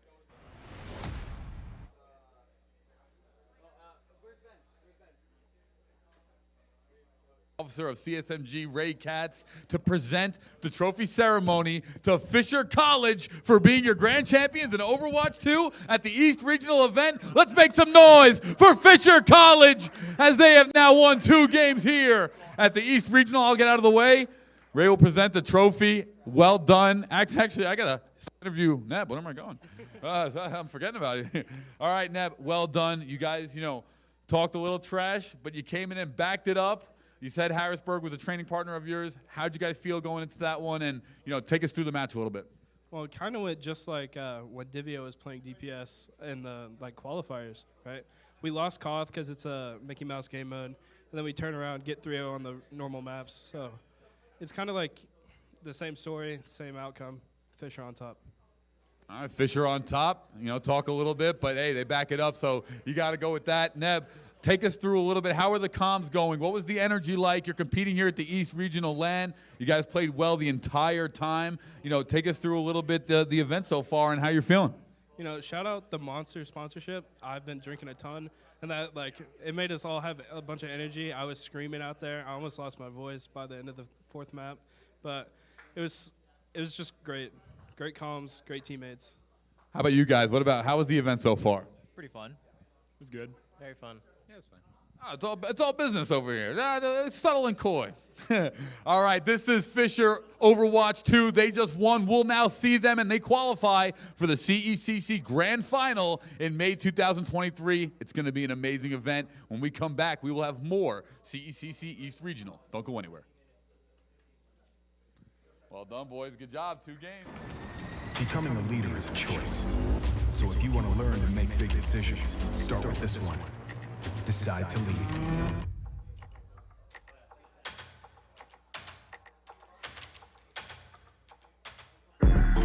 I'm an extra dealer, and I'll be your sub today.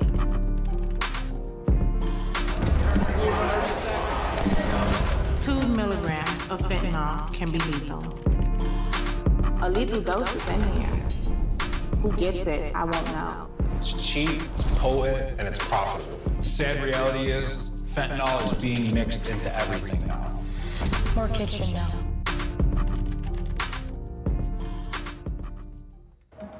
What do you expect from that first job out of college? Working your way up from the bottom? Instead, how does this sound? Starting in a guaranteed leadership position with people who look to you for guidance because you're trained to give it and make important decisions in critical situations. Skip entry level. Decide to lead as an Army officer.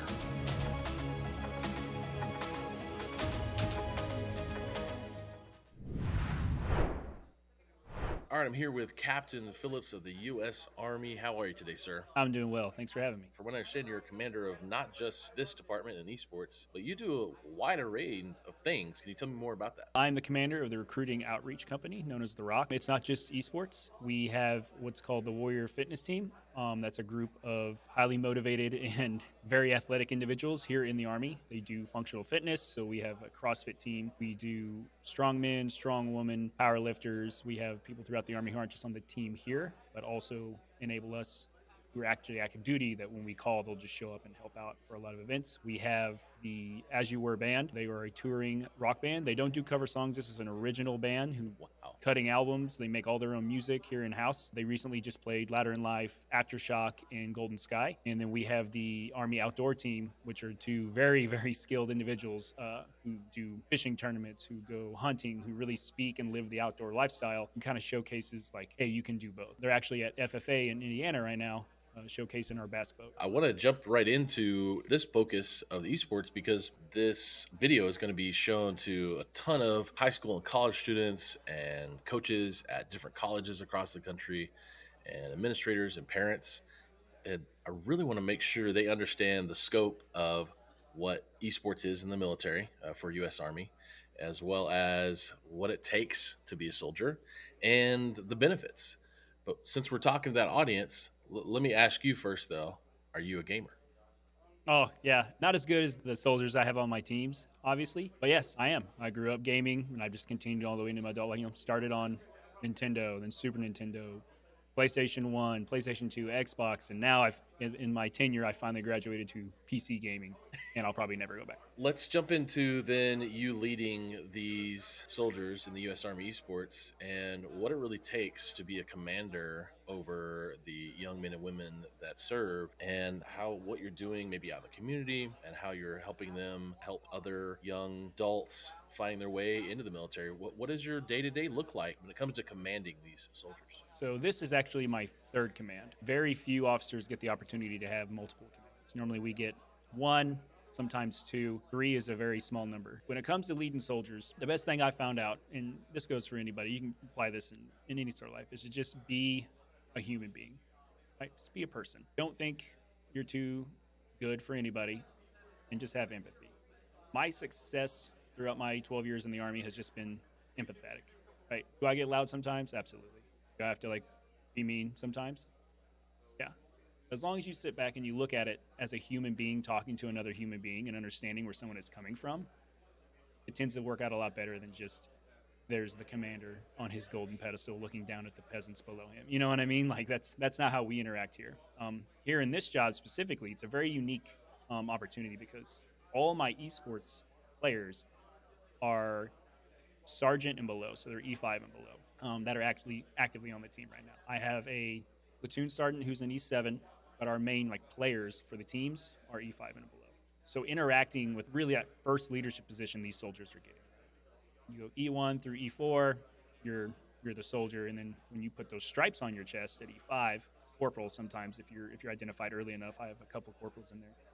That's like the Army's way of saying, hey, we identify you as a leader. We see potential in you. We want you to continue your career, and we're going to start that now. So to get these people motivated and focused on one thing when there's so many distractions is easy and a little bit challenging at the same time, right in the middle, right? They're all out there playing Call of Duty right now, and they're supposed to be playing Apex. Now, I could sit back and be mad about that, but Call of Duty dropped last night, and I'm going to leave this interview and go boot on my PC and probably play Call of Duty with them here for a little bit. And we also have a bunch of senior enlisted and officers, same rank as me, on my other teams as well. So it's really comes back to what I was saying, it's just being a person and working with people. No different than anybody else does as soon as they get up and go to work every day. With this audience of students watching this interview, let's talk a little bit about what the U.S. Army can provide these seniors coming out of high school, these students who are maybe in their freshman year in college or they're finishing college. In this continuum of where these young men and women are, what can the U.S. Army offer in the way of careers, opportunities, and benefits? The U.S. Army has hundreds of jobs. I think everyone thinks that you're going to join the Army, you're going to get it's Call of Duty, you're going to get put in the infantry, and you're going to get sent overseas to go fight whoever. I joined when I was a junior in college. I did an advanced 2-year program. Normally in college, if you're doing ROTC to become a officer, you start as a freshman and you work your way up. There's ways to get around that. So even people who are in their senior year and you're still thinking about joining, there's many opportunities to come into the Army. Benefits, obviously school paid for. You immediately start out making money right out of the gate.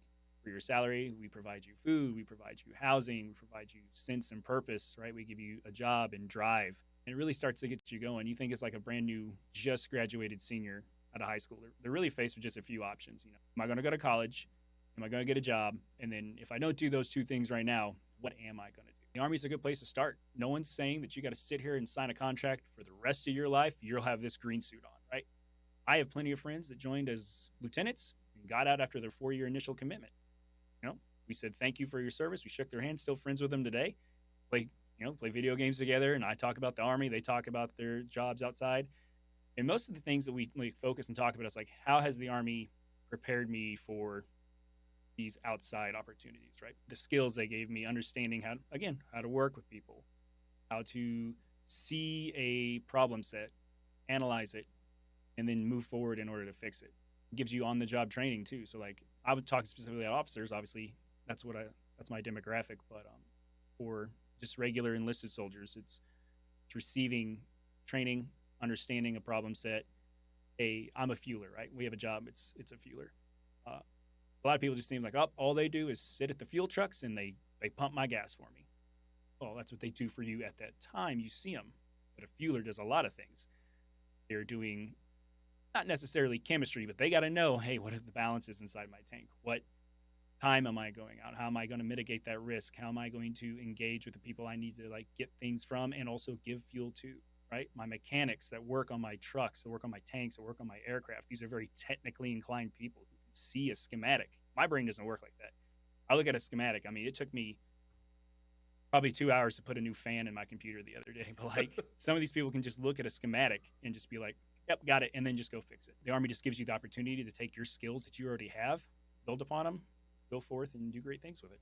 Do you notice anything about recruits that may have gamed growing up and any different communication skills that they may have playing a Call of Duty? Have you been able to witness that or notice that, or they all come in the same, just bright-eyed and have no idea what's going on? What are you looking for when you are working with somebody new and young and trying to understand their background to see how well they may work under your command? They listen, right? The gamers out here that I got on the team, their communication skills are obviously top notch. They're very good at what they do. You know what I mean? It's really easy for them to communicate, hey, left side, right side, hey, he's pushing mid, hey, I'm coming over the top, hey, throw fence. And then if you just sit back and watch them, it's kind of like just amazing because that type of speak, lingo, the way they interact, the short, quick, concise conversations carries over to the Army side too. For me, I'm a combat arms officer. I'm an armor officer by nature, which means I can, served in the cavalry. I've served in armored units with tanks and Bradleys. And that's how we talk when we're doing real world maneuvers, right? Short, quick, concise things over the radio. It applies real well. These kids can come in and they just immediately start picking it up. And then they listen too. They're not like combative or argumentative. They're like, they pick it up, they take it, and then they go forth and do things with it. And if I've also noticed, if they have like a question, they're not really afraid to come ask. When I came in, it was kind of like, hey, you don't go talk. I mean, even as a lieutenant, they're like, you don't go talk to the CO until you talk to like, a first lieutenant before, go talk to the XO before you talk to the CO. And I encourage my soldiers like, hey, if you have a problem, like, come talk to me about it. I can help you. And if I can't, I bet I can find someone who can. And so it's just getting that conversation started. And my gamers specifically, they don't shy away from just walking in my room and just like kicking open the door and be like, hey, I got to talk to you. And it's like, all right, what do you got, man? And their ability to explain things effectively really help out. When we think about these gamers, these young men and women, what are you looking to accomplish? How do you want to send them out and send them forward? What kind of tools are you giving them? What kind of training, what kind of leadership are you trying to instill in them, especially through U.S. Army esports for these soldiers? So with the U.S. Army esports specifically, they're very tied into the industry. They know who's big, who's coming up. And I encourage them, it's like, hey, mostly, if you have an idea, if you want to do something, do it, right? The worst anybody can ever tell you is no. Whether that's me, whether that's someone higher than me, the worst they can say is no. And that's it.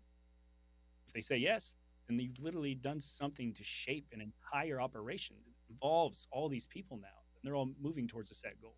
What I always try to get them to do is just go be themselves.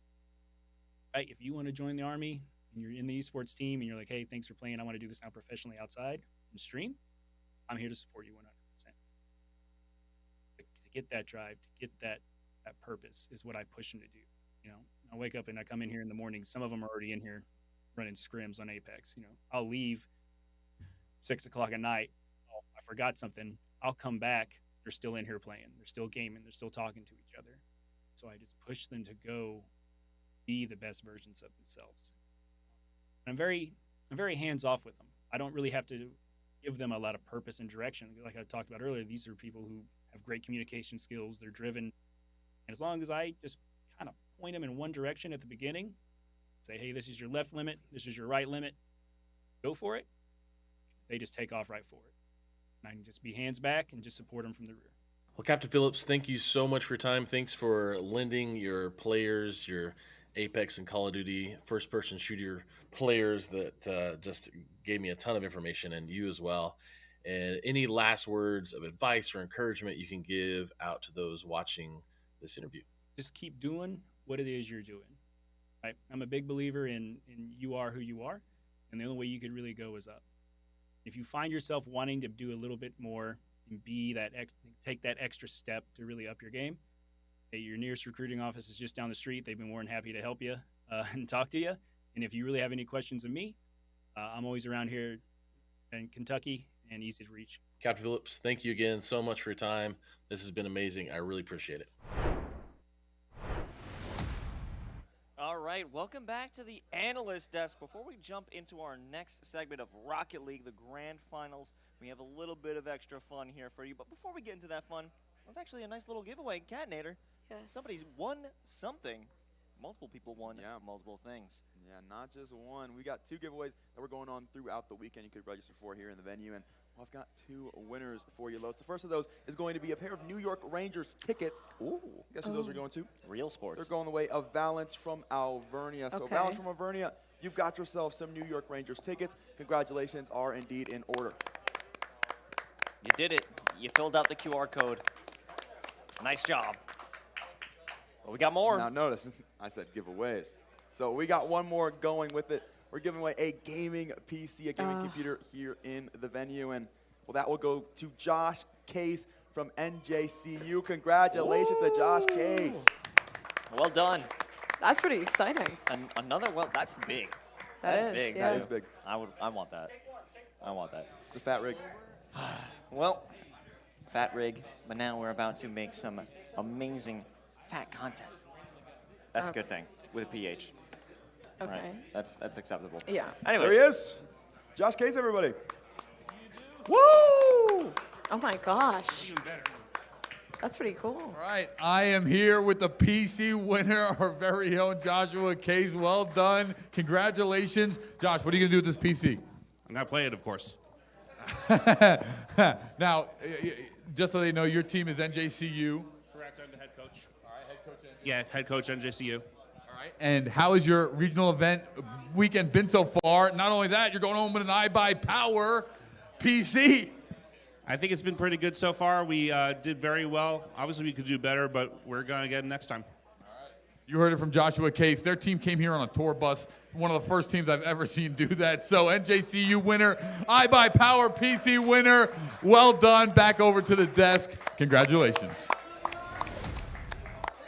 Wow, that's a tour bus. Thank you, Army. A tour bus home is coming with an extra PC. But now we're coming at you with a little bit of extra fun. So we're going into Rocket League right now, and we've had so many designs, many thoughts over this weekend, and we want to inject our influence into Rocket League. So we're going to design up a few different cars to see maybe if Psyonix is willing to pick them up. Now, both Gompers and myself have created some initial concepts. Now, would you like to show yours first, or do you want me? I think I should show mine first because yours is hilarious. Okay. What I have here is what I like to call, you guys can name it for me, I guess. We can name it. Can we get the description and then we'll name after? Yeah, you guys can get the description. Right. So I'll put it right here. You have, this is, I'll focus on this later, but basically this is the car, right? The concept is that it's long, so there's a little bit more distance, you know? You don't have to go so far. And the boosts, I mean, yeah, you can get them, but do they matter anymore? I have a hole in the middle so that the cars can go through them. So demos, I've never heard of them, truly. Wow. And in the front, I got spikes here. So if there is a demo, you're gonna win. So this is like the buff. This is the buff. Like buff yourself. Up here I have a glove because you can't catch balls in Rocket League, and I thought, you know, that's really unfair. Fair, okay. Because you should be able to. Again, soccer they call that a handball. Well, that's a goalie car. I And think so, that might be. no. No, not a goalie car. Not a goalie car. No, it's not a goalie car because once you catch the ball, they have to try to get it out of your hands by bumping into it. But then if you boost yourself up, right, you got this. So they can't. They just can't do it. And it's over. And then I got a big booster in the back, right? Makes you go faster. And up here we have you know when you try to put water in front of your window? What is that called? Like the windshield wiper? The windshield, like windshield fluid? The windshield fluid, yeah. I have that, but it sprays outward, so if somebody's in front of you and it's like an opponent, you block their vision, and it's done. So you block them and then demo them. And then you demo them with the spike 'em spikes up. in the front. And then you give them a smack in the back, and then you go ahead and you grab the ball and you run with it. Okay. Yeah, I think it's a good concept. So I have a question. Yeah. Where the driver? The drivers are Rocket The League. driver Come on, we sits all in know the there's no back driver. seat. Well, I'm For just talking about the safety. concept. There's no driver. You know there's a famous monster truck with a driver drives you in the backseat? It's called backwards Bob. Exactly. That's what this car is called. No now, one can hear so. me because I shot my voice. But Gumbers, that was good, but I feel like we can go better. I'm sorry, but you're not on the analyst desk. You're right. I feel like What gets better? I really feel like there would have been a better way to get him to have my mic. Hold on, wait, here we go. Yeah, I just kind of stole Los's mic. This is a lot better. I think Los really brings the heat here on this So- one. I think so too. This is what I call the Oh my gosh. Here, I'll do it. the T800. This is the Rocket League 800. chiseled. He's So He is really this muscle daddy. inspiration That is muscle daddy. is Arnold from Terminator 1, where he comes from back in time, jacked. He's got the haircut, like the flat top kind of buzz cut deal, and he's got 2 gats, so he's ready to attack. So 2 blickies. Did he just 2 blickies. constantly demo his opponents? He's coming with the blickies, the glizzies, and everything in between. So you know that he's ready to take his opponent. So these demos can come at range. Okay. That's better than this L car. Now I didn't really I made a mistake. It was an oversight on my part. I should have did these are motion lines. Oh, so, he's fast. So He's quick. Or he's no, stinky.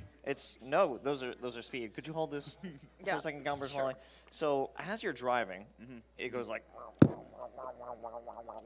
and the guns in hand. They're like But when you boost, it just fires off. Whoa. Fires off. It's like a rapid fire. It's like a wind-up? Yeah. That's incredible. It's got the extendo clip. Yeah. Extendo mag. Extendo a blick. ranged demolition in Rocket League would change the game forever. That's crazy. I like my idea better. Well, I think it's you had a less lot of RNG. ideas. I think it's less but RNG. she made them all work. She put them all together. I know, yeah. I do want to ask. So when we look at your whiteboard, there's like a lot of space there. That's so because my he's only small. question is, why is he so far into the corner? Because he's just a part of a team. Oh, He's a team player. His Okay. teammate actually has an invisibility cloak. You Yeah. just can't see. Yeah. He's on there, but okay, you just can't see him. We actually have a Harry Potter Rocket League with the invisible cloak. I just haven't revealed it yet. No. Smart, That's smart. incredible. Yeah. Kat, what'd you draw? No, I haven't drew yet. We discussed that you would be drawing things earlier. And then no one gave me anything to draw. Kat, Do draw we a have to card. give you an idea? Yeah, I'm not very smart. Who gave us this? This was us. I'm not very Come on. smart. All right, I need Kat, I need ready? like a We're going to theme give or Kat something. 30 seconds to draw a That's card. just not gonna be We're going to give really Kat 30 fast. seconds to draw a card. Ready? Okay. We're not going to count down from Oh, 30. I that would just- take a long I time. just have to draw Oh, one. take Draw a card. You No, gotta take give a us like a full regular 30 Bring an seconds. idea out right now. You gotta bust something. You gotta give us the best idea you've ever Yeah. had. Okay. Ever. Yep. Okay. Well, I'm. Oh, can I rate your guys' cars? Yeah. You rated my talent earlier, so. Yeah. I'll rate your cars. I don't like how this is going because I Yeah, think I rated him actually a no, 1. I was not harsh to you. I mean, my I talent liter- was pretty cool, I but gave it's A-okay. I gave him a 1, and so All I right, know. Gombers, for artistic ability alone, I Yeah. think you deserve at least a 5. I'll be honest. Okay. I think you really did a good job drawing your image, drawing the ideas Okay. you had. Valid. Now, Los, unfortunately, I can't say the same thing about yours. The drawing itself is good, but I can't get over the fact it is 2 inches tall. That's kind of on a weird. Listen. It's a Okay. weird Okay. card. How about I do this? He's doing a sick aerial. All right, you know what? 6 points for Los, minimum 6. So actually very things smart. are looking good. Gombers, my Yeah. only thing is, what's He's the hit the- line there? That's a field line. It's a what? It's a line Oh, on the it's to field. display how long the car is. I thought it was like a gold box, and I thought they were hitting it the wrong way. I thought that was, Kat, did you? Yeah. I'm done. Thank you for trying, Kat. what? I really Trying? appreciate Wow. it. Saying trying is The weird. way you say Thank you that for makes trying. me Is that Patrick's have the house on lowest wheels? expectations here. It looks like Patrick's house. We on- appreciate his spoil. efforts. You know what I mean? Like we're glad he's here with us. Are you ready? We're ready. And we're ready. And all 3 of us are gonna rate this one. Okay. Well, can I explain it before? You can try. Yes. Okay. So, Well, what would you call it? well, we'll get to that. Listen. Okay. So, in Rocket League, we all know there's a lot of demos, right? People Yes. get demoed a lot. So, my concept here is I have an easy to manufacture car, very minimal pieces. It's this one big body yada yada piece here, right? These two wheels, they just kind of you stick them on, just 2 You wheels. just It goes- stick them on? Yeah, They're like just- glue. You just tap them on there. Yeah, just like that. And then the driver actually goes on top.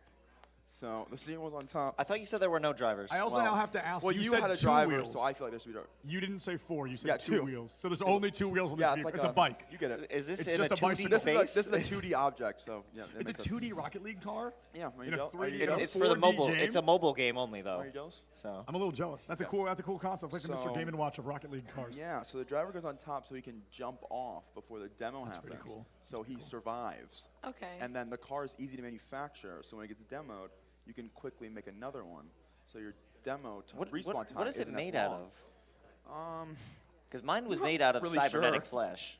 I'm not really sure about that one. Lois is just getting more and more points the more he talks. I mean, he adds cooler things every time.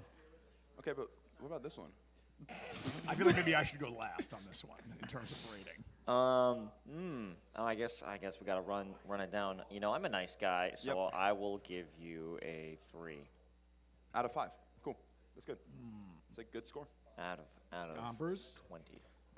It's really bad. Because you tried to change the scales on me. I'm not gonna let that slide. No, that's fair. That's fair. I would rate it, but I think I need to take a nap first before I do. Oh, you gotta sleep on it. That's a sleeper. Yeah. That's a sleeper. I would rate it. I gotta sleep on it. I would rate it. Thank you for trying out of 10.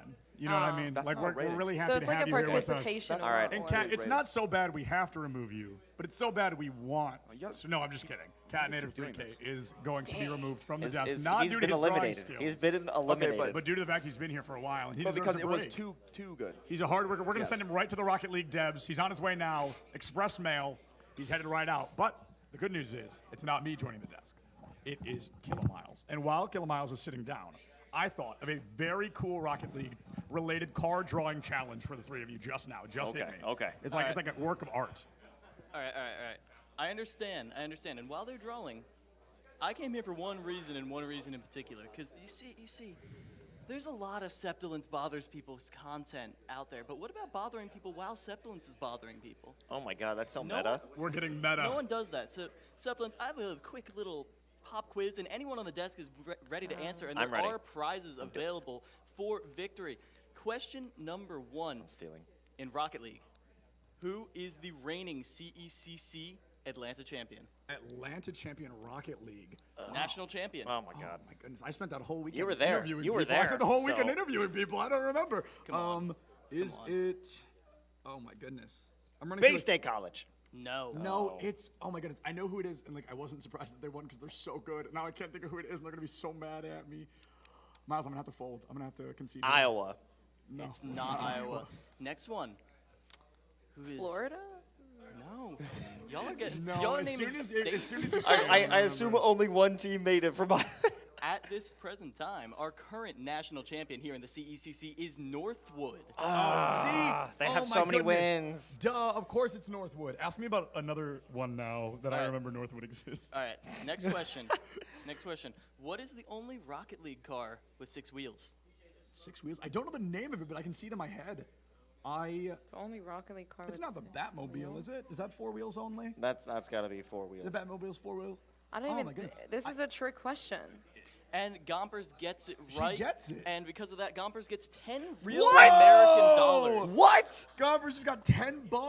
She's All right. so smart. She helped me with a hangman I couldn't The get yesterday next- too. the Dude, I'm next just real stealing from people. And at the this last question. I can get this one. CECC South. Who won it? Who qualified in Rocket League? I don't feel bad this time because I didn't work it. So, I don't know. Point. Wait, for Rocket League? Rocket League South. For South? Rocket Was it League UTA by South? chance? That's a very comfortable guess. Texas, Was it UTA? Arlington? I thought it was. However, UDT. That's also a phenomenal guess. you are just naming letters at this No, point. I know University of- UTA. I know UTA. UTD. Do you not even know? UTD. That is Oh, it was Brewer Bruton Parker. Parker. Oh, they're so Unbelievable. good Parker. too. Oh, I was close. UTA I've second never place heard though. of that university. Is this actually mine? all right. And as, Miles is a man as a of his word. consolation prize, you do get this purple spike It's a ring. ring. Whoa. Is this actually mine? Oh yeah, sure. Gompers, I will give you $10 for that $10. Do you want it? I mean, I'll give you Easily. $10. We'll figure that out so once the $10, cameras sure. check. We'll see. Okay, Wait, okay. awesome. All right, I So have you my can take Rocket it League back. challenge. I have my Rocket What? League challenge. You guys want to hear this? I think you're really going to like this. What? So I want each of you to draw a Rocket League car implementing an $10. ability or item from Smash, Valorant, and Overwatch. The ability you can choose, but you need to implement the ability in a Rocket League car. Okay. Okay. I think this will be a really interesting concept. And I'm going to keep talking while they focus so they can put their whole into this. Immediately, we've got circles on the board. People are confident. People are looking good. I forgot I can't stand up. I gotta be sitting down. It looks good. People have a great idea going. This is clever. I just thought of it while Miles was sitting down. I actually really like the idea. I know each of them will love those games respectively. I probably should have given Los also Val, or maybe like No, CS:GO. listen, I do everything. I do everything. He does do everything. That is a matter-of-fact statement. He also played Overwatch a lot this weekend. That's why I knew he could do a good job. We were on the grind all weekend. Definitely have not lost a map at all, even one time ever this weekend. We definitely didn't. Wow, you guys took this and really ran with it. All three of you are just in the zone right now. This is phenomenal. I have to stand up to see all three, so I'll go and join you guys back down here. Thank you all so much for watching and tuning in. This has been a great weekend. My voice is a little bit shot. If you missed Overwatch, you got to go back and watch it. That was incredible. If you missed Smash, you got to go back and watch that. That was just breathtaking. Phenomenal through and through. My man, Tony Pajamas from Fisher. Whoo. Oh, I can't even make a whoo sound. Somebody else do it for me. Woo! Hey, there we go. So, I mean, Tony took 11 out of 12 available stocks in series number 2. Just sealed the deal for Fisher. It was super cool. Fisher also walking away with an Overwatch win. But if I'm not mistaken, Fisher is not in the grand finals of Rocket League or Valorant. So I believe they are not going to be joining us for either of those. But walking away with 2 victories, that is pretty darn tootin' cool. All right, about 15 seconds left, gamers. Let's see what we can bring to the table here. I know I never really set a timer, but I'm sure the people want to see these. And honestly, I am very impressed considering I just tossed this at you guys with no precursor, no warning. Looks like Gompers is still warming up a little bit. We'll give her a little extra time. I think she's nailed it. I can't wait to find out what that is. All right, 5, 4, 3, 2, 1. All right, pencils down or markers down. All right, Los. Miles, you want to start us off? Smash Ultimate integrated into Rocket League. What do we have? All right, it's so obvious that honestly I feel a little bad for just taking low-hanging fruit, but you make the ball demoable. You make the ball like a demoable. Smash ball. Yeah, exactly. Miles, that's so demo clever. ball. Now, here's the thing. You need some kind of cool, amazing prize, and while I would love to give out purple spider rings to every single person who demos the ball, unfortunately, it is a virtual game, and I don't really deal with that sort of virtual asset. So, instead, what if you just win?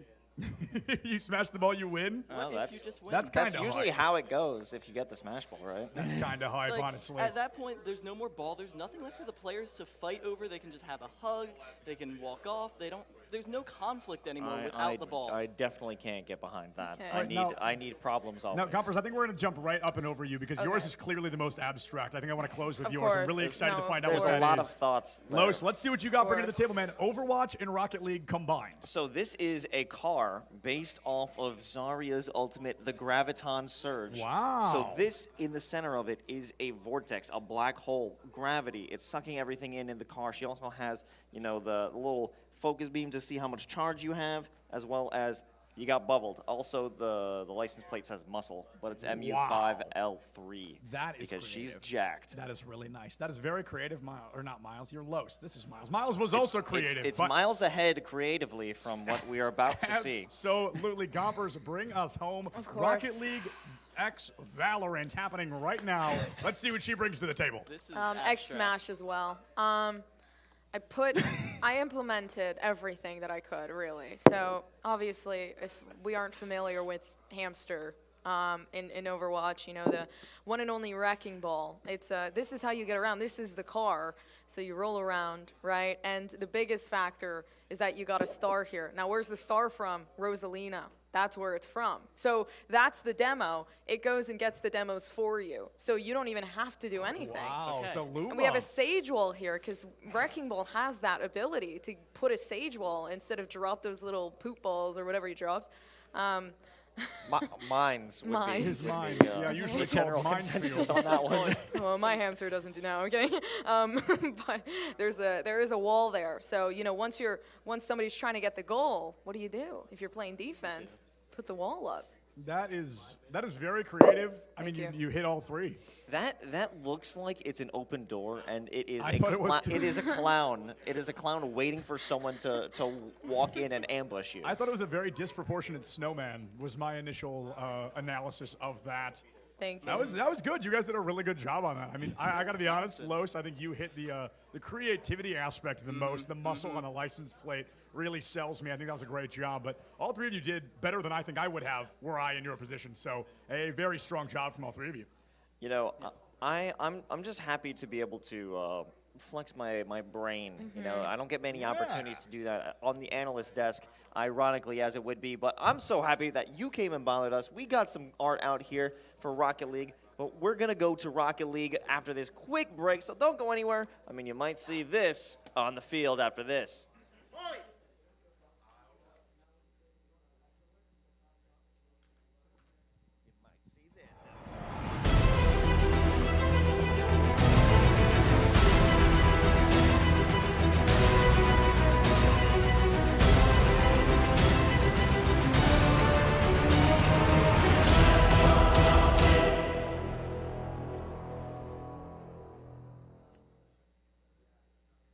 Hey, Raffle Gator, what's going on, brother? Paulie Hype here from the CECC on site at Rutgers University. How you doing, brother? Hi. I'm having a little bit of issues, so just one moment. Sure. I'm not Take your able to time. hear you guys just yet. Oh, I can hear you now. Okay. You can hear me now? Hey, what's going on, Raffle Gator? How you doing, brother? Paulie Hype from What's the up, dude? CECC at Rutgers. Yeah, it's awesome to be here, dude. It's too bad I missed Overwatch, but I'm really excited about these next games. Yeah, Fisher College had taken Overwatch. It was an amazing 3-1 game. But just a little bit real quick, you know, we are here at Rutgers University for the Collegiate Esports Commissioners Cup, of course, presented by U.S. Army and Army ROTC. And it's just, it's really awesome to have you here, man. We are so thankful that you're going to be working with us for this event and restreaming and watching some of this top collegiate action in the country.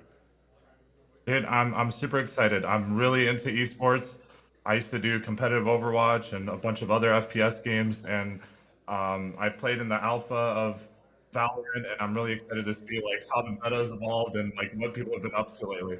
So, you know, you said they used to compete in Overwatch. I'm really actually interested. What are your thoughts on Overwatch 2 so far? Dude, I love Overwatch 2. I main tank, so it's like super fun to like control so much of the game. I don't like Zarya so much, and I don't like some of the DPS characters going on right now. But overall, I've been having a really fun time climbing in it, and I'm interested to see how the game evolves as like nerfs and buffs come in. Sure, no question about it. So you're going to be doing a co-stream event over on your Twitch channel, twitch.tv/RaffleGator. Definitely make sure if you're in our channel to check out RaffleGator, amazing streamer. You said we're going to have the Valorant Finals. So what are you looking forward to the most, kind of checking out this top collegiate scene as Valorant has been booming in not only the pro, but also collegiate space? Right. So I have played Valorant a long time ago. Like I played this game when there was like 5 characters in it, dude. Right. Like super alpha. And I'm super excited to see like how this game has evolved. I used to play a lot of Counter-Strike and I grew up on these kind of games. I told them that I'm not super caught up in like the metas right now. So this is going to be like kind of like a learning experience for me as I'm watching this. And I'm super excited to see like what happens when you combine like all these like crazy wacky abilities with Valorant and how far it's come along. And like I think the last like 4 characters I haven't even seen, so this is going to be like a big reaction for me. Yeah, I'm looking forward to it as well. These collegiate teams are amazing. You know, a little bit about the CECC. We're actually at the East Regional event. So we go to 4 different regions. We have the East, North, West, and South. And the teams that win these events in each game of Super Smash Bros. Ultimate, we do Rocket League, we do Valorant, and of course Overwatch 2, each of them get to qualify for our Grand Master event, our Grand Final event in May, the Collegiate Esports Commissioners Cup, which we're going to announce the date at a sooner time, what arena we'll be at. But last year, we were actually at the Gateway Center Arena in Atlanta, which was an amazing experience. I wish we would have had your co-stream for that event, as it was the largest awesome. Collegiate Esports Commissioner, Collegiate Esports LAN event ever. So really excited for that one. And all these teams here are just competing to be the best in the East region. So your stream and yourself will get to witness Valorant as well as Rocket League. And again, just so happy to have you here to be a part of the stream and a part of the event. Dude, it's a pleasure to be part of it. I appreciate you guys for having me. Yeah, of course. We had Overwatch earlier. Wish you got to see that, of course. Valorant now will qualify as well. And then Rocket League. You play any Rocket League or a fan of Rocket League at all? Dude, I played a lot of Rocket League back in the day, but I would say that I am at a beginner level. Like, I am a big noob. And when I see, like, these crazy plays with, like, people flying in the air and all that stuff, like, I am going to lose it, dude. That stuff is crazy. Taking it a little bit outside of the game, you know, across the country, there's roughly about $16 million in scholarship prizing in just the esports category alone. It's growing every single year. If someone was to tell you that when, you know, much like myself, we started competing years ago, if someone was to tell you that back when you were younger, how would that make you feel about going to college? Dude, that would be insane. Like, one of the things for me, it was very hard to stay motivated in school because I was all about playing video games and, like, you know, anything you learned in school didn't really help you with streaming or anything like that. But knowing that I could have gotten like a college degree and been able to go to school for that, that would have been amazing. Like, that really would have like pumped me up and made me want to like put more into like my education and like actually want to go to like college and all that. Yeah, you know, it's such a direct contributor, especially to the success of students. You have a GPA average you have to meet to be able to compete on the esports team. And when, just like ourselves, if you're so passionate about Overwatch or any game, that really drives you to get the work done. So I think that's so amazing. You know, like I said, everyone in our stream, make sure you go check out twitch.tv/RoffleGator. That's ROFL Gator. And go check out him on Twitch. Him and his community are going to be watching the remainder of the CECC live. Do it together. We'll give you some shout outs throughout the event. We're going to have a quick little video that comes up next here. And when we return, we will have all the action from Collegiate Esports Commissioners Cup on the East Region Rocket League Finals. Don't go anywhere. Rafflegator, thank you so much, brother. It's been a pleasure to talk to you. Let's get it, baby. Let's Woo! go. That's what I'm talking about, Raffle. Let's go, baby.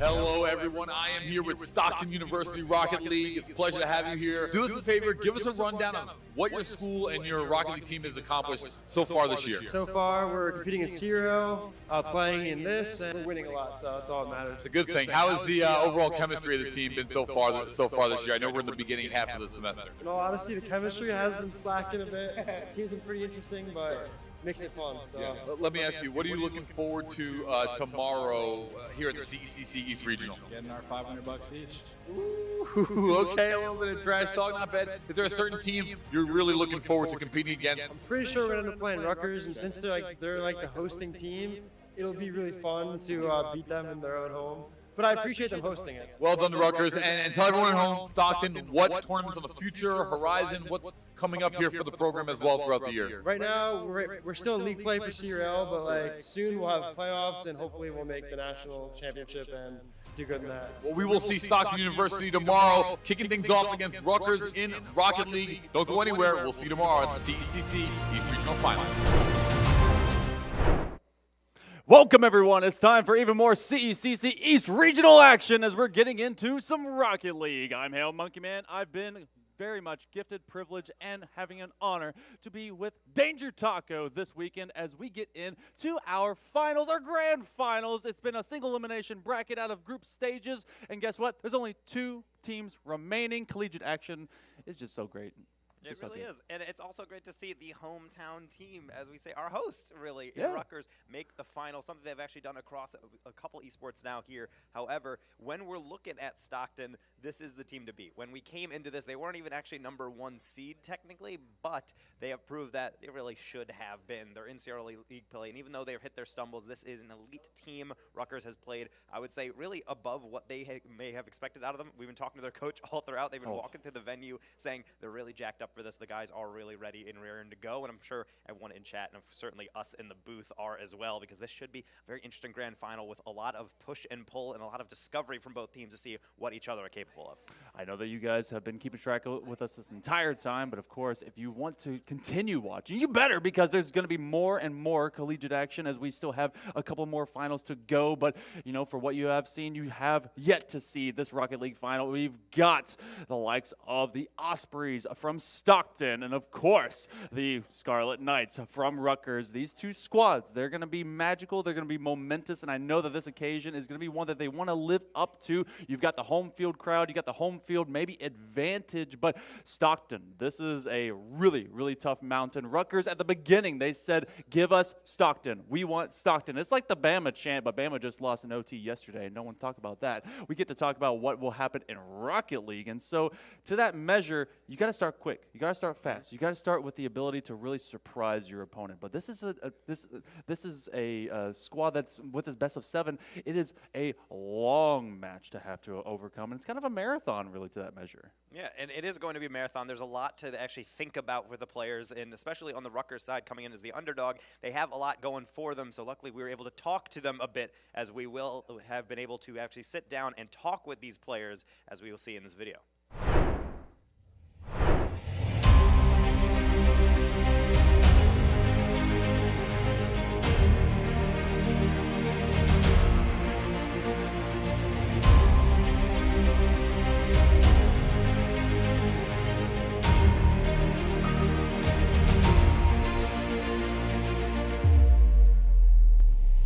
Hello, everyone. I am here with Rutgers University Rocket League. They've just clinched their finals appearance tomorrow against Stockton.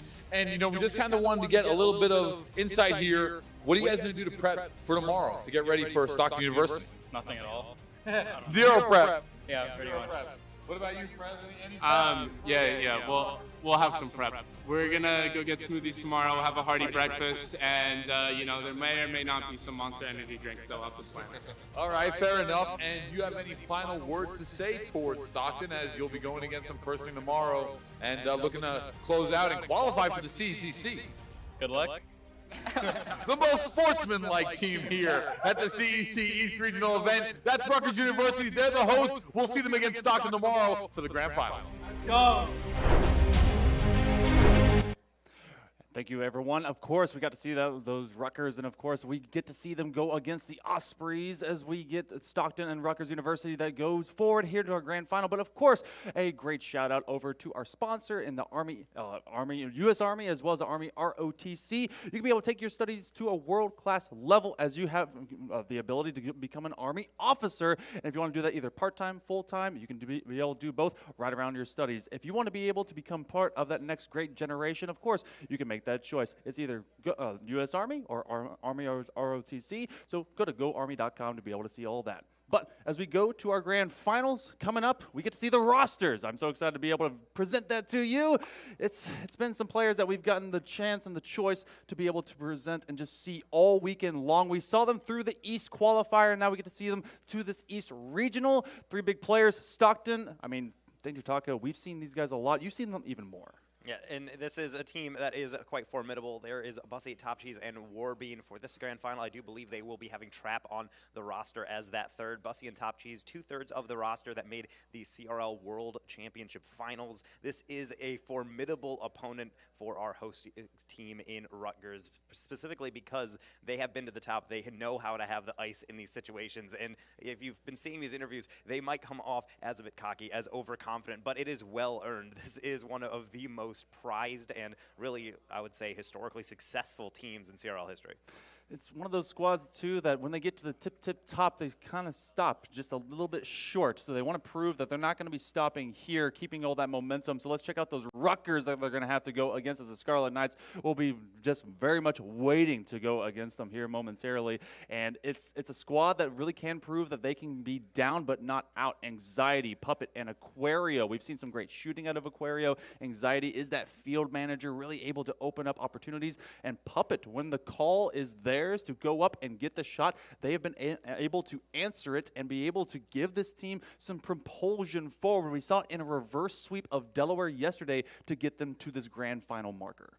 And I think that's one thing that is really important to mention is that, yes, they did have to go through a reverse sweep, but it took time for them to really calibrate everything through. And I often think about a lot of these players. They're in college. Probably some of them are math or STEM majors, and a lot of them come down and say, there's an equation that has to be solved. And that's what a lot of these series are. You're not going to come out every single time and know exactly how to play. You have to change things up, whether that's pace, whether that you have to come in with the variability in terms of how you infield you're going, how downfield you're going to test the defense, keep them on their toes. I think Rutgers was able to reach that point in their semifinal yesterday. That is why they're here. It's why they believe that they can adapt to any play style. But if this is all an equation to be solved, these are tests to undergo. This is your final in every sense of the word. This is the exam you have to pass. The grand finals against Stockton is what you play for at the end of the day. Team adaptation, can that be enough with the chemistry, with this just being able to play for one another and with alongside one another with great coaching in the back? You see them doing some fist pumps. Can that overcome just pure individual mechanics? You have some great superstars, some people that have been to that top of the echelon and the mountain in Stockton. The Ospreys have been able to answer that call a time or two, but Rutgers University, they've got the hometown behind them. They've got a lot of love, and they've got each other.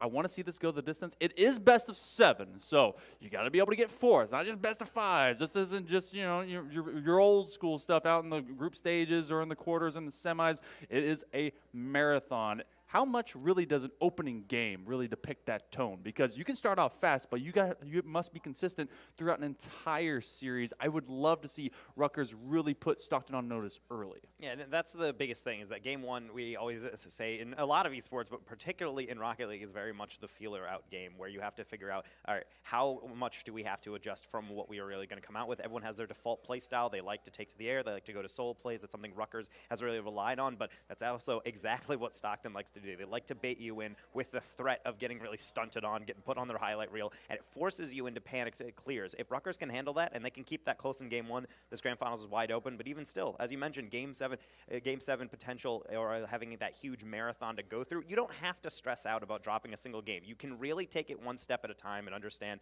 that, yes, we do have these minute between things. We can calm it through. It's about staying calm. That is the most important thing. You don't want to tilt early, because at that point, you're just going further and further down the drain. And this is also being played not just for a position over in the CECC, which again is being played in May and announced in just a little bit of time, but also is being played for a little bit of cash. $1,500 goes to first place and $500 to second. So you would like to have a nice payday here on a lazy Sunday, but it is Championship Sunday. Rutgers will be in orange, Stockton will be in blue, and you guys get to be with us in this first game.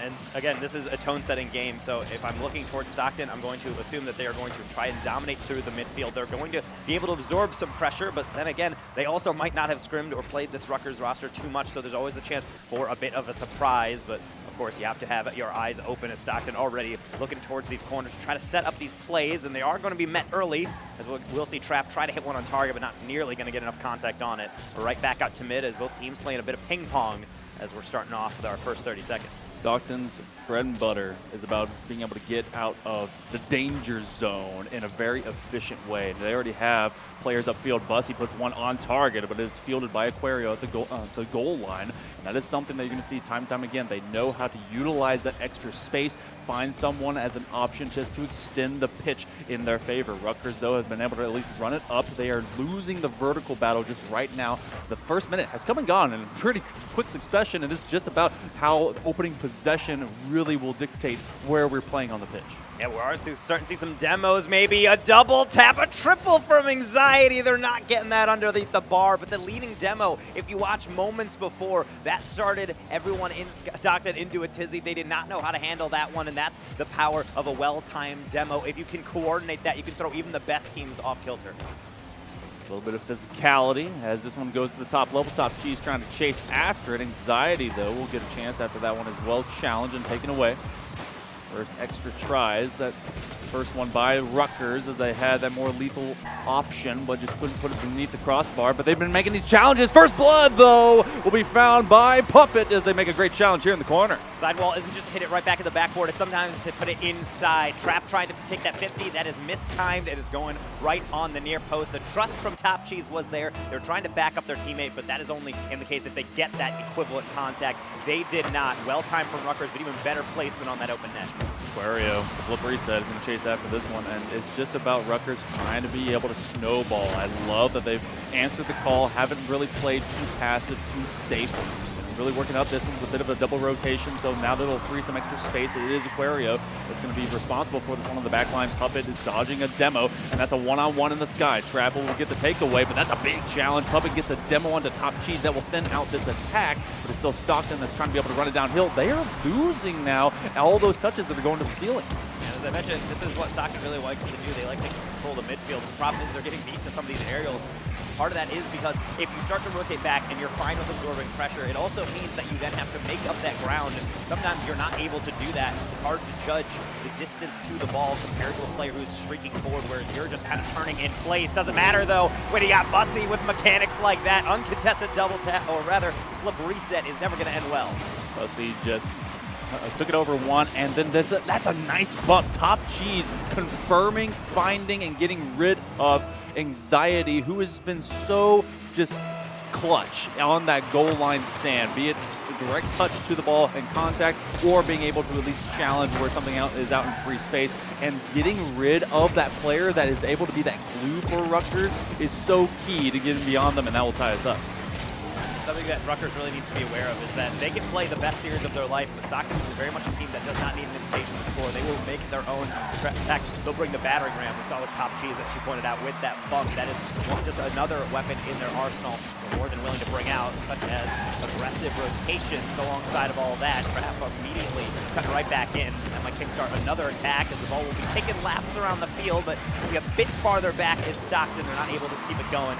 We'll see Rutgers launch it forward, and then some. Anxiety over one and underneath the second. I thought that was going to be a passing play out to the top of the box, but Anxiety just kept rolling with it. The adjustment to just go for it on the outside, and then they landed, made that nice cut. So the Scarlet Knights will be able to get their lead back. Individual plays are just working against Stockton when they go above them and beyond. They're just not closing his space enough, and whether that's just a lack of respect, it's a classic game one stratagem. Stockton has a lot of confidence, and that is the risk. It is a double-edged sword. You can play incredibly well and think that everything's going to work out, but if a team is coming with a strategy that you're not anticipating, sometimes if you do approach overconfidence, you're not going to really respect any of the touches coming through, and you're going to get punished. Granted, you still have the skill to back it up. Top Cheese certainly will have a look at this one on the near, but a couple of deflections will pinball that one to the far corner. Maybe a freebie, and that just goes to Bussy. So, okay, let's check this one out. This one comes into the zone. That was a great challenge by Top Cheese to make it bounce out. It goes to Trap, who just finds a defender kind of rotating in front of them, but then it just feeds immediately over to the box. So, kind of a freebie as everyone's lagging behind the opposite side post. Misunderstanding about who's actually going to cover that space. Anxiety was coming out of the goal, but they were grabbing pads, so they thought with that bounce into the corner, the back post play will be there in time. Top Cheese might beat them, but at least I'll have the boost. They learn that player is in fact not there, and it was a bit of an open net shot. Again, these are the mistakes you can't make. Again, Trap in the air, no one putting a hand up. There is a lead. Trap card revealed. Bussy, he's been able to score him and also set him up. Trap knocking this one down. It goes right over Puppet, who was in the center of the net, but that one has a little bit too much heat on the street to otherwise not be beat. So Rutgers, they will have their lead conceded. Stockton finding theirs for the first time here in game one. This is where things really can get out of hand. That's a crucial save from McQuarrie to keep them in it, especially with 36 seconds remaining. Anxiety trying to get back into it, but they're going to have to do it from a Shadow Realm. That's another demo slowing them down. Rutgers now really on the back foot. They're pushed onto their backcourt again. Something that Top Cheese brings better than so many players in the collegiate scene. The ability to dominate in the air. Same with his compatriot Bussy, going for another flip reset. In fact, trying to go for two just for style points, but they'll take just the regular points for goals as they still have a lead late, but for how much longer? Off the corner, one more clear. It's a weak one, a bounce underneath. Puppet might have a cut. It will stay alive for our 0-second play, but it's got to go coast to coast, and that's going to be a stretch too far. Stockton able to recover, and they get game number one here in this grand final. They started a little bit behind. They were not ready for the immediate challenges that Rutgers were able to bring, but that's exactly what I was looking for. Scarlet Knights started out pretty well, able to make their challenge game really permeate and become a lead, but then just surrendering too much space in that exact same corner, and it was just defensive rotations that need to be tightened up a little bit, but this ultimately gives Stockton their first lead in the series. And this is the classic problem with a lot of players, is that when you go into ranked and play this style that Rutgers is taking, it works incredibly well. But the moment that you do have a slight breakdown where everyone is playing their position and then there's a slight moment where you're saying, okay, I'm going to take a bit of a risk. I'm going to push out. I'm going to get that boost. I'm going to grab these pads just to shore myself up. I am sure someone will be coming on the backside, and if they're not there, Stockton will be really prescient enough to understand that that middle is open. I will find a pass there, and we saw that a couple times. And we're saying it's uncontested, and it's not necessarily because of Rutgers' lack of effort. It's just because Stockton understands that if you're going to give me that space, I will take advantage and gladly throw an open pass into it. Yeah, this has been a very mechanical and just a little bit quicker team. We got to see Anxiety kind of get soloed. They really had to put like a marker on their forehead. So if they got to target someone to open up some space, that's going to happen. Also, just making use of the free space aerial superiority where it is. And right now, Rutgers, they're going to try and start on the attack. They did this here in game number 1. A shot already. It took seconds, 10 of them, and Rutgers already on the board.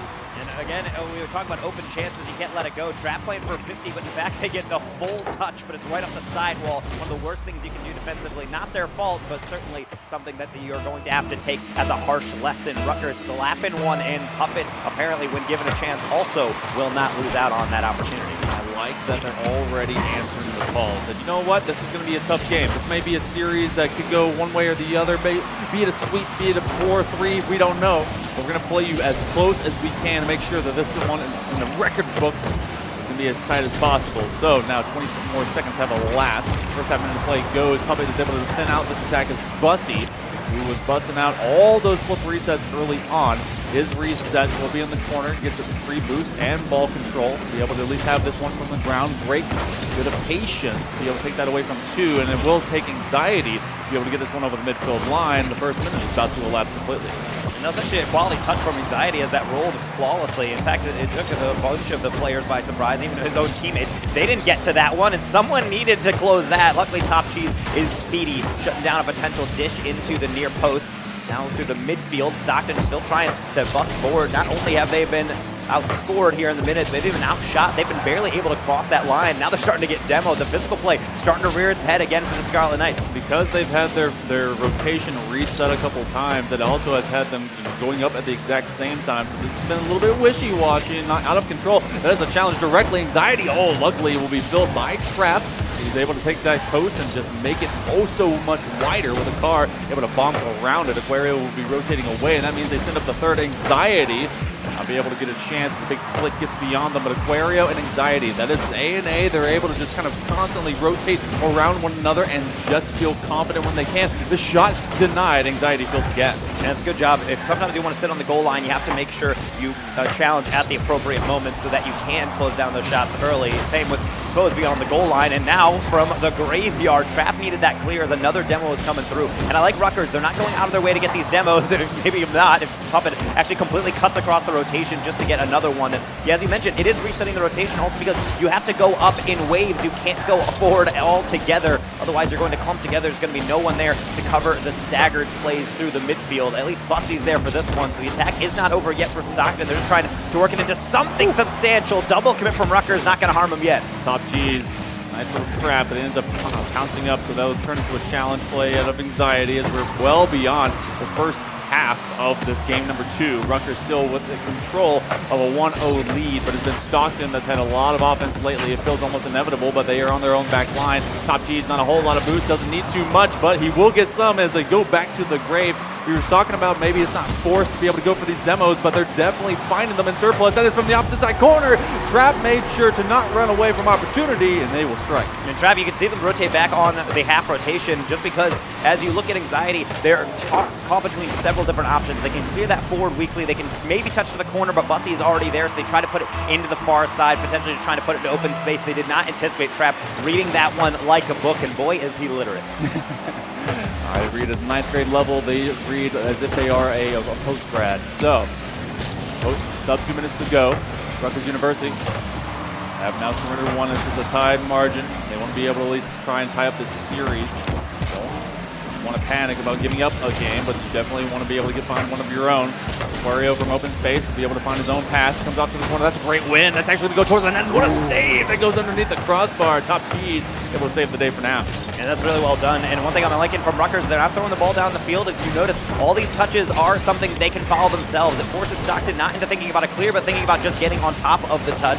Rutgers keeping it close to themselves. It's a hard thing to maintain. It requires a lot of boost and also a lot of close rotations. Whether or not that's actually sustainable is going to be the question that is on my mind for the remainder of this game, only which there are 70 in regulation. We're looking forward to see who has it in them to strike first, to be able to get this lead. Trap trying to do it with another flip reset, but it's going to be hard to get that in from midfield. Yeah, there's a lot of numbers game out there because Puppet went up early, just forced that play in the first place. But this is just Bussy hanging around. He just does a soft backflip and just is able to say, hey, this is coming out to the top of the box. Why not? Top Cheese put it in a danger zone in the first place. Bussy says, I was on my way out, but I'll put that one in. And again, it's just about recognizing from Stockton, they're a very smart team, even though we talk so much about their mechanics. Understanding that all of Rutgers is starting to congregate around the goal, but if there's no one on that backboard, lob it high, see what happens. Even if the defender gets a touch on it, they're wasting boost. They're not going to get a clean touch, and you can continue on your offense. Stockton will never miss an opportunity to really slap one in across your face of goal to make sure that you are always on your toes, and sometimes you will fall on your face. Gotta respect the constant attack. If it's a threat, no matter what kind of touch it is, be it lopsided or otherwise, they will be creative enough to go for it. Bussy fills the gap from the back line. Third man approach. That will be the first. Trap is going to rotate away. And so now this one ends up vaulting through. All right, cameraman, show me how this happened. And it's unfortunate as Bussy plays this one very well. The problem is Aquario actually half flips thinking that is going to have a different bounce. When it gets close to that corner, it is technically a corner at a 45-degree angle between the sidewall and the back wall. But in fact, even between that, there is a little bit of a curve connecting those two. Sometimes you can get some weird bounces, and even the best players among us will misread it from time to time. 20 seconds remaining. There is still hope, but something has to go in. That is not going to be one of them trapped safely to the corner. I did like that finesse off of Aquario. He's trying to be able to drop that down immediately. This one is not heading on target, but that is a big miss by Top Cheese. They got to be able to get this strike. It is on. Oh, but Bussy is going to put it away. So this one puts it on ice. It'll be 2 games in a row for Stockton. And some late resurgence by the Rutgers. Just couldn't be able to get behind that defense as they answer the call between the pipes. And it's all smiles on the side of Stockton, and for good reason. They're playing their game, and it's just slowly chipping away. These are not dominating games, despite the scoreline now growing from a 1 goal in Game 1 to 2 goal in Game 2. For the most part, that was a Rutgers lead that they left out. And I'm not even saying that they're capitulating anything or really crumbling under the pressure here. It's really just the fact that Stockton will understand that they can get shots off, they can make sure that they put on the pressure, but they're patient. They will take their time, wait for those open opportunities, steal out your boost, and ultimately, if you can't get those clears, as really Rutgers has struggled after getting under pressure for about those 15, 20-second windows, they're going to really have to adjust for some things. You mentioned Game 1 is a feeler game, and it's best of 7. Game 2 needs to see the adjustments. We did not see that, so now really going to have to be down to Rutgers to really dig deep, find something to change something up and surprise the Ospreys. We have seen Rutgers University be able to score first in these games. They do set that initial tone, and it's a great redirect attempt, but that'll always be stopped by Trap as Aquario. Again, showcasing they're a fantastic shooter, and they can do it either off pace or on, be able to just put something that's near deadly and threatening at the net. But the Stockton defense has been able to tighten up over time. You're talking about that gap of 1 goal, 2 goals. Maybe this one will start to run away with it, but it is Stockton that takes a little while to finally find theirs. It took them until beyond the midway mark of game number 2 to get finally to that the beginning of 3 goals eventually, but his first minute of play is just as even as it was in game 1. And you're starting to see really Stockton understanding that they do have the full control of the overall touches. You've seen Top Cheese start to fake in challenges. Now here come the infield passes. A rare miss. That one over the bar from Trap, trying to place it too well, and sometimes you'll hit it a bit too high. This one's a great opportunity as no one really crashed in the net. You did have the second man that finally stepped up. That has been something lacking, or at least lagging behind for Rutgers. They do have that great initial approach, but they're not going from that far outside angle to be having an option going in. That is a great one, but Anxiety is able to dig it out from underneath that crossbar. Another threat goes to the backboard. Aquario is able to be able to just step up into the position, fill that gap, work for a clear, and it took extra effort to even get it to the midfield line, and it's going to be looking straight between them. Top Cheese read that one like a book, and it wasn't really hard to read. Classic defensive conundrum. You have 2 players equidistant from the ball from each side, and as you can see, they start to converge in. Anxiety and Puppet both closing it down. They realize it too late, and the ball goes over the top. That's not necessarily an open net as much as Rutgers. Just having that miscommunication. When you're playing so quickly, it's crucial because you need to get to the ball and make sure you close down the touches before before anything can happen, but sometimes you don't communicate well. But hey, mistakes can happen on either side. Stockton, no contact. Rutgers will equalize within seconds. They have not played at their cleanest, and this is something that Puppet has been there a couple times to punish. We haven't seen, this was the first time that Stockton was able to get the opening goal. Rutgers are very much willing and able to answer, and they know that Stockton is no god, they do bleed, and so they will be able to just continue that rolling forward. But again, the Ospreys, they bring this attack. They can continuously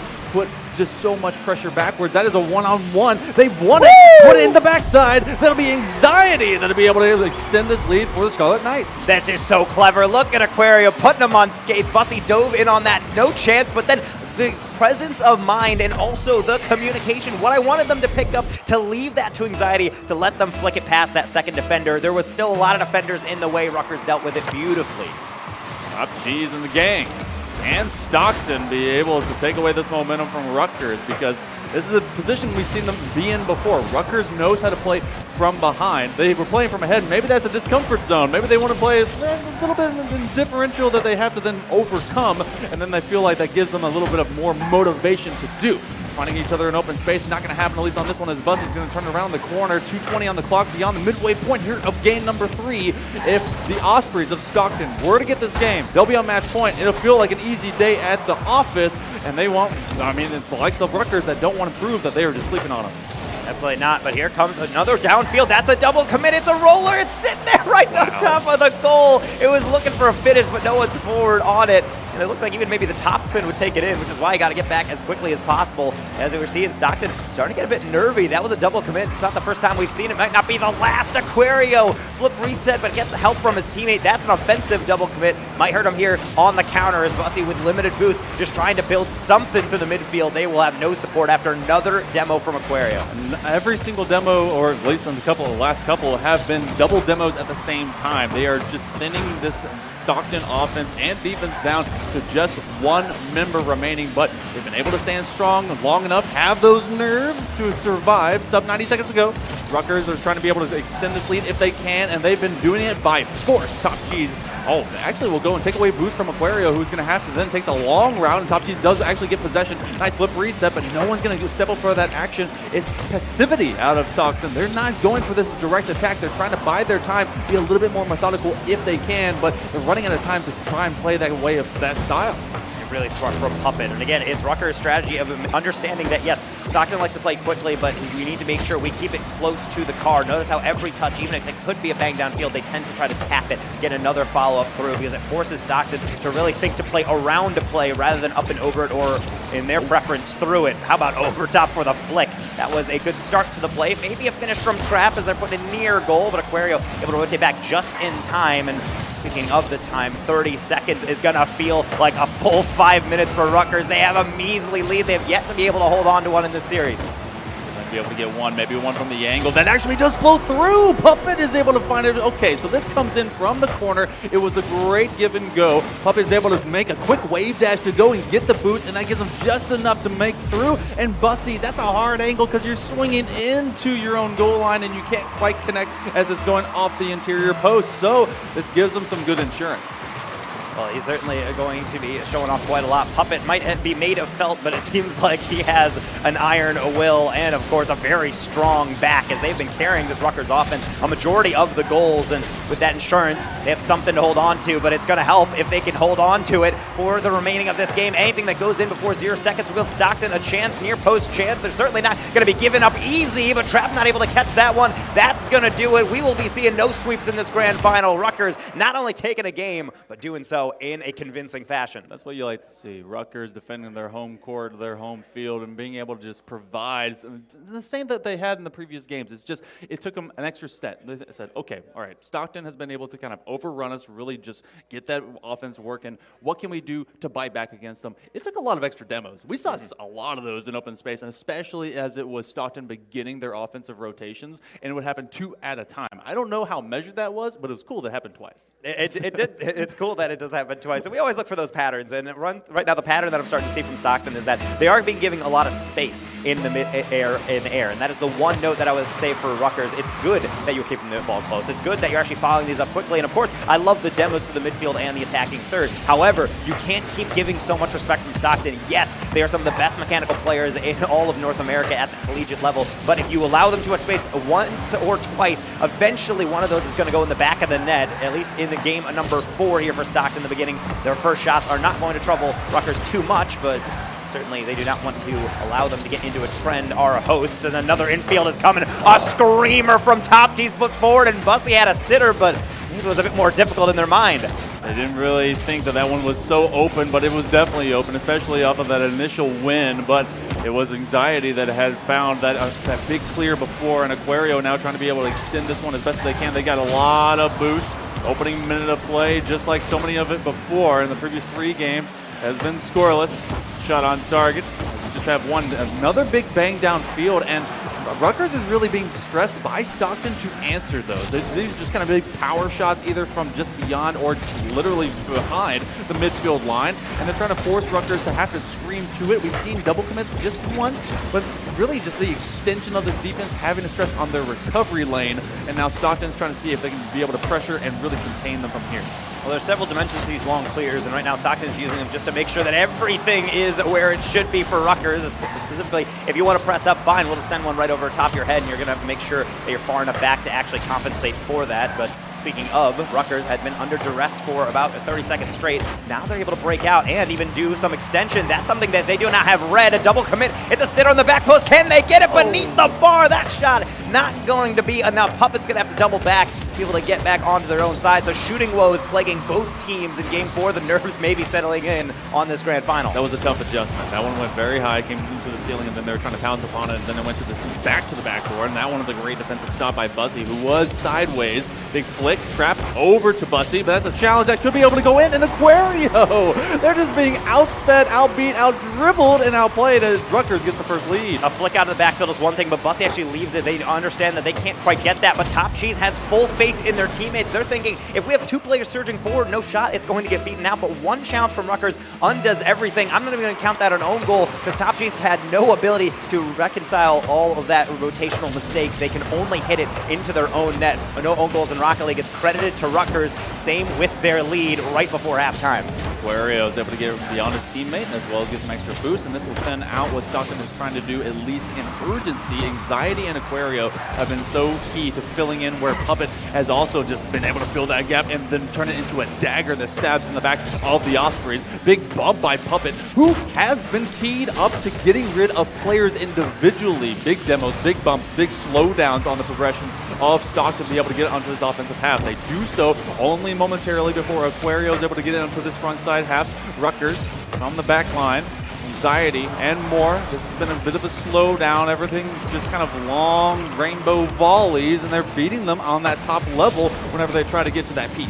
And this is what I was talking about. Maybe they're just listening in. My coaching is available online, Rutgers, if you'd like to borrow some. But at least for right now, they're challenging quickly. Watch Stockton takes the air and then immediately be met by Rutgers player. This is forcing them to not just think about getting another touch, going for a double tap, going for an air dribble, but thinking about what am I doing next? I have to hit it past the defender. I can't just use solo plays. Stockton is relying on team plays, and right now Rutgers, with this increased speed, will be able to enhance their own ability to touch these balls out and then form their own attacks. The transitions, however, are starting to fall apart as I say that, as another clear getting sent right back into the orange half, as Stockton understanding that they can't allow this state of affairs to continue. They're still behind, and they're no closer to remedying that. Less than 80 seconds to go. Rutgers have done very, very well of making sure that Stockton hasn't had too much time over the midfield line and to do much with it. Now, individual play. This is going to be a slowdown that's going to be in their favor. You cannot give them too much free space, so they just wait until they see the whites of the eyes of Bussy, which is a very angry glare because he is looking at that net as if it is his life depending upon it. Rutgers have a chance if they can get another goal to really secure this game. They've got the one, they've got the lead for now, but that's for now, and they've got to be able to think for the future. It's a very present threat that Bussy is trying for as he's able to get this off his nose, looking for anything, but no, they have taken it to the sky, and they are winning those battles. Aquarius actually even going to get an extension, as Trap and Top Cheese will both look at each other and then allow Top Cheese, one of the best players in the East, in the air, to take to it. Bussy, a flick forward, Trap trying to get the placement. You can't put it any better than that. Top corner, 1-1. I like this challenge, but it still went in favor. It was basically a faster progression of what Top Cheese wanted to happen in the first place. Bussy having the presence of mind, slowing it down, looking back to Trap saying, "You got it, my man. Take this shot. We're tied at 1." That is something that is so smart from Bussy, is that they've been the facilitator of a lot of Stockton offense. Even on low boost, they're able to keep the ball in interesting positions. That last one looks like a miss hit, but in reality, it just kills the ball straight down and allows them to get the shot off. Speaking of killing the ball, Top Cheese nearly spiking one off the flip reset, and Stockton has been reinvigorated. Do they have one more in them before regulation, or are we destined for another OT? To the back post, being hounded as Aquario. Bussy keeping it alive. Top Cheese looks like they're want to feel like a hero, but they're not able to get the first touch. Trap, final chance of regulation, surely onto the back post. If there was half a second left on the clock, this one might have been over. Oh, I don't think Top Cheese recognized or even thought that that one would win its way all the way to the backside post, but this one could be an opening kickoff goal rotation anyway. A nice takeaway for the backboard defense, as it will be Puppet out in open space. He doesn't care if he gets the ball. He's looking for the player, but he will streak on by, as this one does get buried into the flag post area. Rutgers will have to retreat, though, as it is trapped to the top level.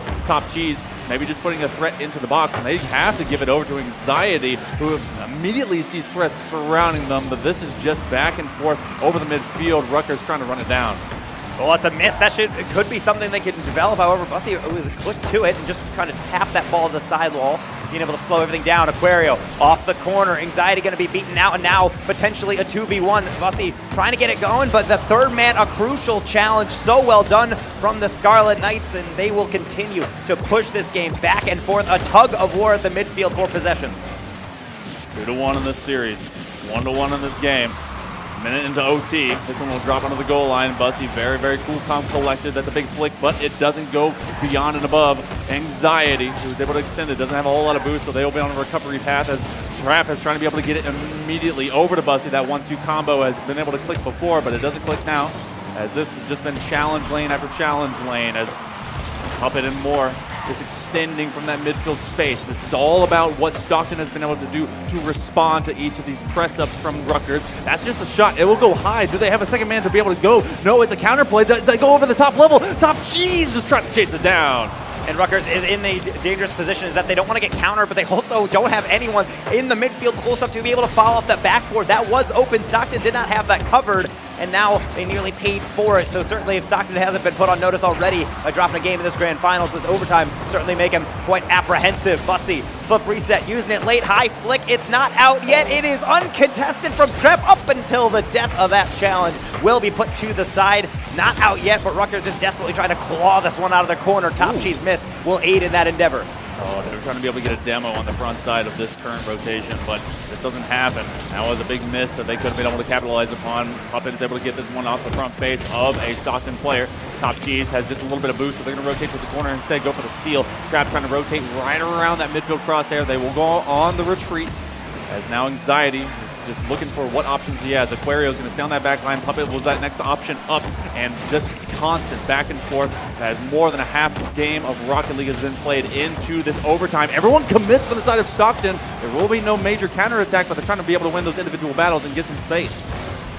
Looking at Aquario, presence of mind, not just throw that one away, keeping it close. Granted, it will be cleared, but it shows that Rutgers is not panicking. They're not letting emotion dictate their play. They're letting the sheer logic of the situations presented to them, which is going to be something that will serve them well, but it's certainly going to sting if it can't convert into something substantial in this game. The giveaway off the sidewall, and that is all the invitation Trap needs. Up and over the defense. That is game 4 to Stockton. Anxiety tried to adjust. They were looking for that second tap to be able to make sure this went to safer waters, but they didn't have any boost, so that turned into a shot that caught the defense off guard, and this now will be the Ospreys on match point for the remainder of this series. Rutgers, they had a great game, they had a great idea, they just ultimately couldn't be able to score when overtime required them to. And you're seeing the smiles from Stockton, but there is somewhat of an intermixing with them a bit bit more serious, talking it through, understanding that, yes, we did get that victory. Yes, that is something that is going in the way that we're anticipating. It's 3-1 in the series,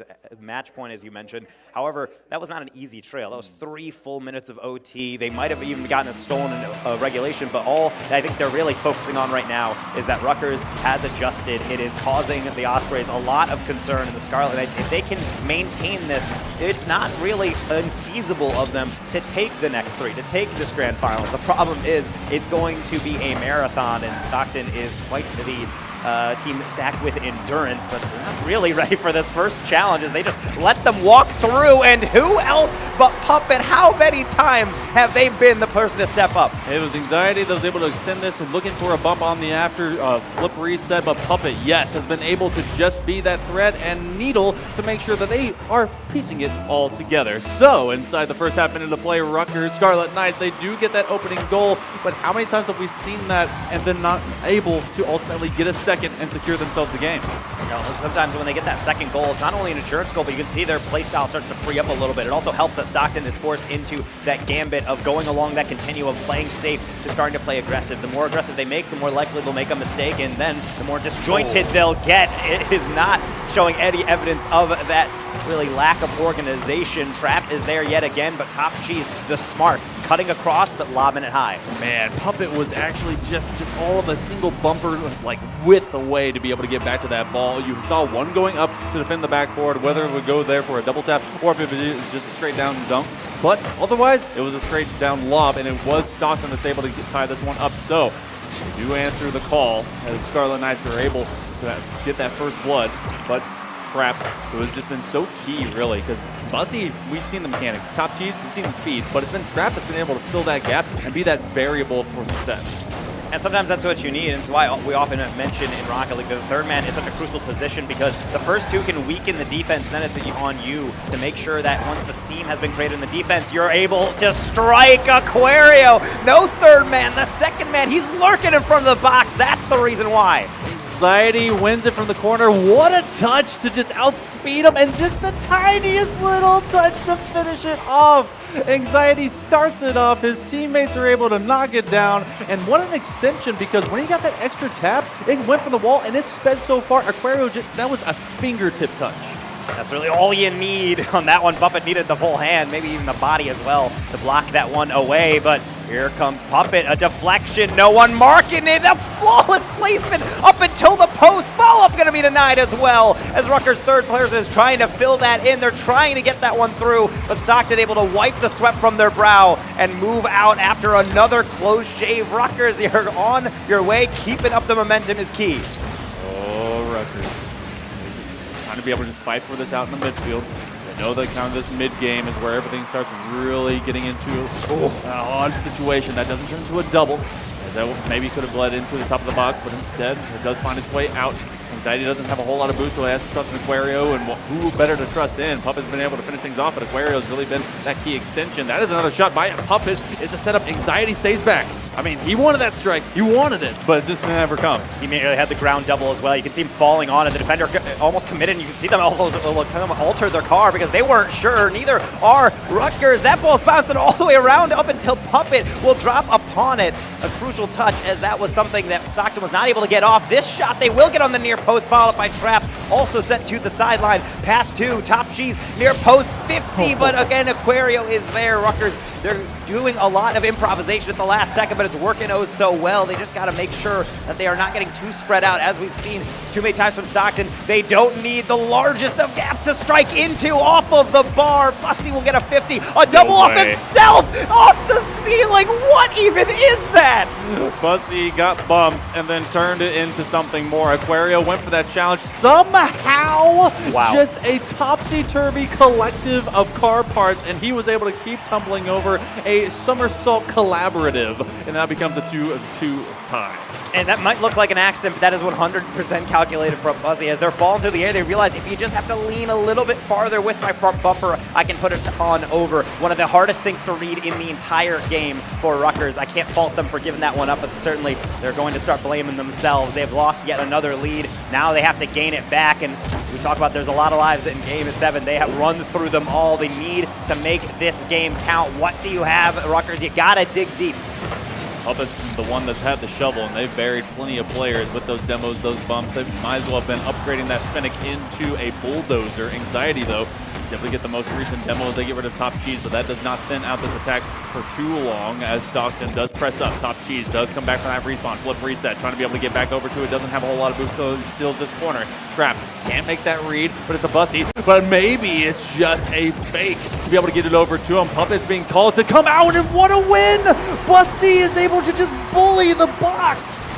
The defense was not ready for this one. Top G's throwing it back in the mixer, and that is what good teams do. It's not about getting the clear shot off. It's not about getting an uncontested read. It's not about getting the solo play. It's putting it right back into the middle, forcing the defense to react. They did not jump in time, and it looks like just a clean challenge win, but it's just because Rutgers was not ready to have that one go up and over their bumper. You have to be able to calm those quickly, and it's so hard in that situation. Very well done by Stockton, and now the death timer has started. We're under a minute and a goal required just to extend this one out. One goal away from either being done with this series or going into overtime.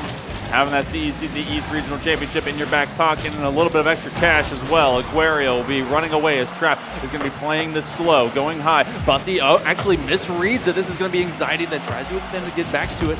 Top Cheese leaves it for Trap. That's going to go off to that top corner. Goes to the ceiling, gonna dive upon it. Puppet is trying to do the exact same thing they were before. It was just not a passing play that they were ready for. Ooh, the back pass. Puppet is a high lob. It's on target. It's going across the line. All of Stockton taken out. Puppet, I don't know how they do it, but for Rutgers' sake, they got to keep going. The smarts to beat actually all three on the chip. Wow. That was a Bussy play. That's exactly what that was. Puppet says, you know what, you can do that directly against us. How about from the offside angle? So tied 3-3, but from the kickoff rotation, that's going to go to the high side corner. Someone's already ready for the shot. Puppet's there to save it. Puppet's there to get these goals. Puppet's the one that's able to help them out and keep Rutgers University going. Slowing it down. Do they have anyone from the top level? Yes, they do. A one-on-one, but it's going to go neutral to the outside wall. A few seconds remaining. Bussy. Oh, it's a shot. Are they going to get the game? Oh! Aquario in 0 seconds, and Rutgers is able to get a second game. They're not going to